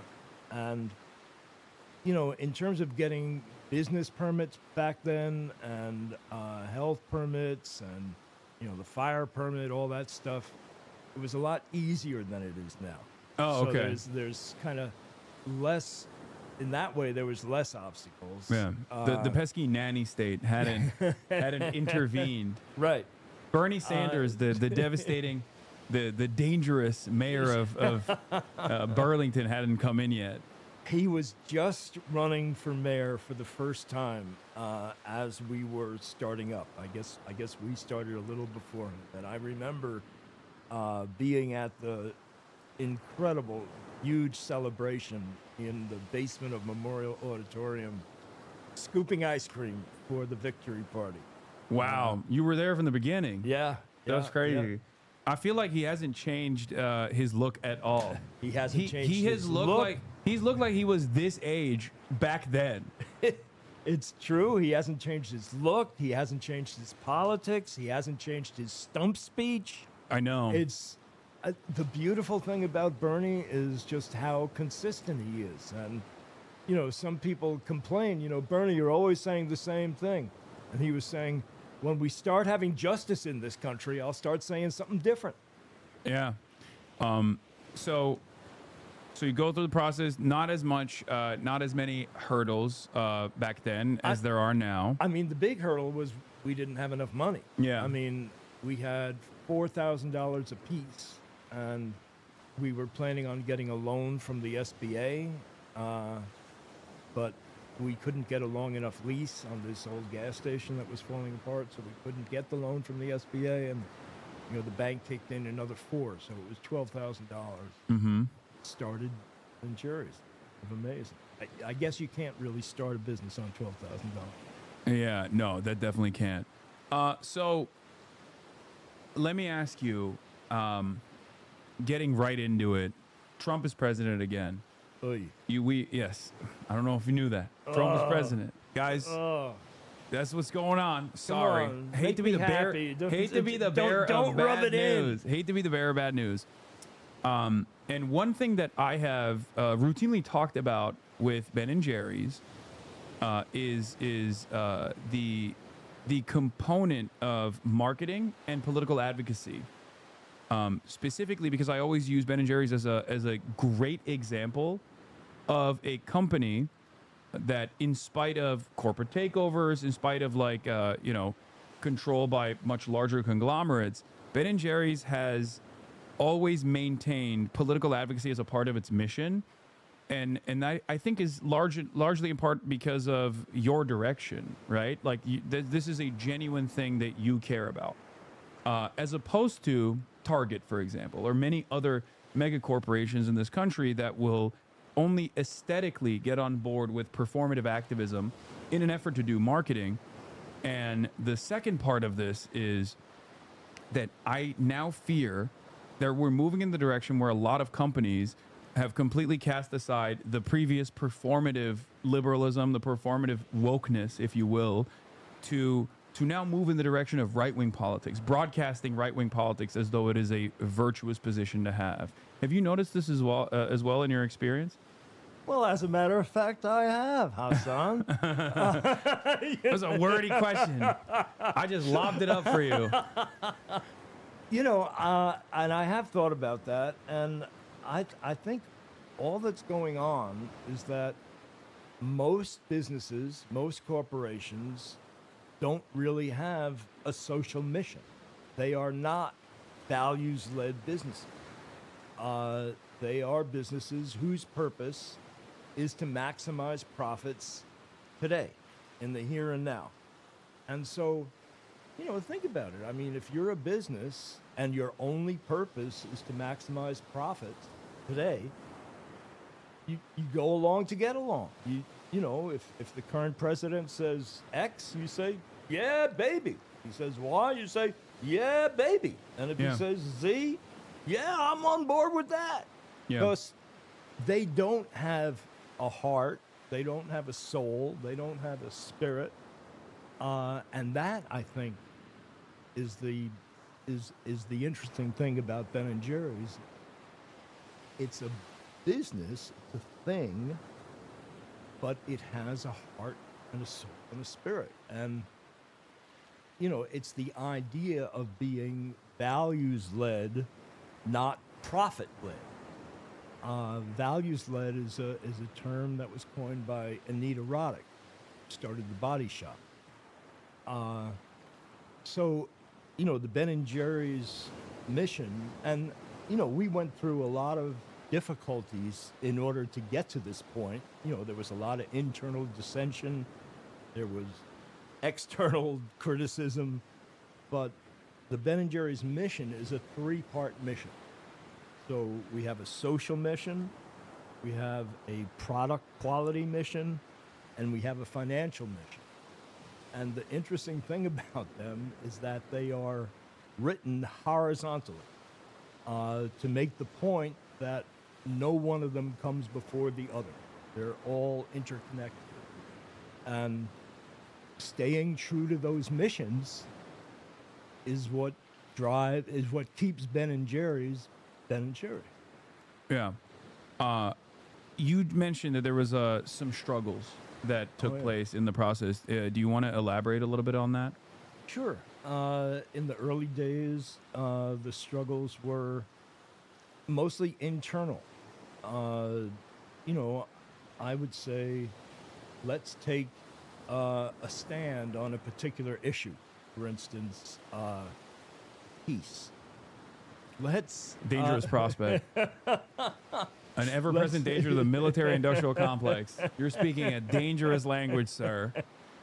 Let's suggest that the government take 1% of the Pentagon budget and use it for peace through understanding activities between the U.S. and the former Soviet Union. You know, because the people, they don't have anything against each other, and yet we were in this Cold War. I feel like that kind of dangerous language would have gotten you denaturalized back in the day. if you were a little bit younger, or now. Exactly. So we were coming out with a chocolate-covered ice cream pop on a stick, and you know, normally you write about, oh, you're going to taste the most amazing chocolate-covered ice cream pop on a stick you ever had. It's so smooth, so rich, so creamy, so chocolatey. And instead, we said, let's call this a peace pop, and let's use the copy on the package to talk about making peace instead of war and shifting this money out of the Pentagon. And it was incredibly controversial within the company that people were saying, our executives were saying, people on the board of directors were saying, you know, business that's not business's role. Business should not be trying to advocate for particular national government policy. And it was you know, quite a heated discussion. Finally, you know, I kind of forced it through, and nothing happened. I mean, people were saying that what's going to happen is, you know, we set up this new plant that's designed to make these chocolate-covered ice cream pops on a stick. If we come out with this packaging, right-wing groups are going to picket the supermarkets. The supermarket's going to take it off the shelf, and none of that stuff ever came to pass. Yeah. Well, it probably helps if it's delicious. Yeah. Because if it was not good, it'd be easier to be like, oh, I don't want that. I don't want that at all. Yeah. No, this is something that I've seen in my own industry as well. Streaming, the internet, like content creators, like a lot of them, I think, are at the mercy of the broader audience and like whatever they're saying, and they never want to lead by example because they're afraid of like corporations pulling out. They're afraid of companies saying, oh, we're going to blacklist you. They're afraid of companies saying like, oh, you speak on this political issue. I don't necessarily think that's appropriate for our brand. And for that reason, I think they choose not to make a stand. They choose not to take a reasonable moral stand like you just described. And I feel like that creates an environment where without that bravery, without that courage, that creates an environment where the only ones who are speaking loudly are oftentimes right-wingers that don't have these sorts of fears, that don't care about these sorts of things, especially when the administration is like heavily leaning on that kind of domination as well, even on the corporate side. one of the things that I've seen is that the Trump administration is actively bullying corporations as well into taking positions against what they've defined is woke. Now, it's largely optics. And I don't think that any of these corporations actually cared about anything beyond profits to begin with, right? So therefore, back in the day when they were actually pushing for ESG or DEI initiatives or any number of different statements that they made, they were doing so in an effort to do marketing, but it wasn't genuine. But now they're moving in the right-wing direction, and I fear that this is creating a permission structure for people to go, oh yeah, being a bad person is actually a virtue. You know, pushing these vices is actually a good thing. And I think it makes the entire environment less safe for everybody, not just marginalized groups in particular, but it just makes the environment that we're living in more toxic overall. Yeah, I think that's really true. I mean, the word that's been going through my mind lately is cutthroat. I mean, I think about Trump's, original book. What was it? The Art of the Deal. Yeah. And in that book, he's saying, there's so many people who say that a good deal is when both parties come away from it thinking we did pretty good. We feel okay about it. He said, no, that's bullshit. A good deal is when you get everything you want and the other guy feels fucked over. Is that allowed? Yo, you can curse as much as you want. Yeah. And he's running the country the same way. Yeah. No, he doesn't care about cooperation. He doesn't care about respecting the other guy. He wants, when he talks about America first, he's talking about everybody else last. Yeah. And it's not even good for America broadly either. It's just good for him and his buddies. Him and his most loyal servants, basically. Picking apart what remains of this country's carcass for scraps, basically. Dismantling the regulatory agencies and the like. Going back to Ben&Jerry's, one of the positions that I think, or at least was very impactful for someone like myself, was the implementation of BDS to a certain degree at Ben&Jerry's when I believe you guys pulled sales from the occupied West Bank. Do you mind talking about that a little bit? I'd love to talk about that, but I really would like to get some of that smart water. Oh, you want smart water? I have that as well. Oh, yeah, any kind of liquid. There you go. I'm not. Well, I have sodas back there too. If you want Mountain Dew. No. I'm much better at just drinking water. Yeah. All right. Thank you. Sorry. Everyone always gets on me in the chat when they're like, why don't you offer your guests anything? Now they're going to cook me. They're going to say, you didn't offer your guests anything. Well, it's because I didn't bring you any ice cream. It's tit for tat. I understand. Art of the deal. So, the Israel. Yeah. So, I want to be clear that we did not, what we were doing was not BDS. What is that? Boycott, divestments, and sanctions. Boycott, divestments, and sanctions. What we were doing was our ice cream was being sold in Israel. It was being sold through a licensee that was also manufacturing the product. And we told them that we don't want our ice cream being sold in the West Bank because we disagree with how Israel is treating people in the West Bank. And somehow or other, the ice cream showed up in the West Bank. Mm-hmm. And we went back and forth on that for a while, and eventually we said, hey, we really mean it. You need to pull the ice cream, not sell the ice cream in the West Bank. And so then we refused to renew that licensee's contract on that basis, and so the ice cream was not sold in the West Bank, and Unilever, who is the parent of Ben&Jerry's, owns Ben&Jerry's at the moment,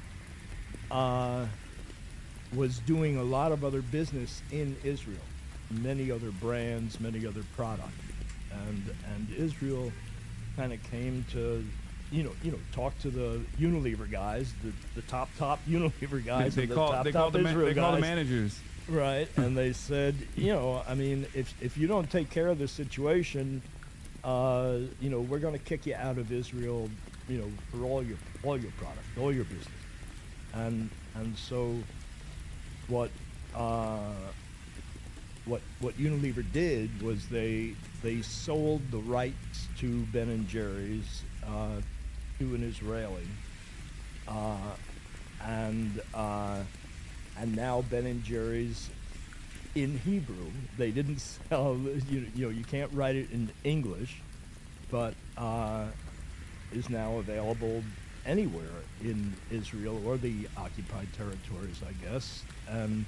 But it's not called Ben&Jerry's. It's in Hebrew. It's in Hebrew. It's Hebrew letters that I guess are pronounced Ben&Jerry's. But that was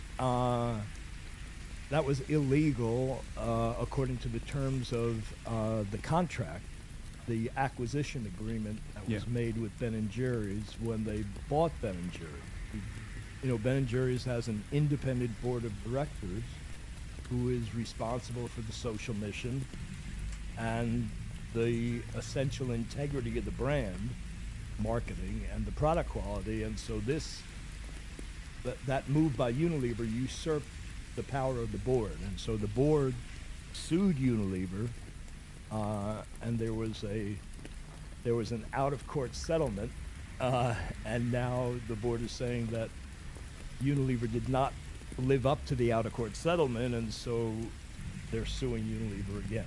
Oh wow! So okay, that's the. I didn't know this was still ongoing. That's the current. They're like, no, the West Bank has to get Ben&Jerry's. They're adamant. I mean, this is a part of, I think, a much broader, much more complex influence peddling operation that has taken place in America to basically get as many people on board, or to completely diminish like some of the most violent aspects of Israel's occupation over the course of the past 80 years. Do you want to talk a little bit more about that specifically, considering that you were also protesting against the Trump administration as well on this issue? Because I don't know, were you there with the Code Pink people, or were you there separately? When I was in D.C.? Yeah, when you're in D.C. We were there separately, but Code Pink was being very supportive. Yeah, and they were very. You know Medea Benjamin? I know her very well. She's the goat. I love her. She's great, and so she was very helpful in terms of getting me into that committee hearing. Oh, she's the best at that. Yes, I don't know how she does it. I don't know how she does it either, because for decades now. They ought to know who she is by now. No, she just finds a way to sneak into everything. Well, I guess it helps to be kind of small. Yeah, yeah. So, but Code Pink was also very helpful in terms of creating the video. When I was being walked in zip ties down the hall, it was Code Pink that was prompting me with the right questions and doing the videotaping. Yeah. I guess not taping it. Yeah, video filming, video clipping. They're good with clipping. That's what the Zoomers say now. They say clips. Clips? All right. Yeah. Video. They were clipping. They were clipping. Yeah, you had here another thing that a Zoomer was. I'm 34, but like a younger generation would say you had aura. That's the new term. What if you're old? No. When you're doing something cool, you have aura. Aura. You had a lot of aura. All right. That's what they say. All right. That sounds good. Yeah, you got the clip. Well, you got aura too, man. Oh, I think we got aura together. We're blending our auras. You got the OG aura. You got the young G aura. I'm not. My audience says I'm unk, so they say I'm old. You're like really old? Yeah, they say I'm old. Well, what the hell am I? You're at that point. You're ancient. That's why you're OG. You're OG. OG. There's unk and then there's OG, and you're OG status. So, do you want to talk about your experience in general? You're Jewish, and I am. you grew up in Brooklyn, and then in Vermont as well. And I was wondering, like, how your opinion on Israel evolved throughout time, if you don't mind me asking. No, be my pleasure. Slow. Yeah, go ahead. Kaya, please. So, I went to when I was in like elementary school. I went a couple of afternoons a week to a thing called Center Island Jewish. And it was mostly teaching you about Jewish culture, and teaching about how Jews had been discriminated against, and teaching you the Jewish songs and the dances and the holidays. And they also taught us about Israel. And what we were taught was that, after World War II, the Jews needed a homeland, a place they could feel safe, and it was Israel. Israel was created for that purpose, and it was this really shitty land in the desert that nobody wanted and nobody lived on, and that's what they got. And Yeah, then, a land without people for a people without land. And then the Jews, with the help, the Jews who moved to Israel with the help of the international Jewish community, ended up creating this very vibrant, highly developed society and culture. And what we were told was that the Arab countries, the Arabs who lived around them, were kind of jealous of that culture, Yeah. that development, that quality of life, and so they made war on them. Yeah. And so that's the way I thought it was for a long time, and I understand that on both sides there's people that have screwed the other side, and I don't know, one guy starts making a war and then the other guy starts making a war. I mean, I'm sure sometimes Arabs were responsible for some of the horrible things, sometimes Jews were responsible, but that's as I understand it. So, what was a formative part of your development that made you feel like the way that this was presented to you initially might not have been entirely correct? I think it was only maybe 20 years ago that I started understanding that, there were people who lived there. Mm-hmm. And there were people that were pushed out, and then it didn't sound so good. Yeah.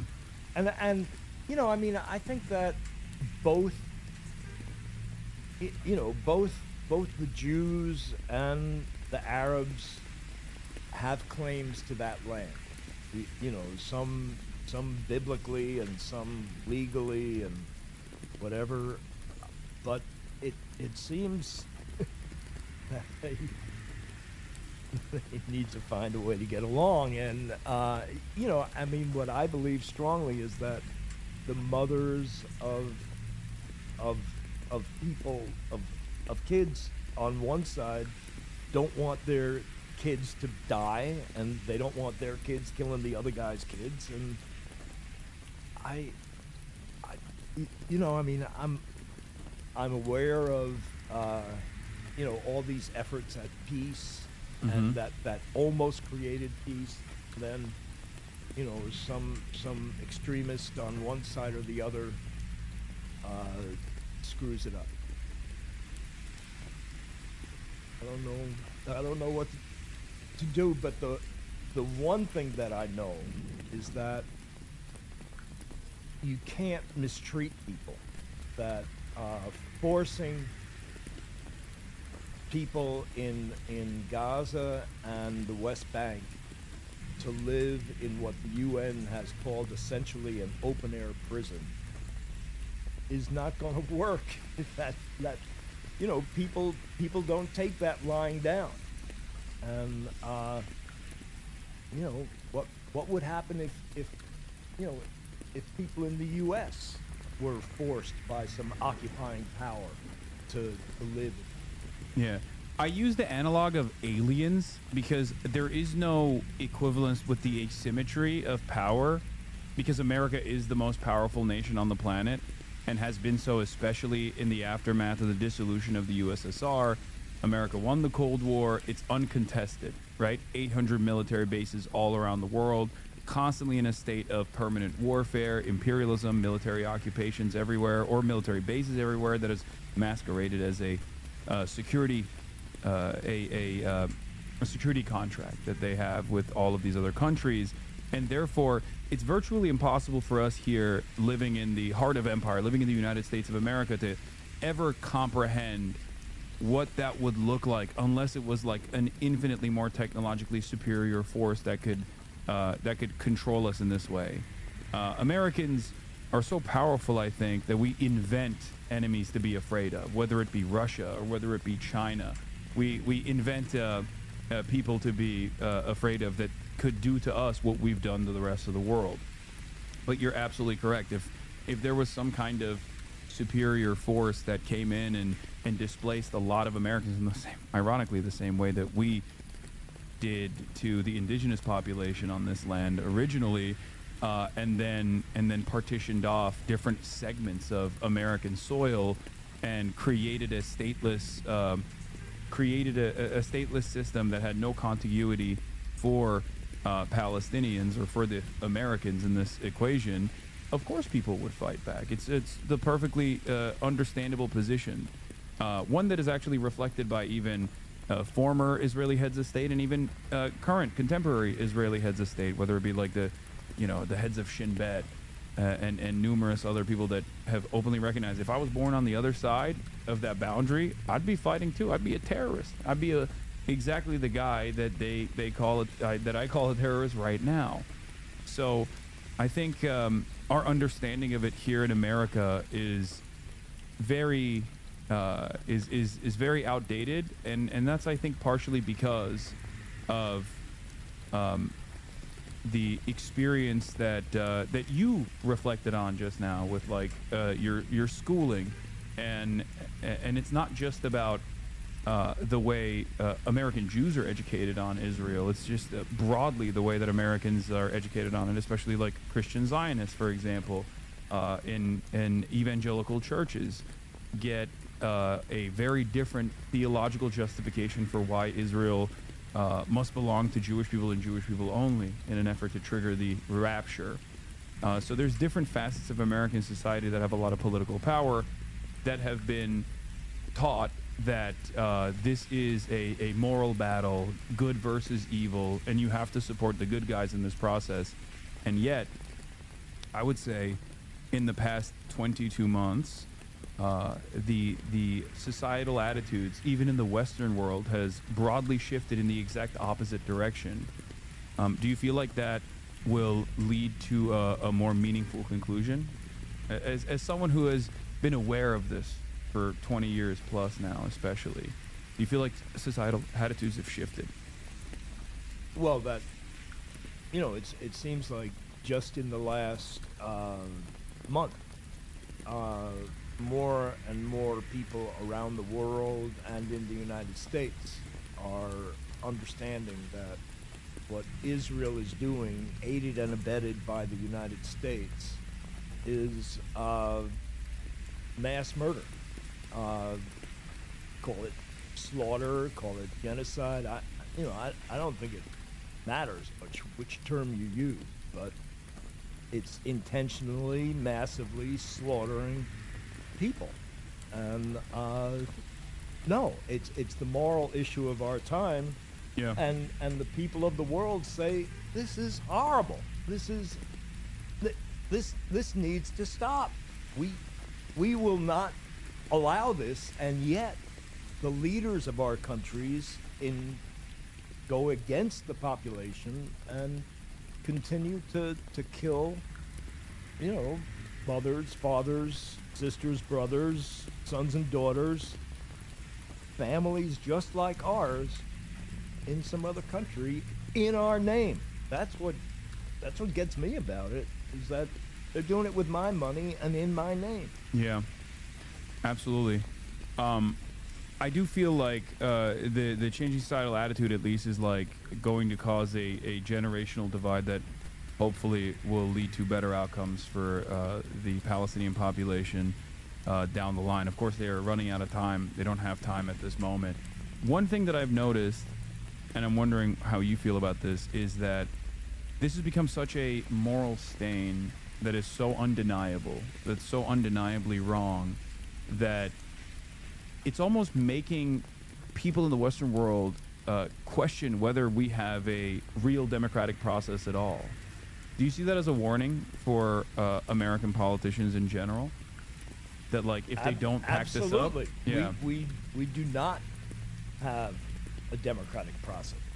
We do not have a democracy. We do not have government of the people, by the people, for the people. We have government of the money, by the money, for the money. And we so, I mean, a big part of it is we need to get big money out of politics. But, the most hopeful thing that I'm aware of is Mamdani, winning the primary in New York. And, he ran on, on a platform that says, let's take care of the actual everyday needs of people. Let's make it so that they can afford to have a decent place to live, that they can afford to buy food, that they can have a decent, livable wage. And these other guys, the Democrats and the Republicans, have said they don't give a shit. Have mouthed the words, oh yeah, we care, we love the children, but, you look at the federal discretionary budget, which I just happen to have with me. You just walk around with that? Yeah, I walk around with the federal discretionary budget. Somebody has to, somebody has to pay attention here. What? Wait a minute. Here. This is the 800 military bases. Oh yeah, you got it right there. Here, hold that. Put it up there. You know where to put it. That's amazing. And this is the discretionary budget. So, all that big red stuff, that's what's going into the Pentagon. Yeah. And then you got veterans, which is essentially retired soldiers and injured soldiers, and those little slivers. That's the stuff that we really want. That's the stuff that we really need. That's health care, child care, housing. Education? It's absurd. So let's talk about Up in Arms. You got the hat on. I got the hat. Yeah, I got the hat. And you got some pamphlets with you? I got this shirt because, I was just with those guys, but I was going to wear this shirt, but I'm giving it to you. Oh, wow. Thank you so much. Congratulations. They gave me a shirt. I give you a shirt. It's kind of like passing it along. Hell yeah. Thank you. Yeah. So what's Up in Arms' mission about? So Up in Arms is a campaign to get the issue of federal budget priorities, of taking care of the American people, of reinvigorating the American dream, making it possible to achieve the American dream by shifting money out of the Pentagon into those things that we care about. So the idea is to get that to be an issue in the upcoming presidential elections in 28. Yeah, that sounds like scary talk. Someone's got to keep funding Raytheon. Why don't you think about the What would you say to people who say, why don't you think about the poor shareholders that need a permanent state of warfare to ensure that their shareholder value keeps going up year over year? I'm telling you, those stock prices are rising humongously as we conduct these wars and as we continue to give weapons to all these different countries. They just love war. The small war business, is good business. Yeah, small business of Raytheon, Lockheed Martin, Boeing, Northrop Grumman, and many others. Now also we have the tech bros that are moving in this direction as well, because they realize that's like the last part of the imperial coffers that they could raid, with very limited repercussions, if any at all. And you can have these expansive budgets and constantly drive up costs. But of course, so I think of it as these pigs feeding at the trough. So right now you've got the legacy defense or weapons manufacturers, Lockheed, Raytheon, the ones you talked about, and they're all taking up the whole length of the trough. And now you got Palantir and all these silicon, Anduril, trying to shove them out, trying to nuzzle their way in, Yeah. because they want to be sucking up all those bucks. Yeah, no, absolutely. So do you feel like the Democrats are actually going to push back against this, or do you feel like where does the lack of interest from the Democratic Party overall come from in terms of saying the things that you're saying? Because I would say that you are by no means a radical. I would say that I definitely have a lot more radical, probably a lot more radical opinions that some Americans might not even initially get on board with. But this is not radical at all. This is very reasonable, right? This is an incredibly reasonable proposition to do right by others. I think it might have been Eisenhower who said, every dollar being spent on a bomb could be spent on books, or could be spent on bricks to make houses here. And yet we spend it over there. We spend it on weapons of war instead. How do we get back to that mentality? Every gun, every rocket launched, every missile fired signals in the final sense a theft from those who are hungry and not clothed, those who are something or other. That was Eisenhower's thing. Yeah. So how do we get back to that? I think we get back to it by electing politicians that are not mainstream Democrats or mainstream Republicans. Everybody realizes that the Democratic Republican parties are broken, that they're corrupt, that they're about self-preservation, that they're not about what's good for the country. They're about what's good for the particular politician to get elected next year. And Bernie was running, and he, the DNC, kind of tilted the table against him. But if the DNC had not done that, he would have got the nomination, and I believe he would have got the presidency. Because Trump got it because what people wanted was none of the above.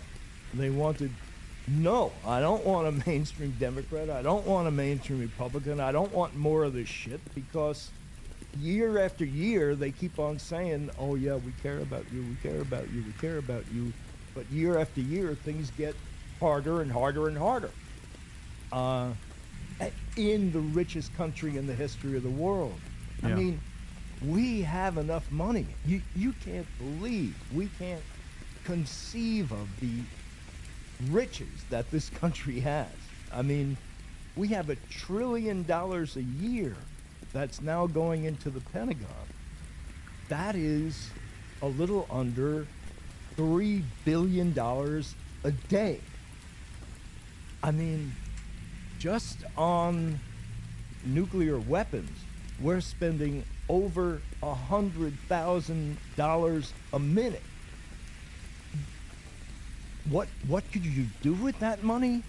I mean, for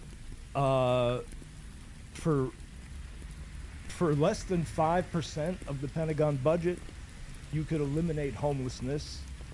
You could eliminate starvation and food insecurity, not only in our country, but around the world.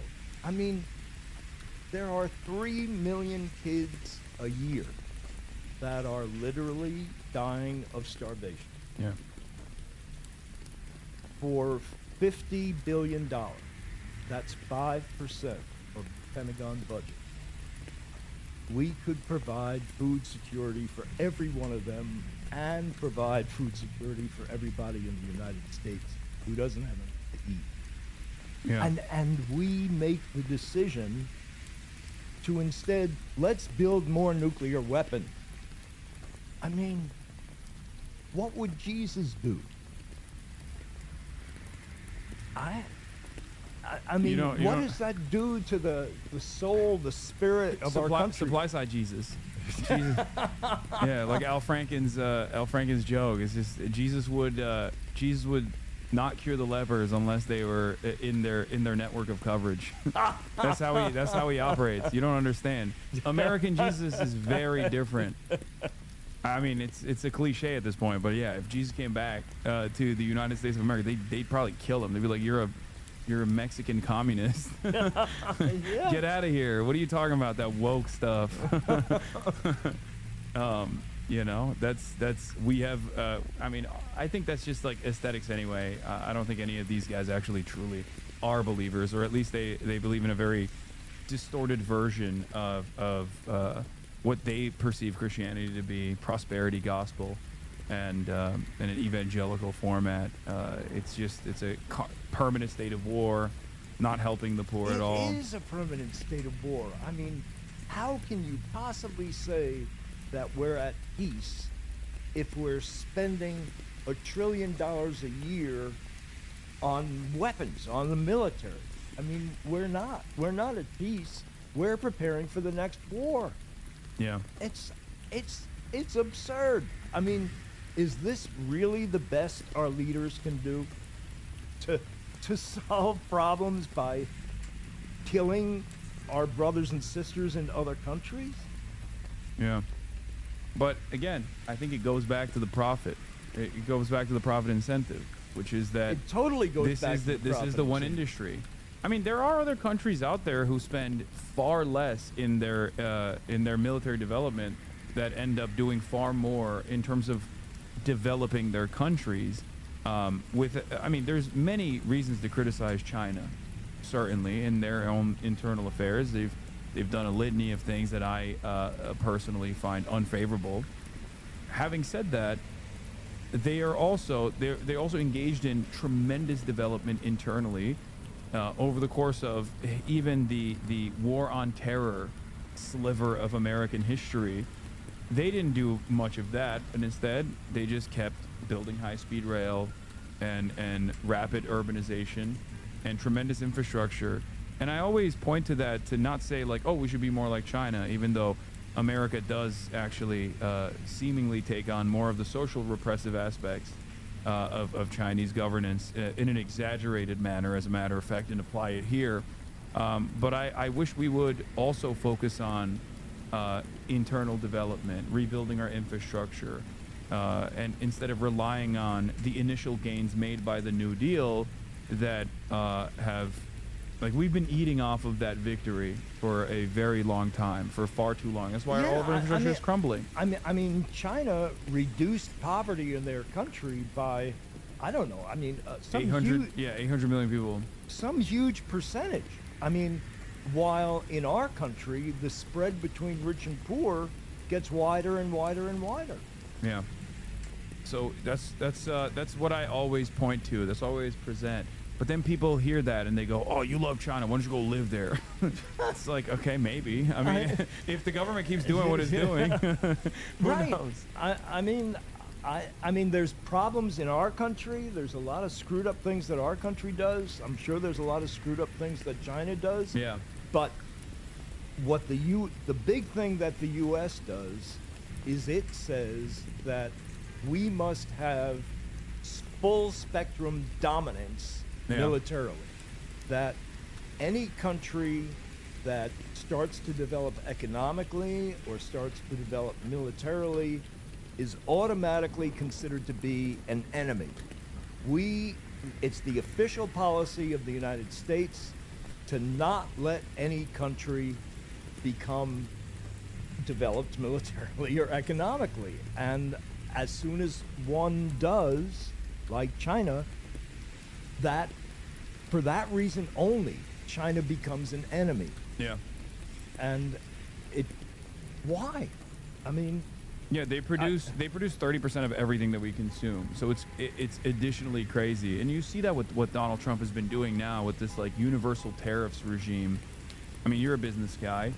I was wondering what your take has been on the way this like almost Nixonian madman theory posturing that Donald Trump has implemented in terms of global trade, even though we designed it in a way that benefits us, benefits the American consumers, where we just basically hand off IOUs to the rest of the global south, and then we extract their natural resources and also their incredibly cheap, incredibly affordable labor that we've kept to a reduced level in perpetuity. Now Donald Trump is saying, for no real discernible reason, we need to restructure global trade, and we don't have the manufacturing base, I don't think, to protect some kind of domestic manufacturing. So I'm all out of ideas as far as like trying to figure out what Donald Trump's doing, but I wanted to hear your perspective on it. What's he doing with global trade? You want me to try to figure out what Trump is doing? Yeah. I'm not a business guy. I'm a Twitch streamer. So well, the way I see it is that when Donald and I were growing up, we're kind of contemporaries. Manufacturing, having a job in a manufacturing business, in a manufacturing operation, was a secure job, was a good job. You had good pay, you had good benefits, you had a good pension. There were unions, and so people were making more money, and they had a better quality of life. And he thinks that by bringing manufacturing back to the U.S., that'll come to be again. The problem is that manufacturing has now become so automated that you go to these manufacturing plants and there's hardly anybody in them. Yeah. It's all robotics. Yeah. So, and not only that, but also my advocacy always been, I've been to Japan a bunch of times at this point, and when I go there, one of the things that strikes me is that there's a lot of the population is very old, and there are a lot of old people that still work in jobs that don't necessarily require a person to work at all. The example that always comes to mind is like the guy that sits right outside of some kind of like utility truck that is working on the side of the road and just like waves people away with a wand. That job could be delegated to a cone with a light on it. But there's a reason why that person is doing that job. It's almost like the Walmart greeter job, right? Where they do that not because that's a redundancy that needs to be eliminated. They do that deliberately so that like that person has a job. And the example I always think of is automation is not necessarily a bad thing. It's not supposed to be a way to displace the existing labor force. It's supposed to eliminate the burdens of the labor force so that instead of working 8-hour shifts, you work 4-hour shifts. But I think our mindset on this is, or has been, because we're constantly invested in improving profit margins, even though profit rates have a tendency to shrink, is to displace the most malleable aspect of commodity production, which happens to be labor, constantly depressing wages, looking for secondary markets where we can move manufacturing to. That's what global trade has created for the American labor force. And ultimately, my suggestion always is automation isn't necessarily bad. Domestic manufacturing isn't necessarily bad. It's just that we have to ensure that there are still people that are working, even if they're not really doing anything. There's just a person that's just sitting there just to collect a check for sanity, for social cohesion, so that the system doesn't collapse. Well, there's definitely stuff that needs to be done. There's more than enough jobs that need to be done. You know, you think about the infrastructure, there's a lot that needs to be done there. We need more teachers, we need more childcare workers. But I understand what you're saying, that automation is reducing the number of people that's required to make stuff. And what should be happening is that people should be working less hours and getting paid more money per hour. The problem is that the workforce is becoming way more productive. Yeah. Thanks to robotics and computers and whatever. But all that productivity, all the profits from all that productivity is going just to the 1%. Yeah. And no, that's what we need to change. I mean, Yeah. you know, why don't we have, how about having like a rational minimum wage in the country? Yeah. I mean, Or the a federal minimum jobs wage program. The minimum wage is $7.50, right? Yeah. I mean, there are people that are working and getting $7.50 an hour, which is ridiculous. Yeah. One thing I've always fantasized about is that we already have a massive government jobs program. It's called the military, and I wish that like the DoD would be, in a future utopian society, the DoD would be restructured into simply just like the Army Corps of Engineers. Instead of like, instead of holding arms, they hold shovels and pickaxes, and they build roads and are constantly working not to kill children overseas, but instead constantly working to build bridges and homes and factories. I think that makes a tremendous amount of sense. Yeah. I think the people that end up going into the Army would appreciate that a lot better.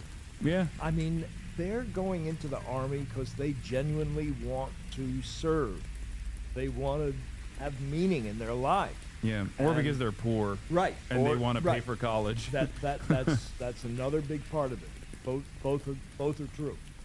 And, so why not get that by actually serving the country and making the country better, as opposed to killing or threatening to kill people all over the world. Yeah. After Walmart, the military is the largest employing body in this country, if not, well, not the planet. I think the Chinese military is larger, but that's it. And I don't know what it will take to have this kind of like dramatic restructuring, this redesign, because I feel like what I see from American politics has been this endless sea of cruelty and lack of interest in moving this country in a positive direction. And that, I think, is devastating for a lot of younger generations that still have that, I guess, naivete where they think they can just go out on the streets and protest and maybe even make change happen. And our system basically is designed in a way where we just stamp that naivete out. We stamp that hopefulness out. And then we make people feel like change is never going to happen in the positive direction. And it pushes people in the direction of nihilism. Well, I think you're right. No.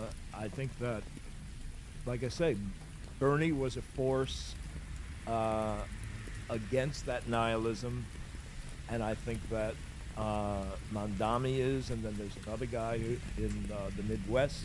Omar Fateh. Right. I'm going to be doing a collaboration with him as well, like I did with Zoran early on. I'm going to be flying out there. Oh, great. Yeah. That's beautiful.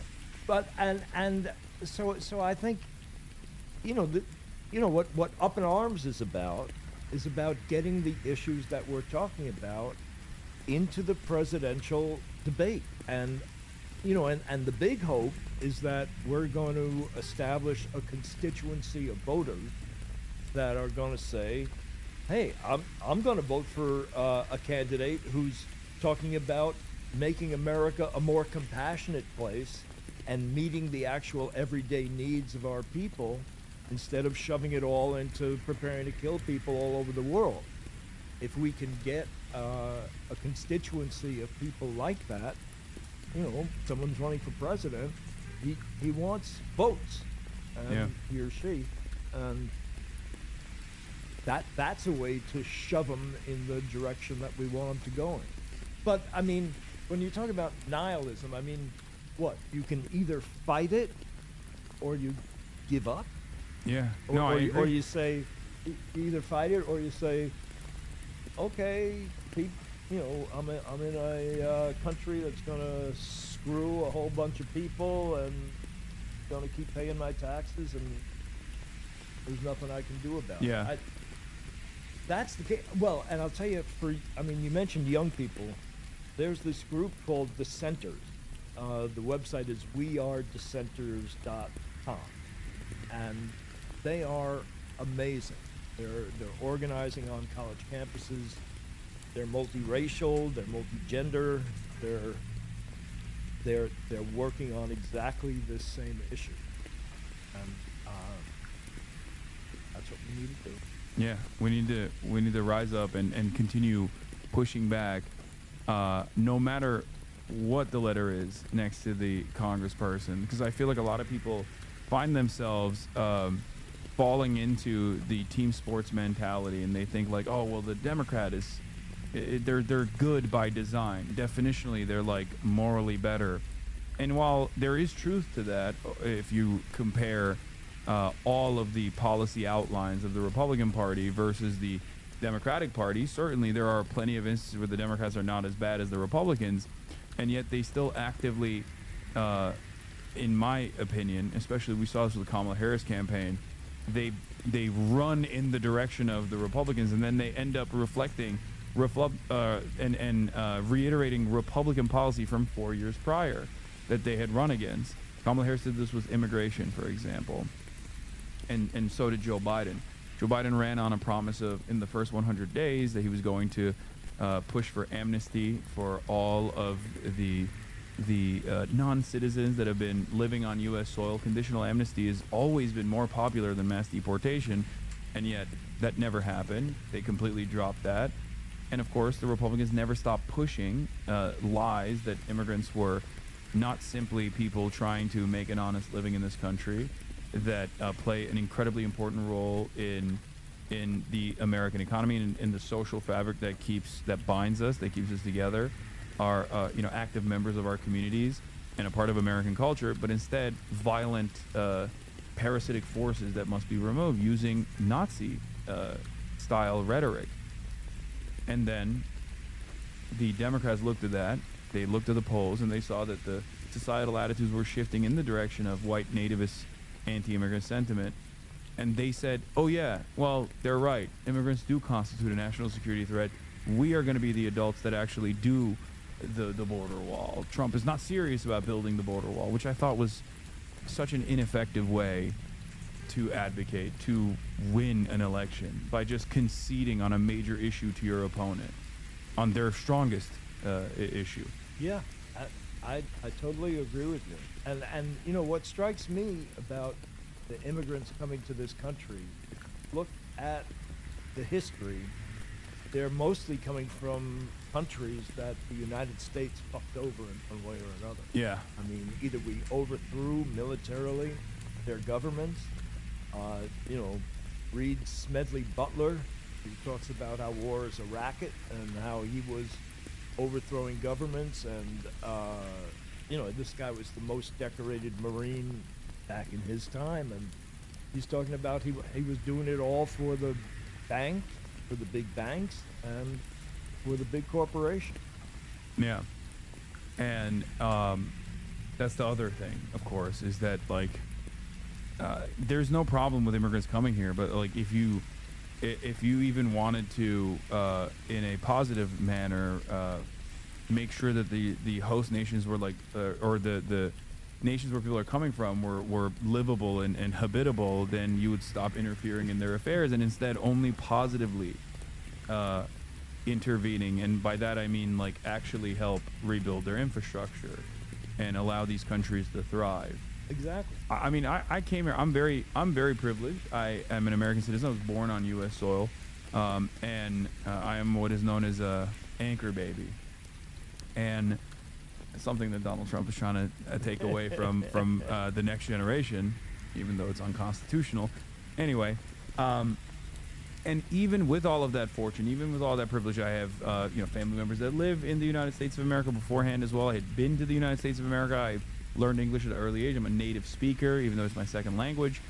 And I always thought, like, my own journey is to the United States of America. When I was at the age of 18, I came here for college.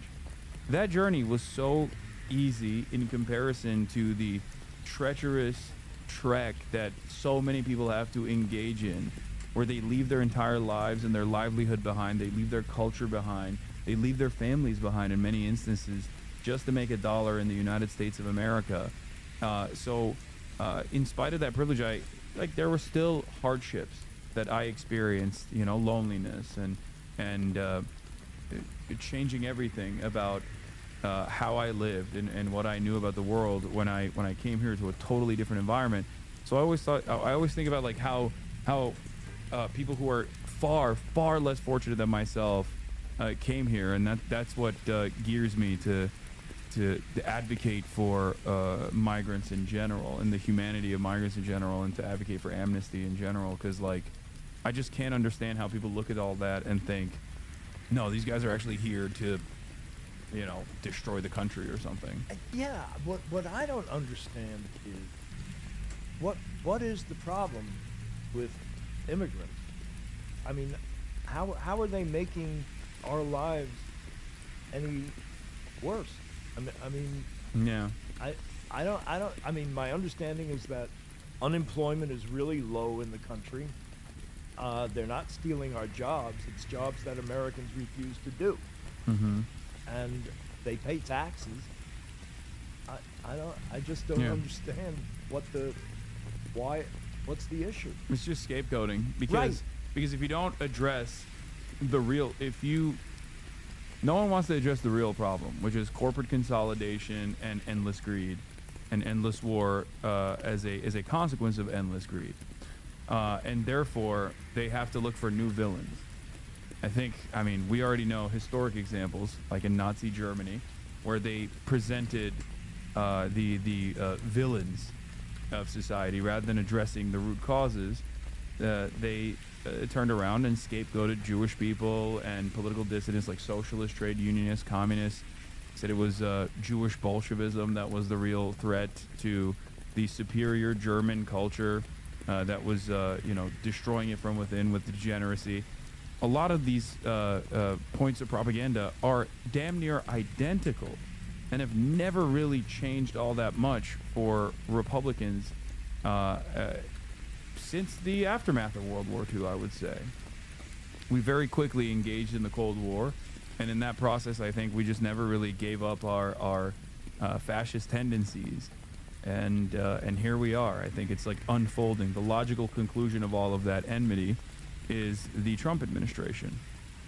Yeah, I think that's exactly right. And I think what's missing, and I think what is, I don't know, an intrinsic part of the American people is compassion and spirit and a soul of and empathy. I mean, they're starting to say that, oh, empathy is a really bad thing. You shouldn't. Yeah.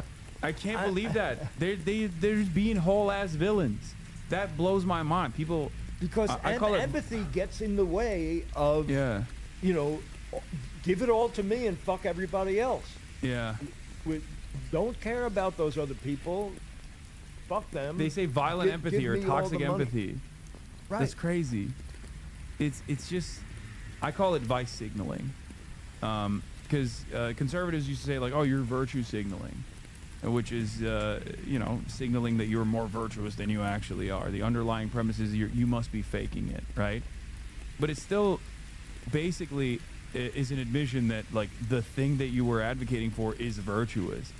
Nowadays, I think conservatives are vice signaling, where they say things like suicidal empathy or toxic empathy, and actively push for toxicity, actively push for more violence and more harm to others. It turns into this incredibly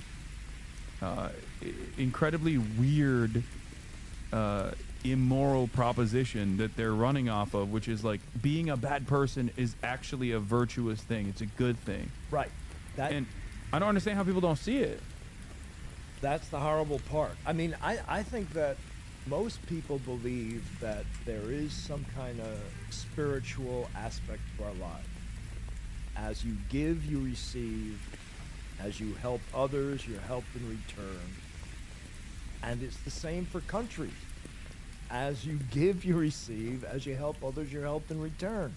I mean, the major way that the U.S. interacts with the world, especially now that, you know, Trump has cut off, you know, the measly aid that we used to give out. Yeah. The major way we interact with the world is at the point of a gun. Yeah. 800 military bases all over the world. Yeah. Absolutely. Okay, I'm gonna switch because you've been here for a while now. I want to take up more of your time, and thank you so much for coming on. My pleasure. This has been a wonderful conversation. We got to switch gears and talk about ice cream. Oh, all right. That sounds like fun. I'm a huge ice cream fan. Thank you. Thank you for consuming. Oh, sorry. Don't worry about it. It's all good. Yeah, I'll grab some. I'll grab some paper.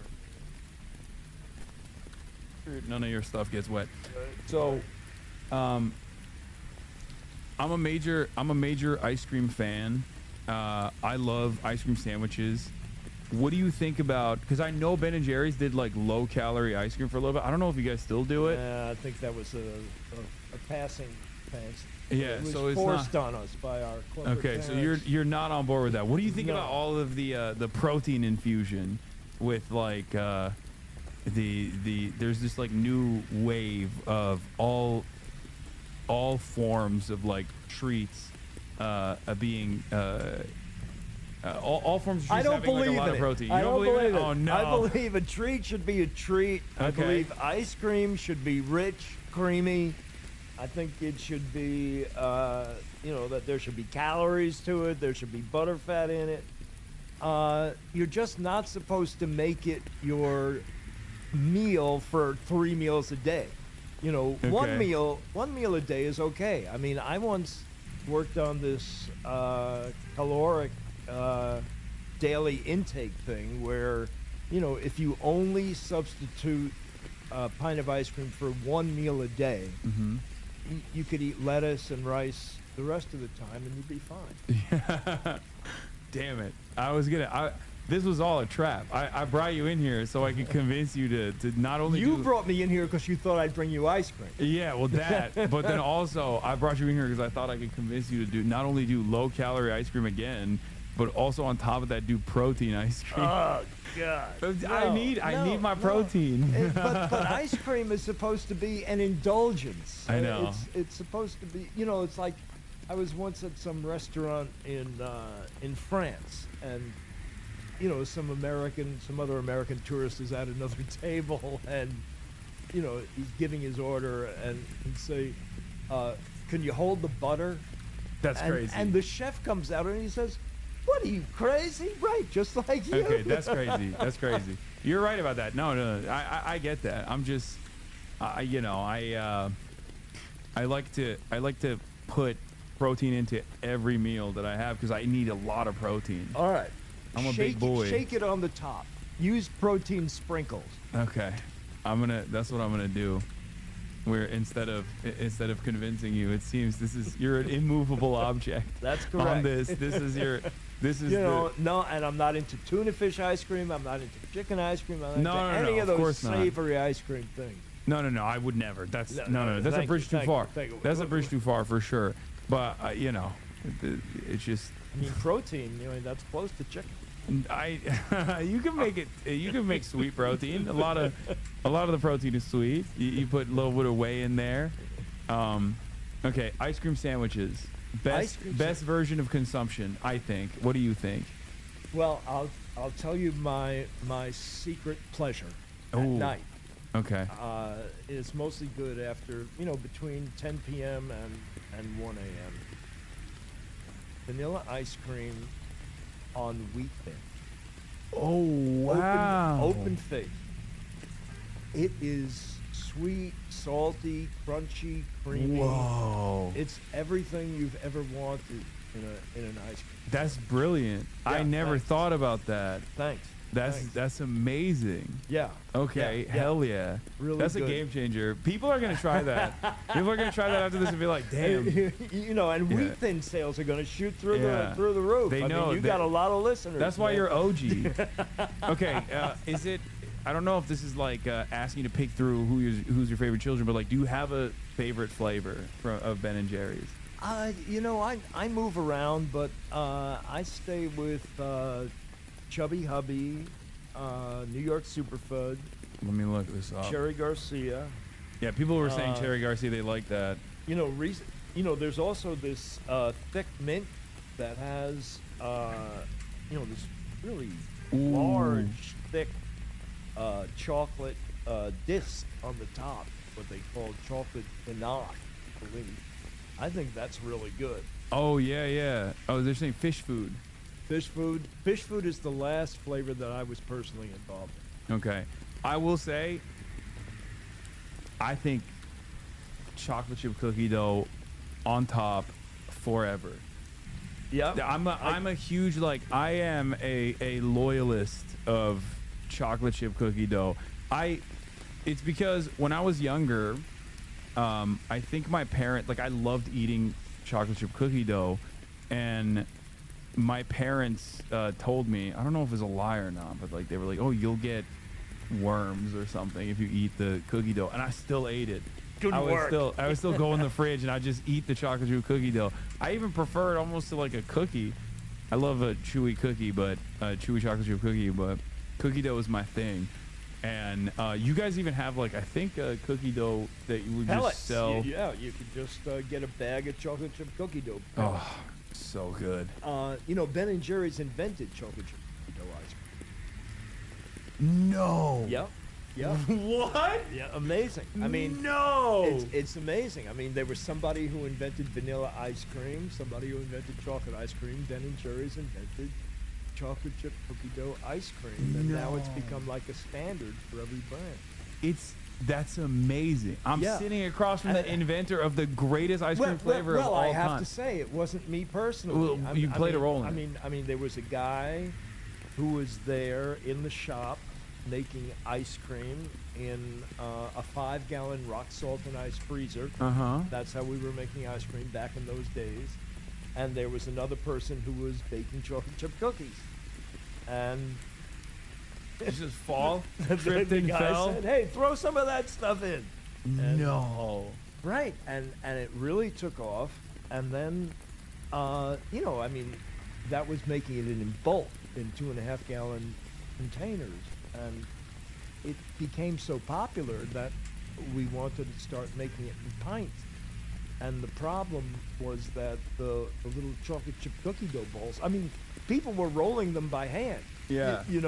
I mean, that's a lot of balls to roll. Yeah.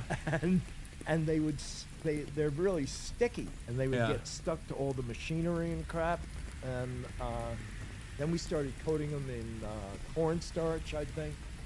And now they're made by this great company in Vermont that employs people who speak 5 or 10 different languages. I mean, they're all immigrants,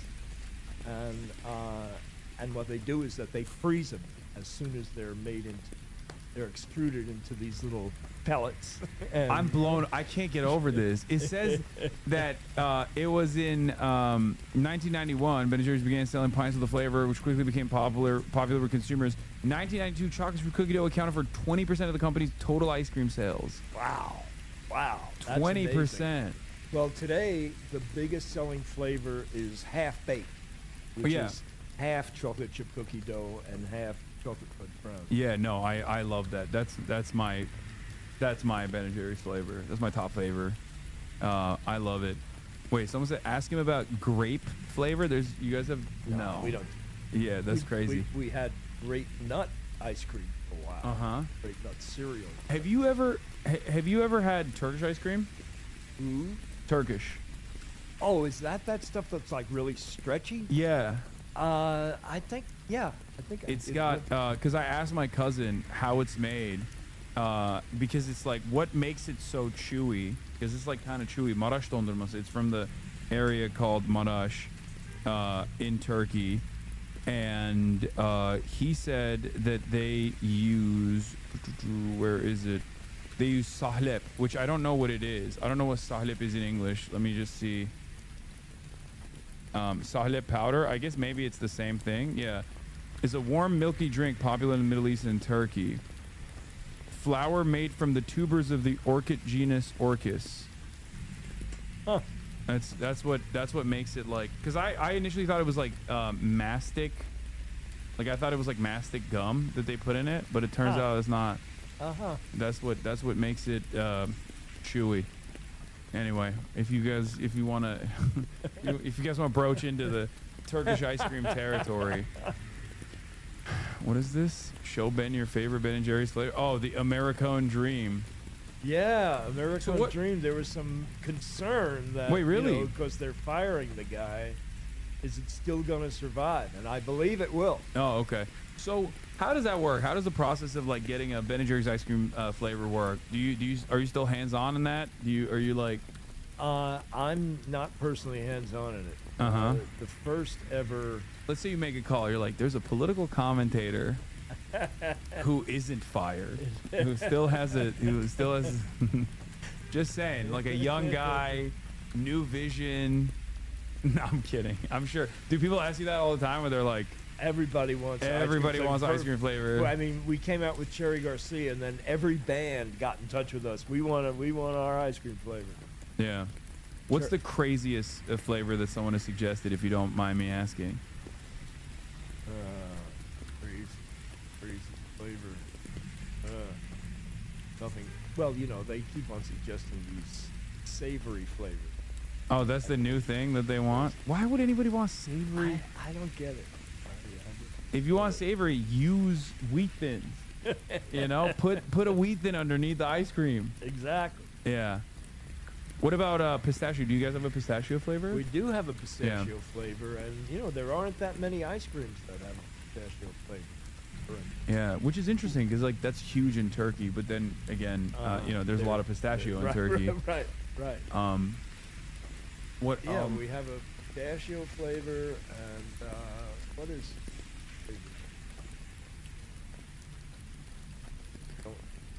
Oh, we have Chunky Monkey.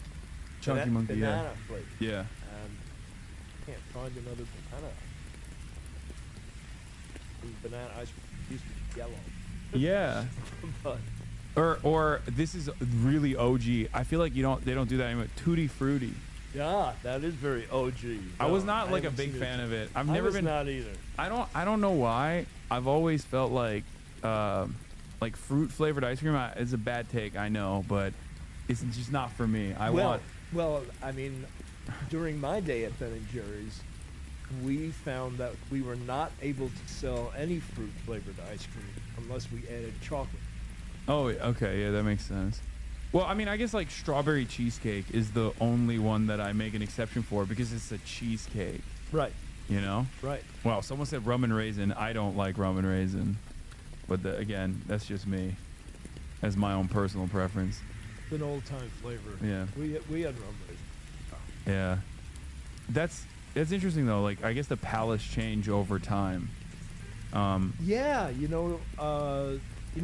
Chubby Hubby was kind of one of the first sweet and salty things, and then there's been there was a real sweet and salty crave. Yeah. I mean, there's a company called Salt and Straw. Yeah, I know them. That does specifically that, where it's like everything that they do is like very salty, very rich. Huh. That's probably why a lot of people are asking you to do more savory stuff. Honestly, yeah, they got like some of them are just straight up salty. Like they have like a goat cheese one where it's like just salty. It's not for everybody. Okay, out there idea. I'm gonna throw some ice cream flavor ideas at you. Yeah. And see if you already have it, because Ben&JERRY'S has a lot of flavors. I don't know all the flavors. Okay. Cinnamon Toast Crunch.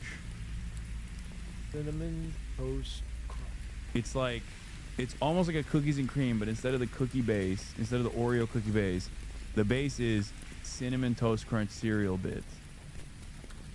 You know, I think it could work. That's free ball for you. I'm giving that to you for free. It's all good. You can take that home with you. It's fine. Okay. Baklava. Baklava, the company has tried.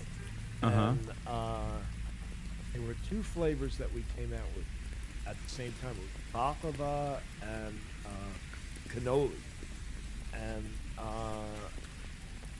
I was saying that baklava would sell better than cannoli. Yeah. Well, baklava it seems too oriental for Americans, I think. Still, it might have a resurgence now that like Dubai chocolate. I don't know if you know what that is, but Dubai chocolate is like popping off right now. It's a TikTok trend, but it's basically. Do you know what kunefe is? It's a Turkish. It's like a Middle Eastern dessert. It's like phyllo dough pieces. I think it's almost like it looks like thick pieces of hair, strands of hair. Kinda hairy, yeah. And they douse that with like some kind of pistachio chocolate, and then they put that inside of a chocolate, and that's how they make Dubai chocolate. That was pretty good. Yeah, it's not like coconut, chat. It's not. It doesn't have the same mouthfeels like coconut at all. It feels like it's closer to like a noodle, like a crispy pastry than coconut. There's a lot of. I don't like this personally, but have you guys ever tried rose flavoring? Yes, we have tried rose. I don't really like it, but I kind of liked it. It was kind of subtle, and I think we added some pistachios to it. Yeah. And I'm usually not kind of a subtle guy. Yeah. Worked for me. Okay. What is your favorite flavor that went away? Do you have one? Where you're like, I really like this. I banged for this, and people just didn't get the vision at the time. Well, the original one was mocha walnut. I used to be the delivery guy. I would be delivering it. You just be eating while you're delivering? Yeah. And, we got complaint letters. Half of them said there's too much coffee in the mocha. Half of them said there's too much chocolate. So, it was kind of a subtle, there's nothing, the walnuts and the mocha, kind of a subtle thing. Yeah, you had to have a hankering for that kind of thing. Okay. And then there was coffee almond fudge, which I thought was a great flavor. No longer, and coconut almond. So you're a fan of you're a fan of the nuts in the ice cream. Yeah, well, you might have heard that I don't have that much of a sense of taste. Oh, I have not heard that.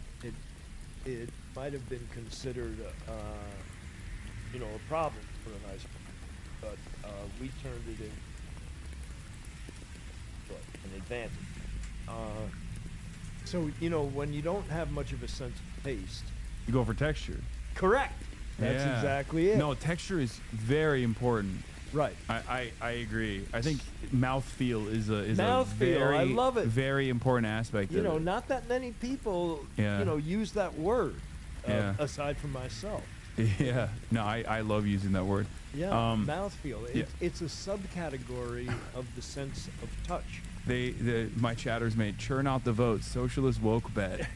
All right. Yeah. I mean, I'm just, no pressure. No pressure. Oh yeah. As far as like a chicken as dessert, tavuk göğsü, which means chicken breast, is a Turkish chicken dessert. It's made with literally chicken breast. Really? It's got a crazy mouthfeel, and it's not even remotely savory at all. It's really interesting. Huh. But yeah, that's another one. There was one more thing I wanted to ask you as far as flavors goes. I gave you cinnamon toast crunch ice cream. What else? What else could there be? Chat, do you have any that I haven't thought about? Oh, bacon and maple. That could work. I could definitely. Yeah, that was another one. Oh, people are saying Vegemite. Oh no. Yeah. No. Okay. Well, what do you think about the? So you don't like the protein ice cream? No. You're not in favor of it. No. Ice cream should be ice cream. Okay. What do you think about like the Greek yogurt shops that they have now, where it's like,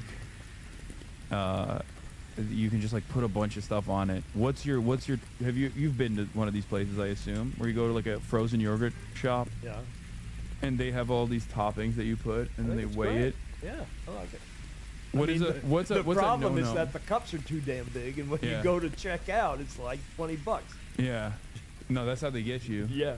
So what's a no-no for you in terms of toppings? Let's say you're Gummy bears. I think this gummy shit is really ridiculous. Yes. That's why I asked you, because someone was suggesting gummy bears. No. Gummy bears, I love gummy bears. Not on ice cream. They get cold and they get hard. Yeah. And it changes like the mouthfeel of it all. Right. It's not gummy anymore. Yeah, it's not. It's not good like on ice cream. A jujube. Yeah. You remember jujubes? No. No. These were like super hard gummy things. Uh-huh. They were like stale gummy things. Yeah, no, I don't like that, but I do like, as I've said before, the crumbled cookie toppings. I Yep. love. Yep. Which another good ice cream flavor could be cookie butter, which I don't even know if you guys have already. Oh, no. You've never had cookie butter? No. Oh, it's like Lotus Biscoff. Like it's like little biscuits. They have a specific taste. Yeah.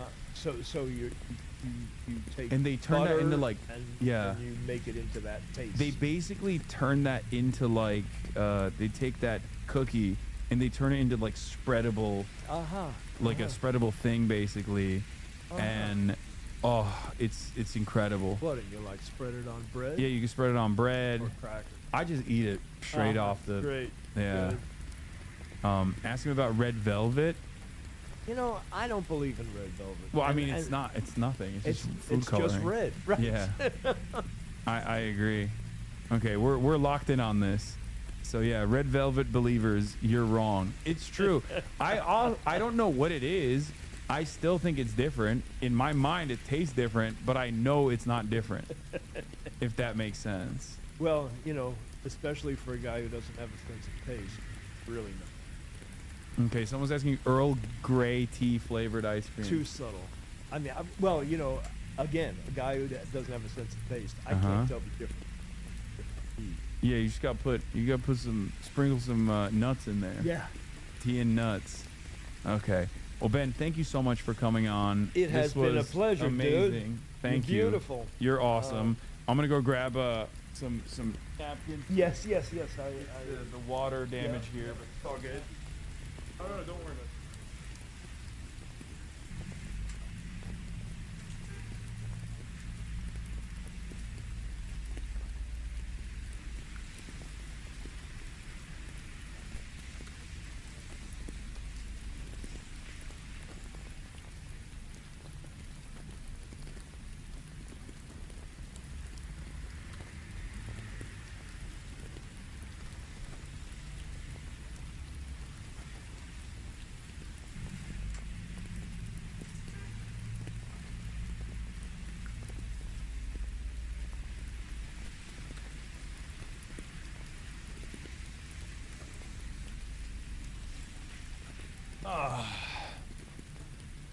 All right, that was Ben Cohen of Ben&Jerry's, ladies and gentlemen.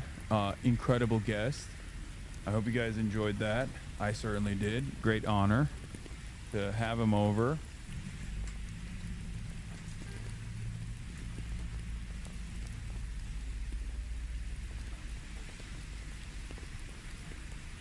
An OG. He hasn't left yet. He's just using the bathroom.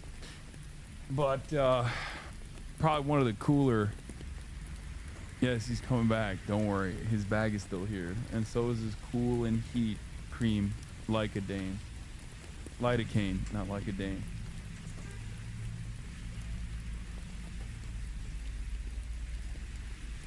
Do you want your you want your Pentagon budget paperwork back so you can? Oh no, I mean you're using that to preach the gospel to people. Wait, so you say you were born in 1950? How old are you now? Oh, thank you. How old are you now? Oh, really? You're 74 years young. Huh? And also you're very active. Yeah. Yeah.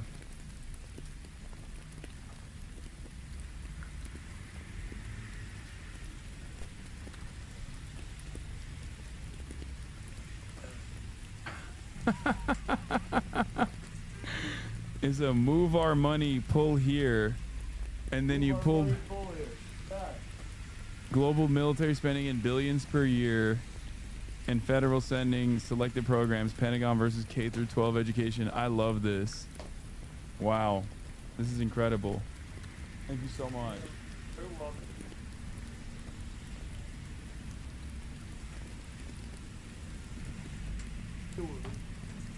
Mm-hmm. Ben is saying that if you guys want some, he can supply us with very large quantities of these pens, if anyone's invested in it.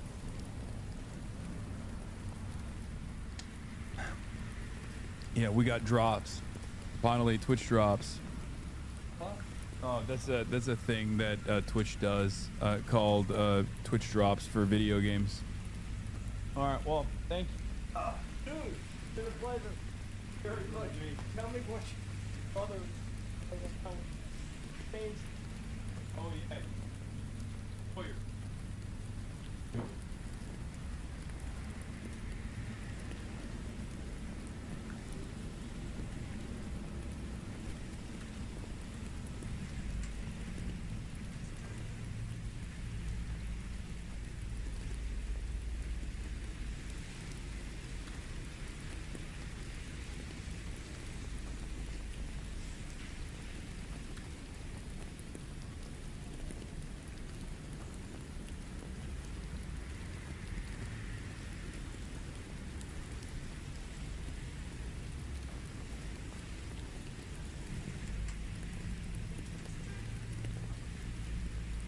How cool was that, huh? How cool was that? I thought the interview wasn't as contentious as it could have been. You didn't push him on protein ice cream at all. You barely presented an argument. I expect a bad input on a video on this too. Oh God. Oh God. Any attention? My one chance to bring attention to the injustice of a late night snack being discontinued, gone.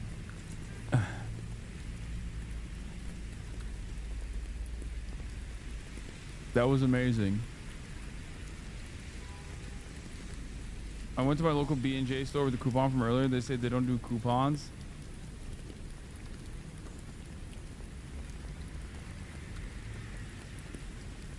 Yeah. Ben is a OG. Ben is a OG. You know, he's been at this for a long time. Just admitted it's not an issue. You could push harder and give ideas on protein ice cream like peanut butter and whey. You know way too much about ice cream and desserts. I can't believe Ben&Jerry's invented ice cream, cookie dough ice cream, which is my favorite.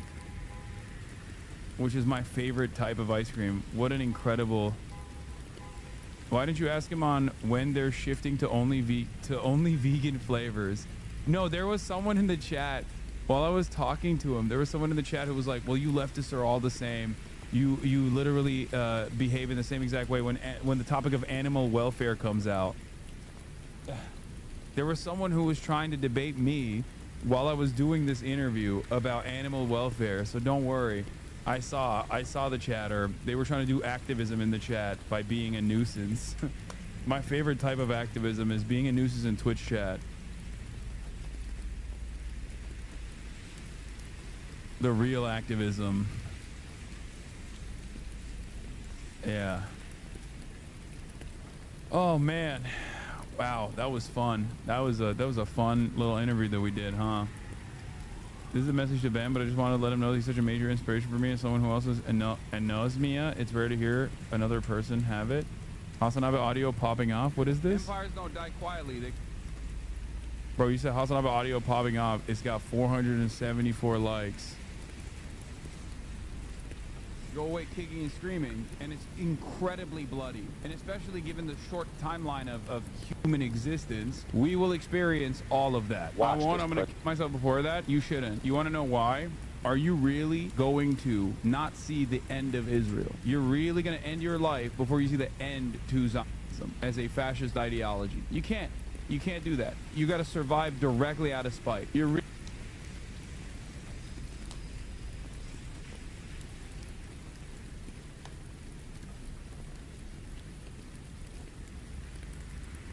That felt like the MasterChef arc, honestly. It made me extremely hungry and annoyed by the vegans. 4% ass charvers. Elaborate on the Turkish chicken dessert. I can't. You have to experience it to know what it is. There's no other way. There's no other way that I can do it justice. Don't die quietly. Okay. All right, I'll repost that. I was literally lifting when you gave that lecture. Pay me on the back.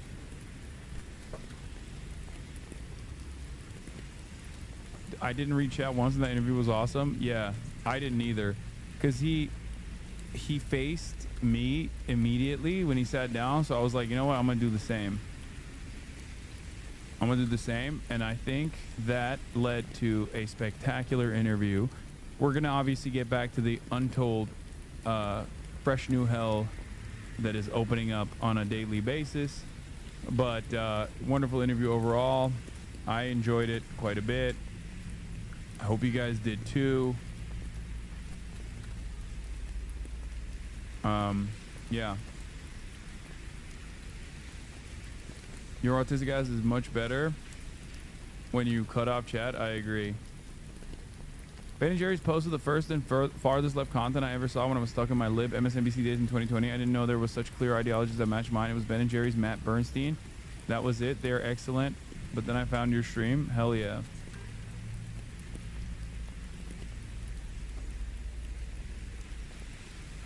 Breaking news on the Israeli pedophile that got arrested. What? Scoop. I've obtained the documents pertaining to the arrest of the Israeli government official Tom Alexandrovich, caught up in a recent Las Vegas undercover child sex ring. Key findings. Alexandrovich allegedly solicited what he believed to be a 15-year-old girl for sex, told the police he met with the FBI in Vegas, had a future meeting with the NSA, and immediately identified himself as an employee of the Israeli government. Alexandrovich repeatedly emphasized that he needed to speak with someone about his upcoming flight to Israel and speak to his family / the Israeli embassy.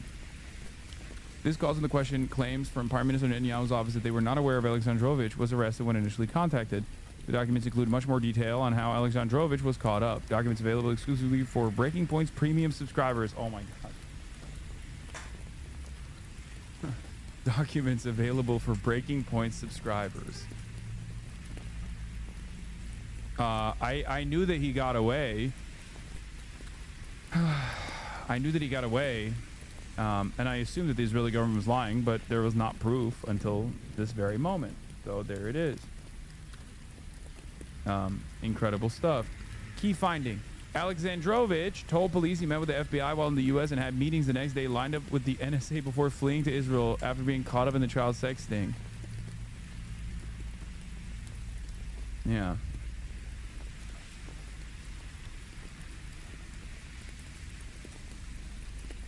Typically, the left so-called premier journalists refuse to ask the hard-hitting questions like whether or not he condemns Hamas. As a so-called avowed Israel supporter, I expected better of you shaking my damn head. Yeah.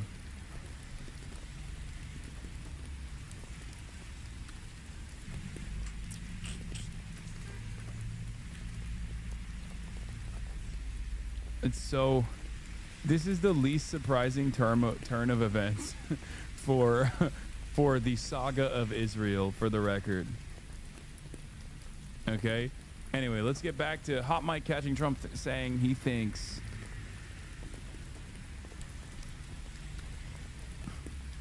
Ben from ice cream.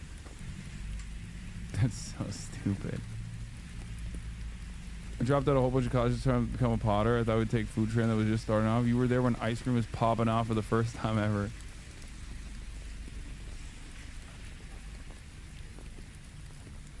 Did Hasan ask him what his favorite flavor of Houthis was?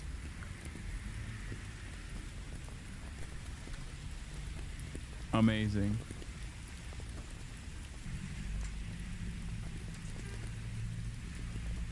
Dude, you can't live a happy life like this. I swear to God. It's so sad.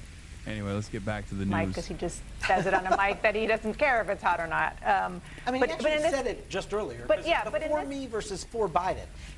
This is Biden's war, he said, sitting in the Oval Office with Zelensky, that they had agreement on Friday, that Putin agreed with him, that had Biden, had Trump been in office, this war would not have started the way that Trump had been arguing forever. And so he loves the thinking through his lens that just by his presence and being, that world events would have been different. But it's been 8 months and he's not been able to end it. Yeah. Well, is there any evidence that what Donald Trump clearly believes, that Putin will do something for him, is true? Look, this is evidence that Vladimir Putin in Alaska got the magic working again, that KGB training to assess people, to see their desires and their weaknesses, got him right back where he wanted to be. And the point that there never would have been a war had Trump been president. Vladimir Putin said 4 weeks after the inaugural in response to a reporter's question in Moscow, and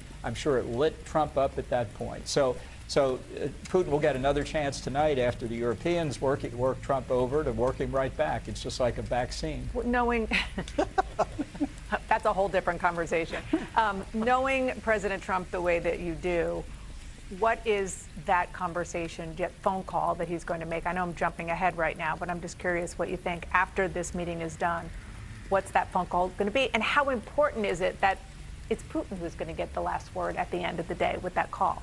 Well, I think the unspoken issue here really is land. And if published reports in this country are true, that Putin basically said, if I don't get Donetsk, there isn't going to be anything, and you have to go to Zelensky and say, if you give Russia Donetsk, the rest of the province, the 30% Russia doesn't control, then a lot of these other things are possible. And if that is rejected by this group, Trump is going to report that to Putin, and Putin's going to say, I told you Zelensky was the obstacle to peace. And that's the next part of the manipulation. I'm doing this for you, Donald. We're on this together. Zelensky is the problem. And again, that's why all the European leaders said in the public part of that ceremony, all of us here want peace, meaning including Zelensky. Mm-hmm. I think that's the first place Putin will go at. Whether he gets a chance to go after the security guarantees may not even be necessary. Yeah. The backdrop to all this, of course, is the continued fighting, the assault in Ukraine, where the country's military says Russia launched 4 missiles and 140 drones overnight alone. One strike in the city of Kharkiv killed 3 people, among them a small child. Holly Williams is in Ukraine for us. Holly, good morning. Good morning. For more than 3 years now, Ukrainians have been fighting to defend every square foot of their nation. They've been applauded for their courage, but make no mistake, they are exhausted by this war. Nearly 70% of Ukrainians now support a negotiated peace deal, according to a recent poll, and that's up from just over 20% at the beginning of the invasion. Yet the devil is in the details. President Volodymyr Zelensky has said it would be unconstitutional to permanently cede to Russia the parts of his country that are currently under occupation. That's around 1/5 of Ukrainian territory. And many Ukrainians we've spoken to say that giving up swaths of their country and the people who live there is not a price they're willing to pay, even if it brings peace. Meanwhile, Ukraine and its allies in Europe also fear that sacrificing Ukrainian territory to Russia would set a dangerous precedent, effectively rewarding Vladimir Putin for his invasion invasion and even encouraging him to do it again. Vlad. All right, Holly Williams in Ukraine, thank you very much. Donald Trump says Vladimir Putin wants to stop the killing. Try telling that to the people of Kharkiv, hit by multiple drone strikes at dawn. Dazed residents were led to safety while rescue workers raced to save survivors, prizing them from the rubble. Among the civilians killed, an 18-month-old baby girl, a 16-year-old boy. More than 20 were injured. There was no reason for Putin's military to target this place. I want to say that this is not a military house. Families live here. Children, youth, old people. There is no military object here. But still, every drone hit it. You can all ask, why is this happening? There were similar scenes further south in Zaporizhia, more attacks on residential areas. Russians are combining drones with ballistic missiles from multiple directions now and increasing the frequency of their attacks. On his way to Washington, Ukraine's President Zelensky wrote, "The Russian war machine continues to destroy lives despite everything. Putin will commit demonstrative killings to maintain pressure on Ukraine and Europe, as well as to humiliate diplomatic efforts. That is precisely why we're seeking assistance to put an end to the killings.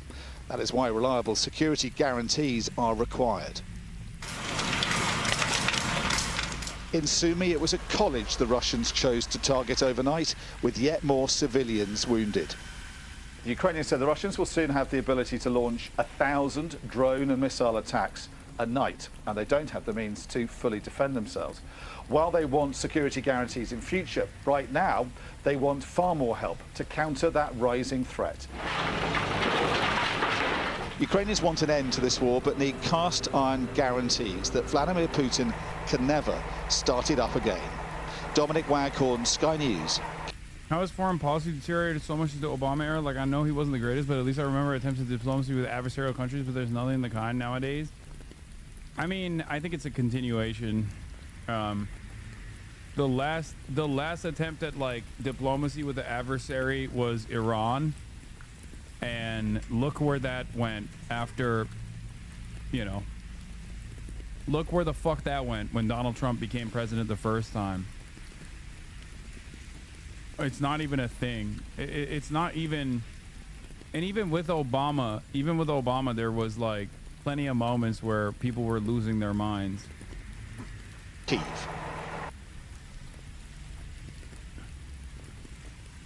Let's turn.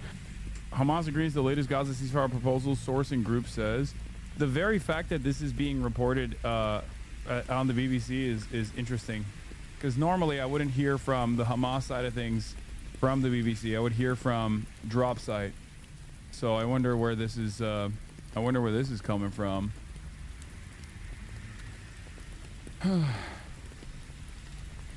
Iran and Cuba, both of which only happened on the way out, got immediately reversed by Trump.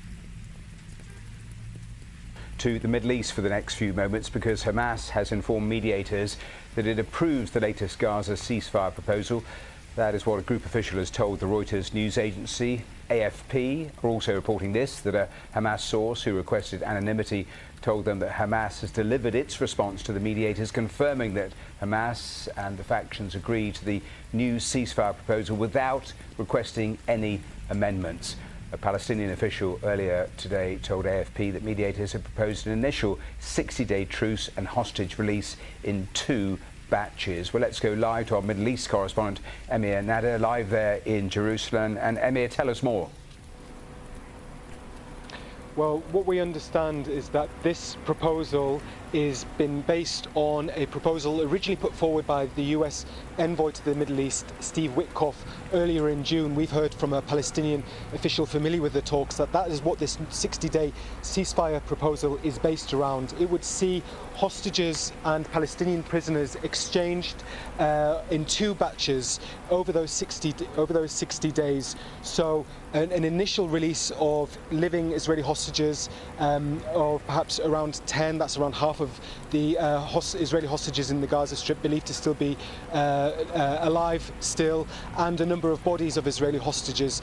And then there would be negotiations during this period ongoing for a permanent end to the war. That was the proposal put forward by Steve Witkoff earlier this year. We understand from Palestinian officials familiar with the talks that it is the proposal that has formed the basis of what Hamas have agreed to today. It was put forward to them in Egypt, where there have been these very reinvigorated negotiations, discussions ongoing in an attempt to avert Israel's planned invasion of Gaza City, which could have very huge, untold consequences for the million Palestinians that are there. So it's really focused.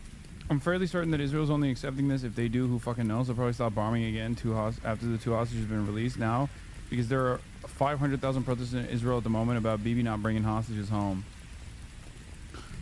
Yeah, it feels like it's I guess like the internal pressure is mounting in Israel. But did they not already accept this?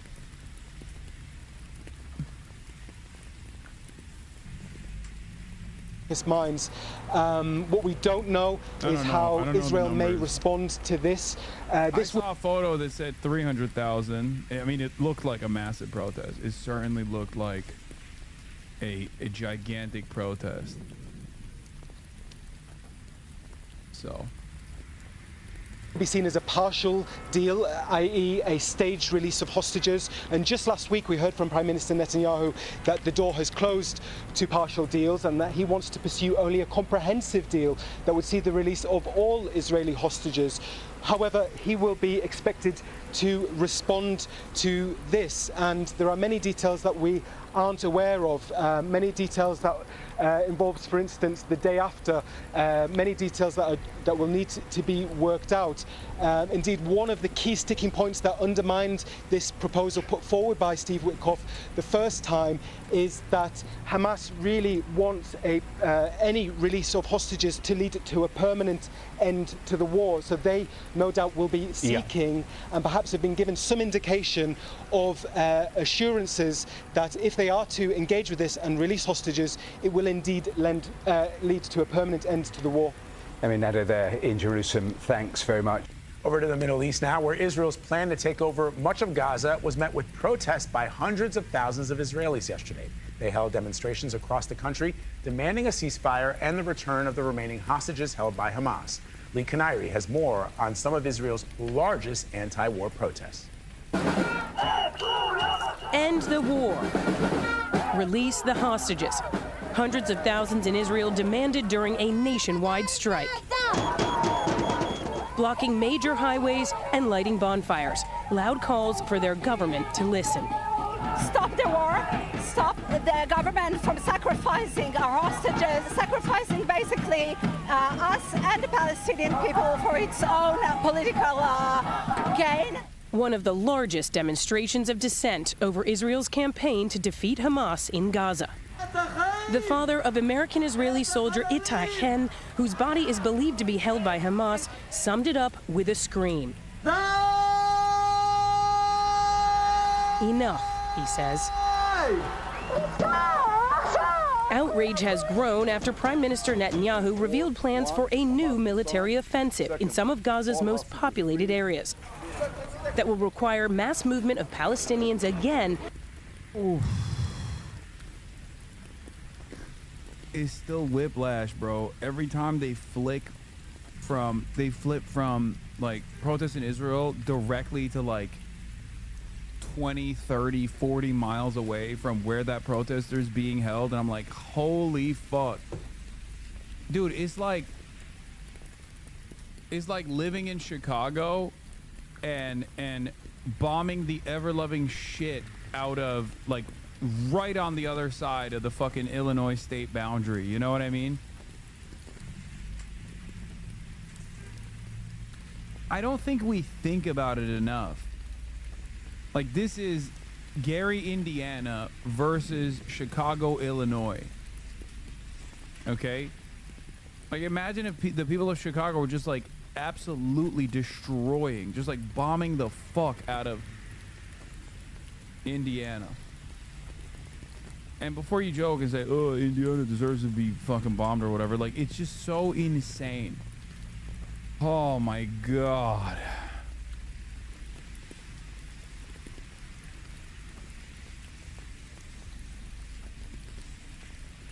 From places like Gaza City, where 11-year-old Nadim Abu Nada lives in ruins. But this is her home, and she says the only place she wants to go is to school. We want to live like the other children around the world and go to school. We have nothing. There is no food or water. Food aid agencies operating in Gaza say getting into the territory remains highly challenging, and any further disruption could be dire. Israeli reports say a Gaza City offensive would require a large-scale mobilization. Yeah, they keep talking about fucking 750,000 reservists. They got like 74,000 active duty right now. They are not getting 750,000 reservists to actually go and permanently militarily occupy Gaza. These people are out of their fucking minds, dude. It's just psychotic. I guess they're just gonna, what? America, instead of sending troops to Ukraine and defend Ukraine, which is not gonna happen, obviously. Russia's a nuclear armed nation. We're just gonna send we're gonna send 100,000 troops. We're gonna do the real Iraq surge, but this time in Gaza, so that Israel can maintain and occupy Gaza while it continues conducting its ethnic cleansing campaign. Of reservists that would come as fury at government policy is loud and clear. For CBS, yeah, we gotta send in the National Guard to defend Israel, dude. ADL CEO Jonathan Greenblatt on rising protests. The one-sidedness of this is just astonishing.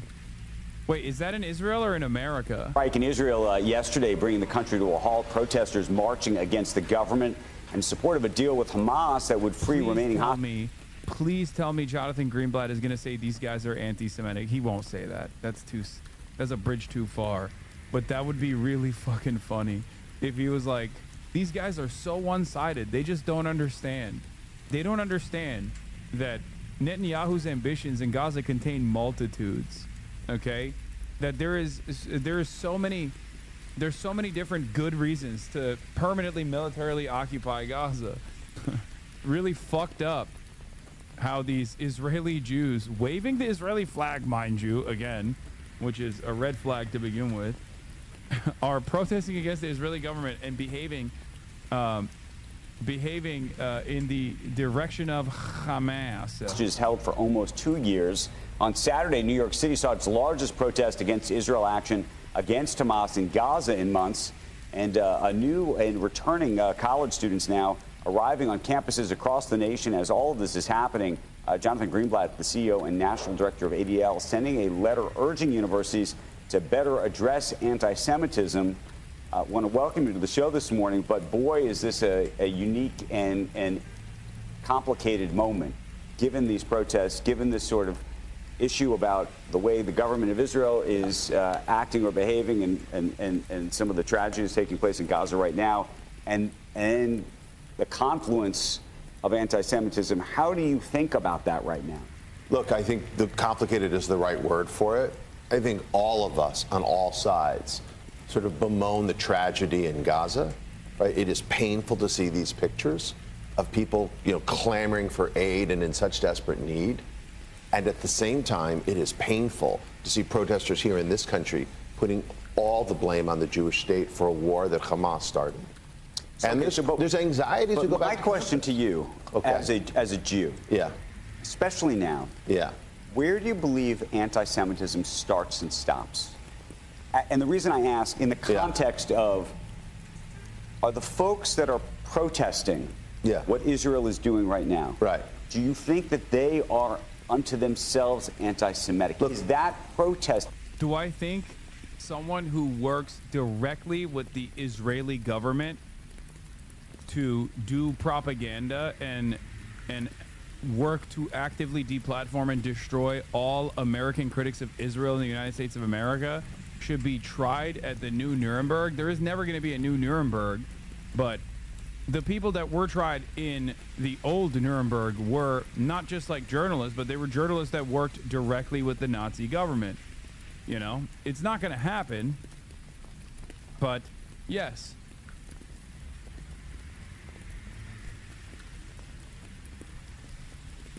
I love the news asking Greenblatt for some objective line where you cross it and that is anti-Semitism, Lamau preposterous on his face.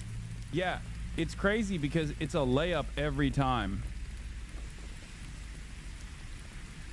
It's a layup every time, and he still fucks it up every single time. I don't even know how. They'll be like these guys agree with Jonathan Greenblatt. Like, he went on the New York Times interview, and they were like, what's the line between anti-Semitism and anti-Zionism? And he was like, it's all anti-Semitism. And even the fucking New York Times was like, that sounds a little crazy. You know what I mean? Like, your job is to just be the #1 communicator that, like, all critics of Israel are anti-Semites. You should be able to figure out a better way to do this. Honestly. Like, it is shocking how bad he is at this job. Anti-Semitic. Look, I've got to say, it's a fair question and kind of an amazing. It's a fair question, but it's all anti-Semitic. Sorry, Mr. Squawk of Squawk's Box. MSM still acts like ADL's the king of the Jews. I mean, it's just the Pope, as Sam Cedar would say. The Jewish Pope.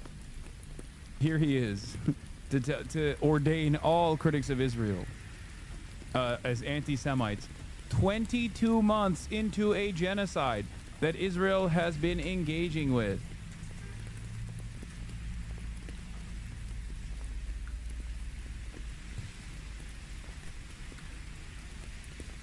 Why are you skipping over the fact that these Tel Aviv protests have nothing to do with Palestinian emancipation or rights? It's just Israelis not wanting to die in Gaza and wanting their POWs back.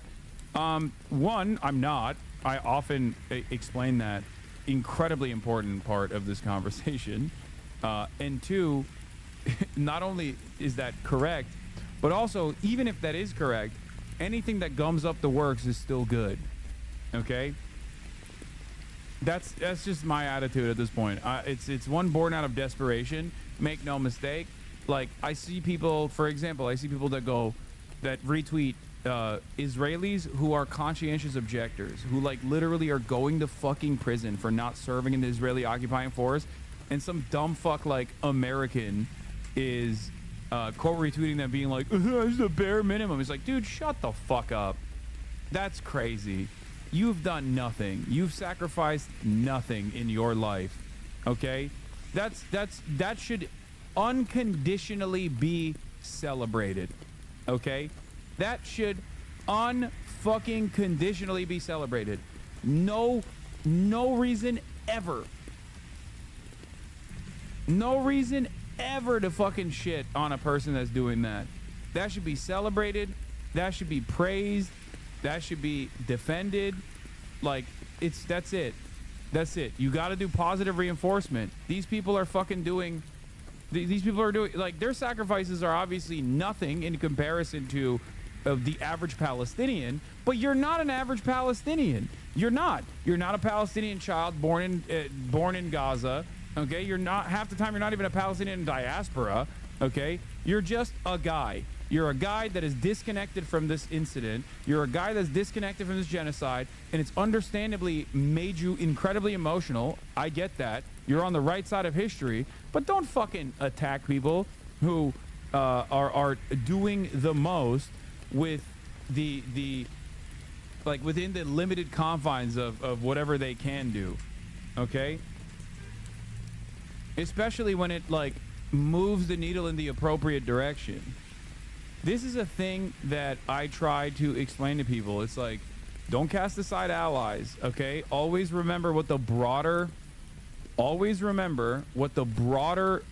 societal attitude is, and try to move as many people as you can to your position. And the best possible way to do that is by being open-minded, by being charitable, by trying to actively promote people like that, for example.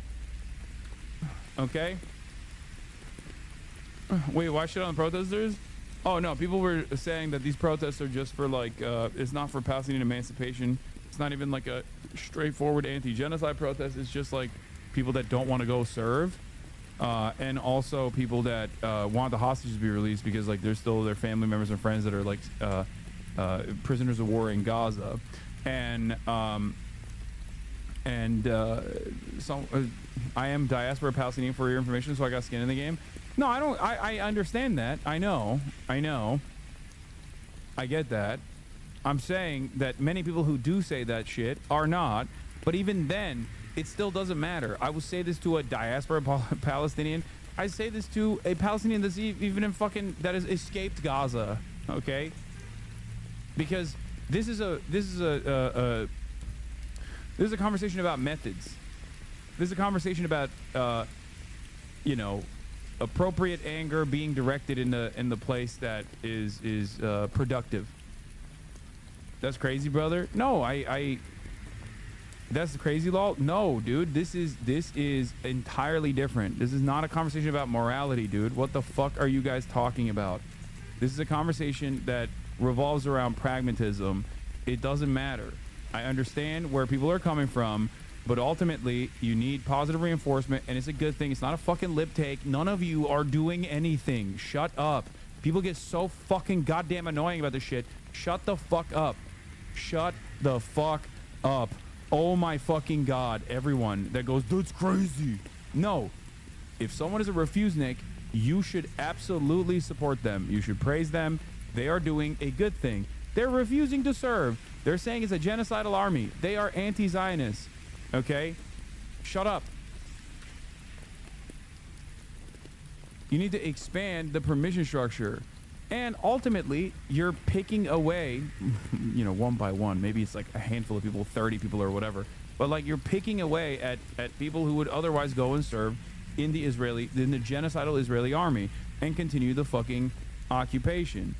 It's a good thing. Every obstruction, even if it's not immediately for Palestinian emancipation, is still a good thing because this gums up the works for the Israeli state.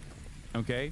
Do I wish that these guys were actually straight up anti-genocide protesters that were like, fuck you, Benjamin Netanyahu, fuck Zionism, fuck Israel, blah, blah, blah?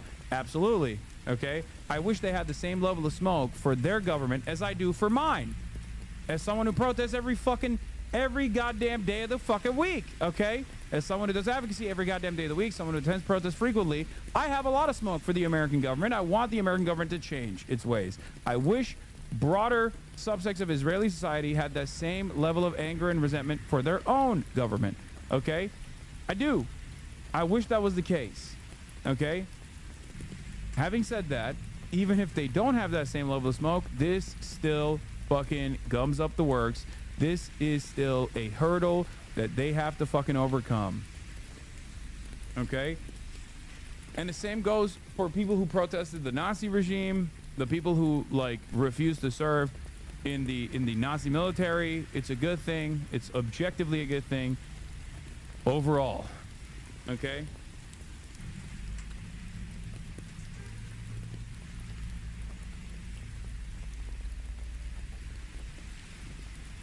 You feel me? Amazing one, because I know I've said, and many people have said over and over and over again, protesting Israel isn't anti-Semitic. The hundreds of... shut the fuck up. Yes, you do. You do say that. You can't say that right now because the videos on the fucking screen are Jews in Israel protesting against the Israeli state. So it comes across as like a fucking moronic statement. Bad take. No one ever explains why it's a bad take. This person will just double down and say, it's actually fucking libbed up. I am getting sicker and sicker and more tired of some of the most snarky, annoying fucking assholes in this goddamn community. It's really shitty, especially because like it's rendered my position impossible because of my own personal radical framework, that it has made it already impossible for like the average lib to even fucking entertain what I'm saying with like an ounce of fucking charity.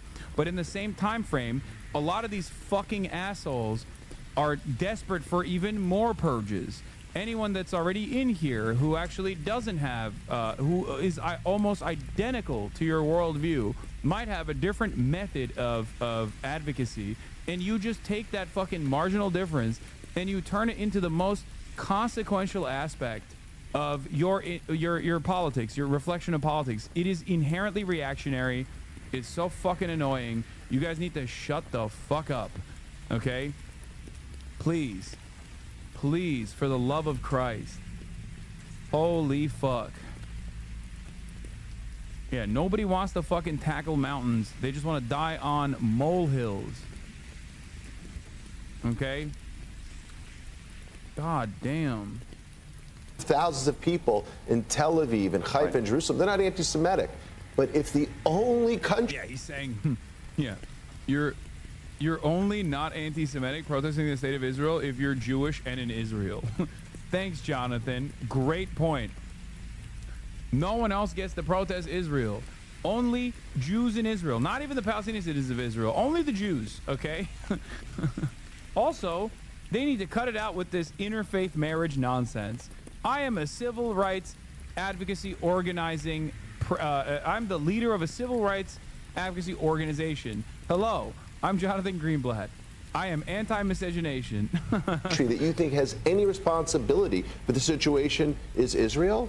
If you parade signs around that claim Israel is a Nazi state, if you make wild claims that, like Bella Hadid's father, Mohammed Hadid, did over the weekend, that he wants to destroy the state of Israel, that crosses a line. I mean, literally, I just can't understand, Andrew. Yeah. This motherfucker always has some celebrity's name that he can drop. I care about children in Gaza too. It's got to be such a, you know, you don't. Yeah, you care about killing them. But why was there not a single sign yesterday or over the weekend saying they care about Israeli children? Why isn't there a single person at these protests saying, Qatar, lean on Hamas? What do you mean Israeli children, bro? What do you mean? What are you talking about? Like, is there an imminent threat to the Israeli children beyond the Israeli state itself? Like, what are we talking about? How do people not realize he's just all lives mattering a fucking genocide? That's what he's doing. Okay? That's it. That's what he's doing. What do you mean Israeli children? Like what? Like what are you talking about?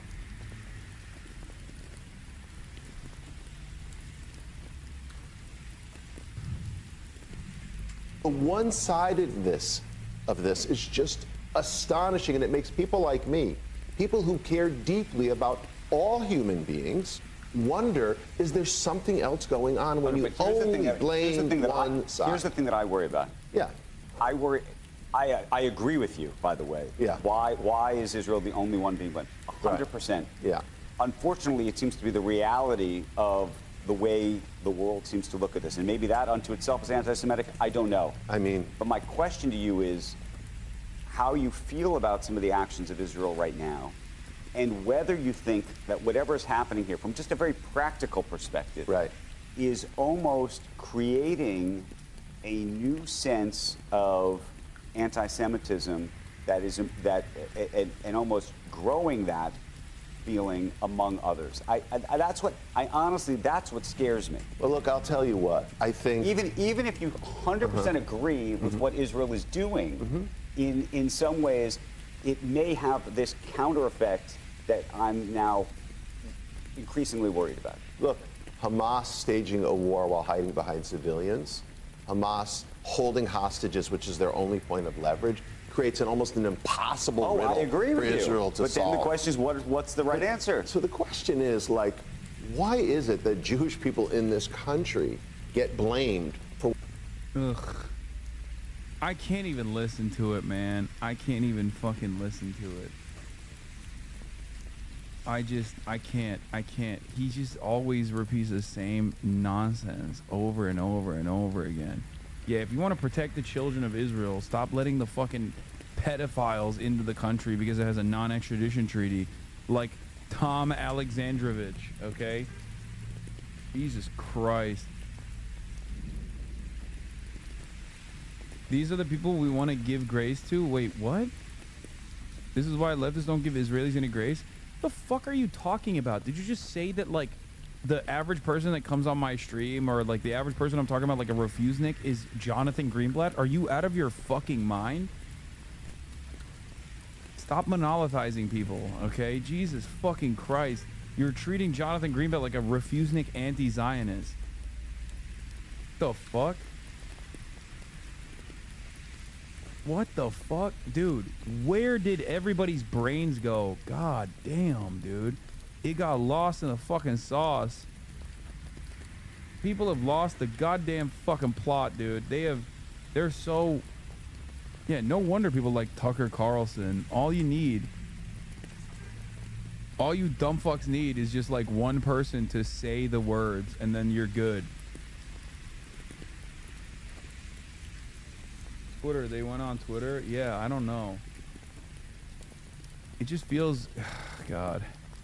I hate to say it, but it's just like, it does truly feel like a silly endeavor.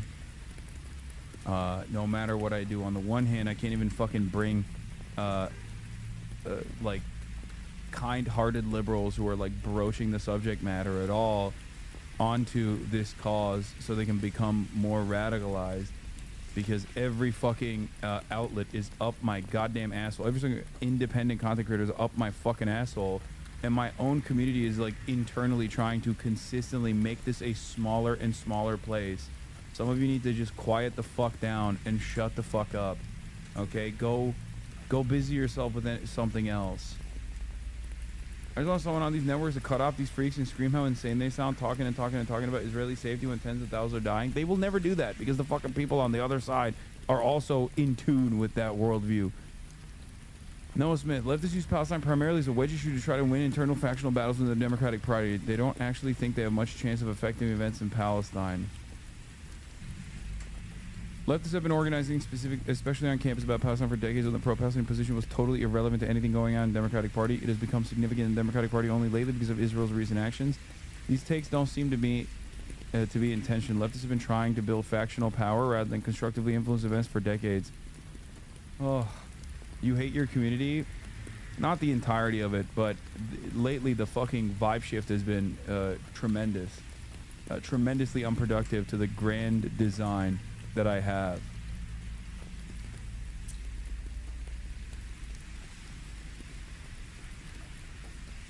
Of course I don't hate the entire community. It's the one thing that that and spite keeps me going.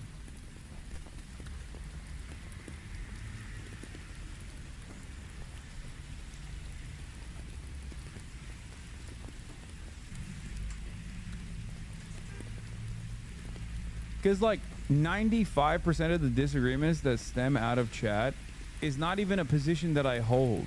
It's just what you misunderstood and you got incredibly passionate over. And now you've made it like a primary disagreement that is irredeemable. And it's like, I didn't even say the thing that you think I said. You just misunderstood what I said, and it's my fucking problem now. You know what I mean? It's just purity politics in the worst possible way. You know?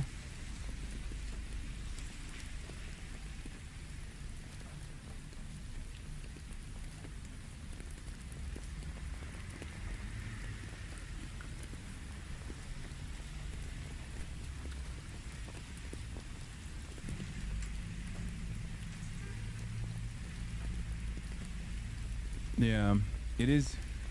It's also the external forces, obviously, mostly. The fucking elevated death threats, like kicked up to a much higher degree. The level of vitriol and fixation they operate with goes far beyond critique. It's obsessive, violent, disturbingly normalized. The constant stalking, lies, and coordinated harassment should alarm anyone who cares about their online safety. They're constantly brigading anyone and everyone that I collaborate with and bring that toxicity over to other people. Everybody in this industry knows who the fucking villains are. They just don't want to say anything because they don't want to get a fraction of that fucking smoke. You see what I have to deal with behind closed doors? They openly talk about how fucking insane it is, and they just they can't say anything about it because who am I to fucking be like, yo, put your, you know, speak out on it. Speak out on it.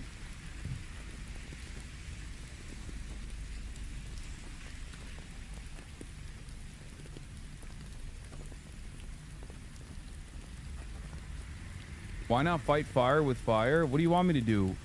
I'm a leftist, okay? And we don't get the same level of fucking breathing room to just operate with the same level of toxicity, okay?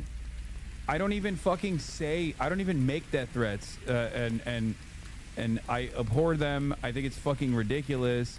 Even if I joke about something, they will present it as though I'm sincerely advocating for the death of a fucking sitting senator, okay?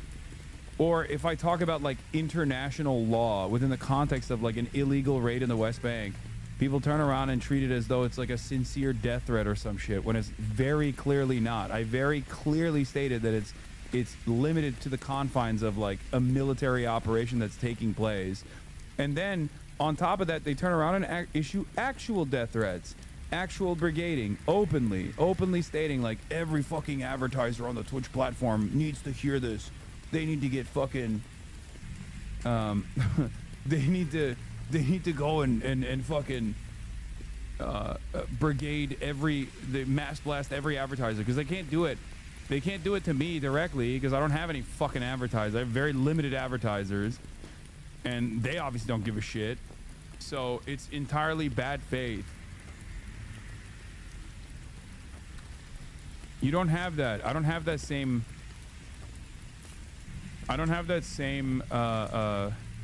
capacity to do so, especially because it gets in the way. Like even this meta commentary about like being visibly left, being visibly progressive on the internet, and how much that opens you up to the floodgates of hatred is unironically deviating the attention away from the shit that I want to talk about. You know?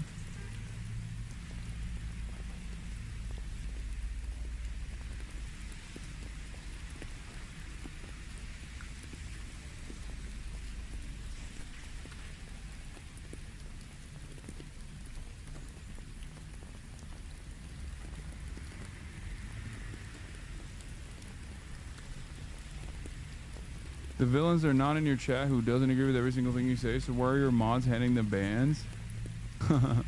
It's because you're fucking annoying.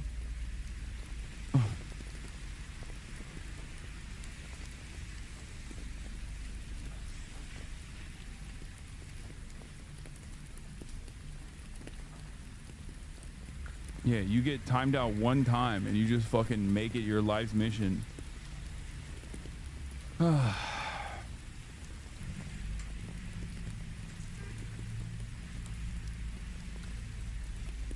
I don't know where the Ukraine stuff is going to go, and it doesn't seem like it's going to go anywhere productive, but what do I know? I'm confused by the overall positive vibes that came from the Ukrainian side and the European side as well, but I don't know.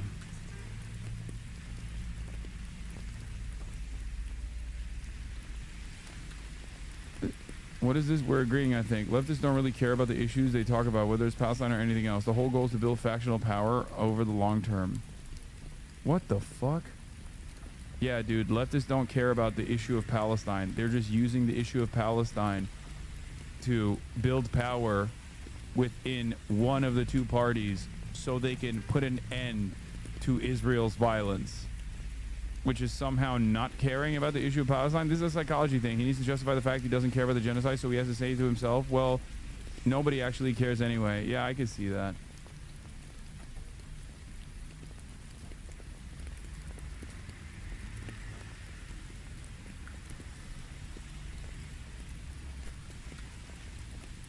Yeah, there's no reason at any given point to actually care about whatever the fuck Matt Iglesias has to say, honestly.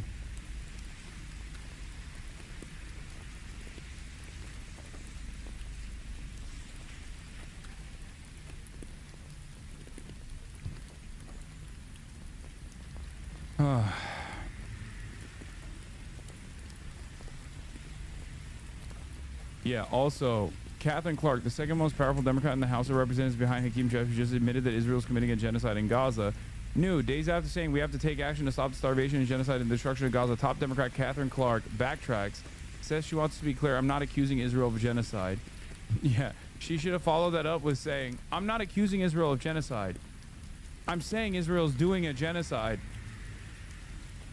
And everyone can see it. It's not an accusation.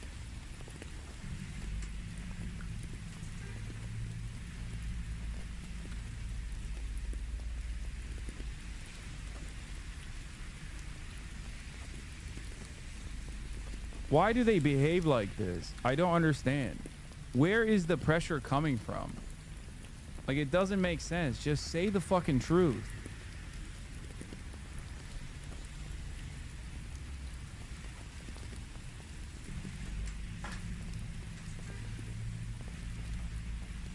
Ugh. This will not age well. I don't even know how things will age. I'm just not going to be there to see it at this point. I'm going to fucking perish one of these days. It just feels like I'm going insane every single fucking day that I see this shit. What is this? This may be true of many of the subsection of leftists, but it feels insulting to say none of them, including the many Muslim and Arab activists, don't actually care about Palestine. Absolutely. Among Arabs and Muslims, of course, it's not a left issue, but a right-wing nationalist one, and they have incredibly sincere commitment to it, though unfortunately less so to the humanitarian needs of the Palestinian people and as individuals. I can't say what I think about Matt Iglesias, and I feel like he's just writing this shit so he can piss people off.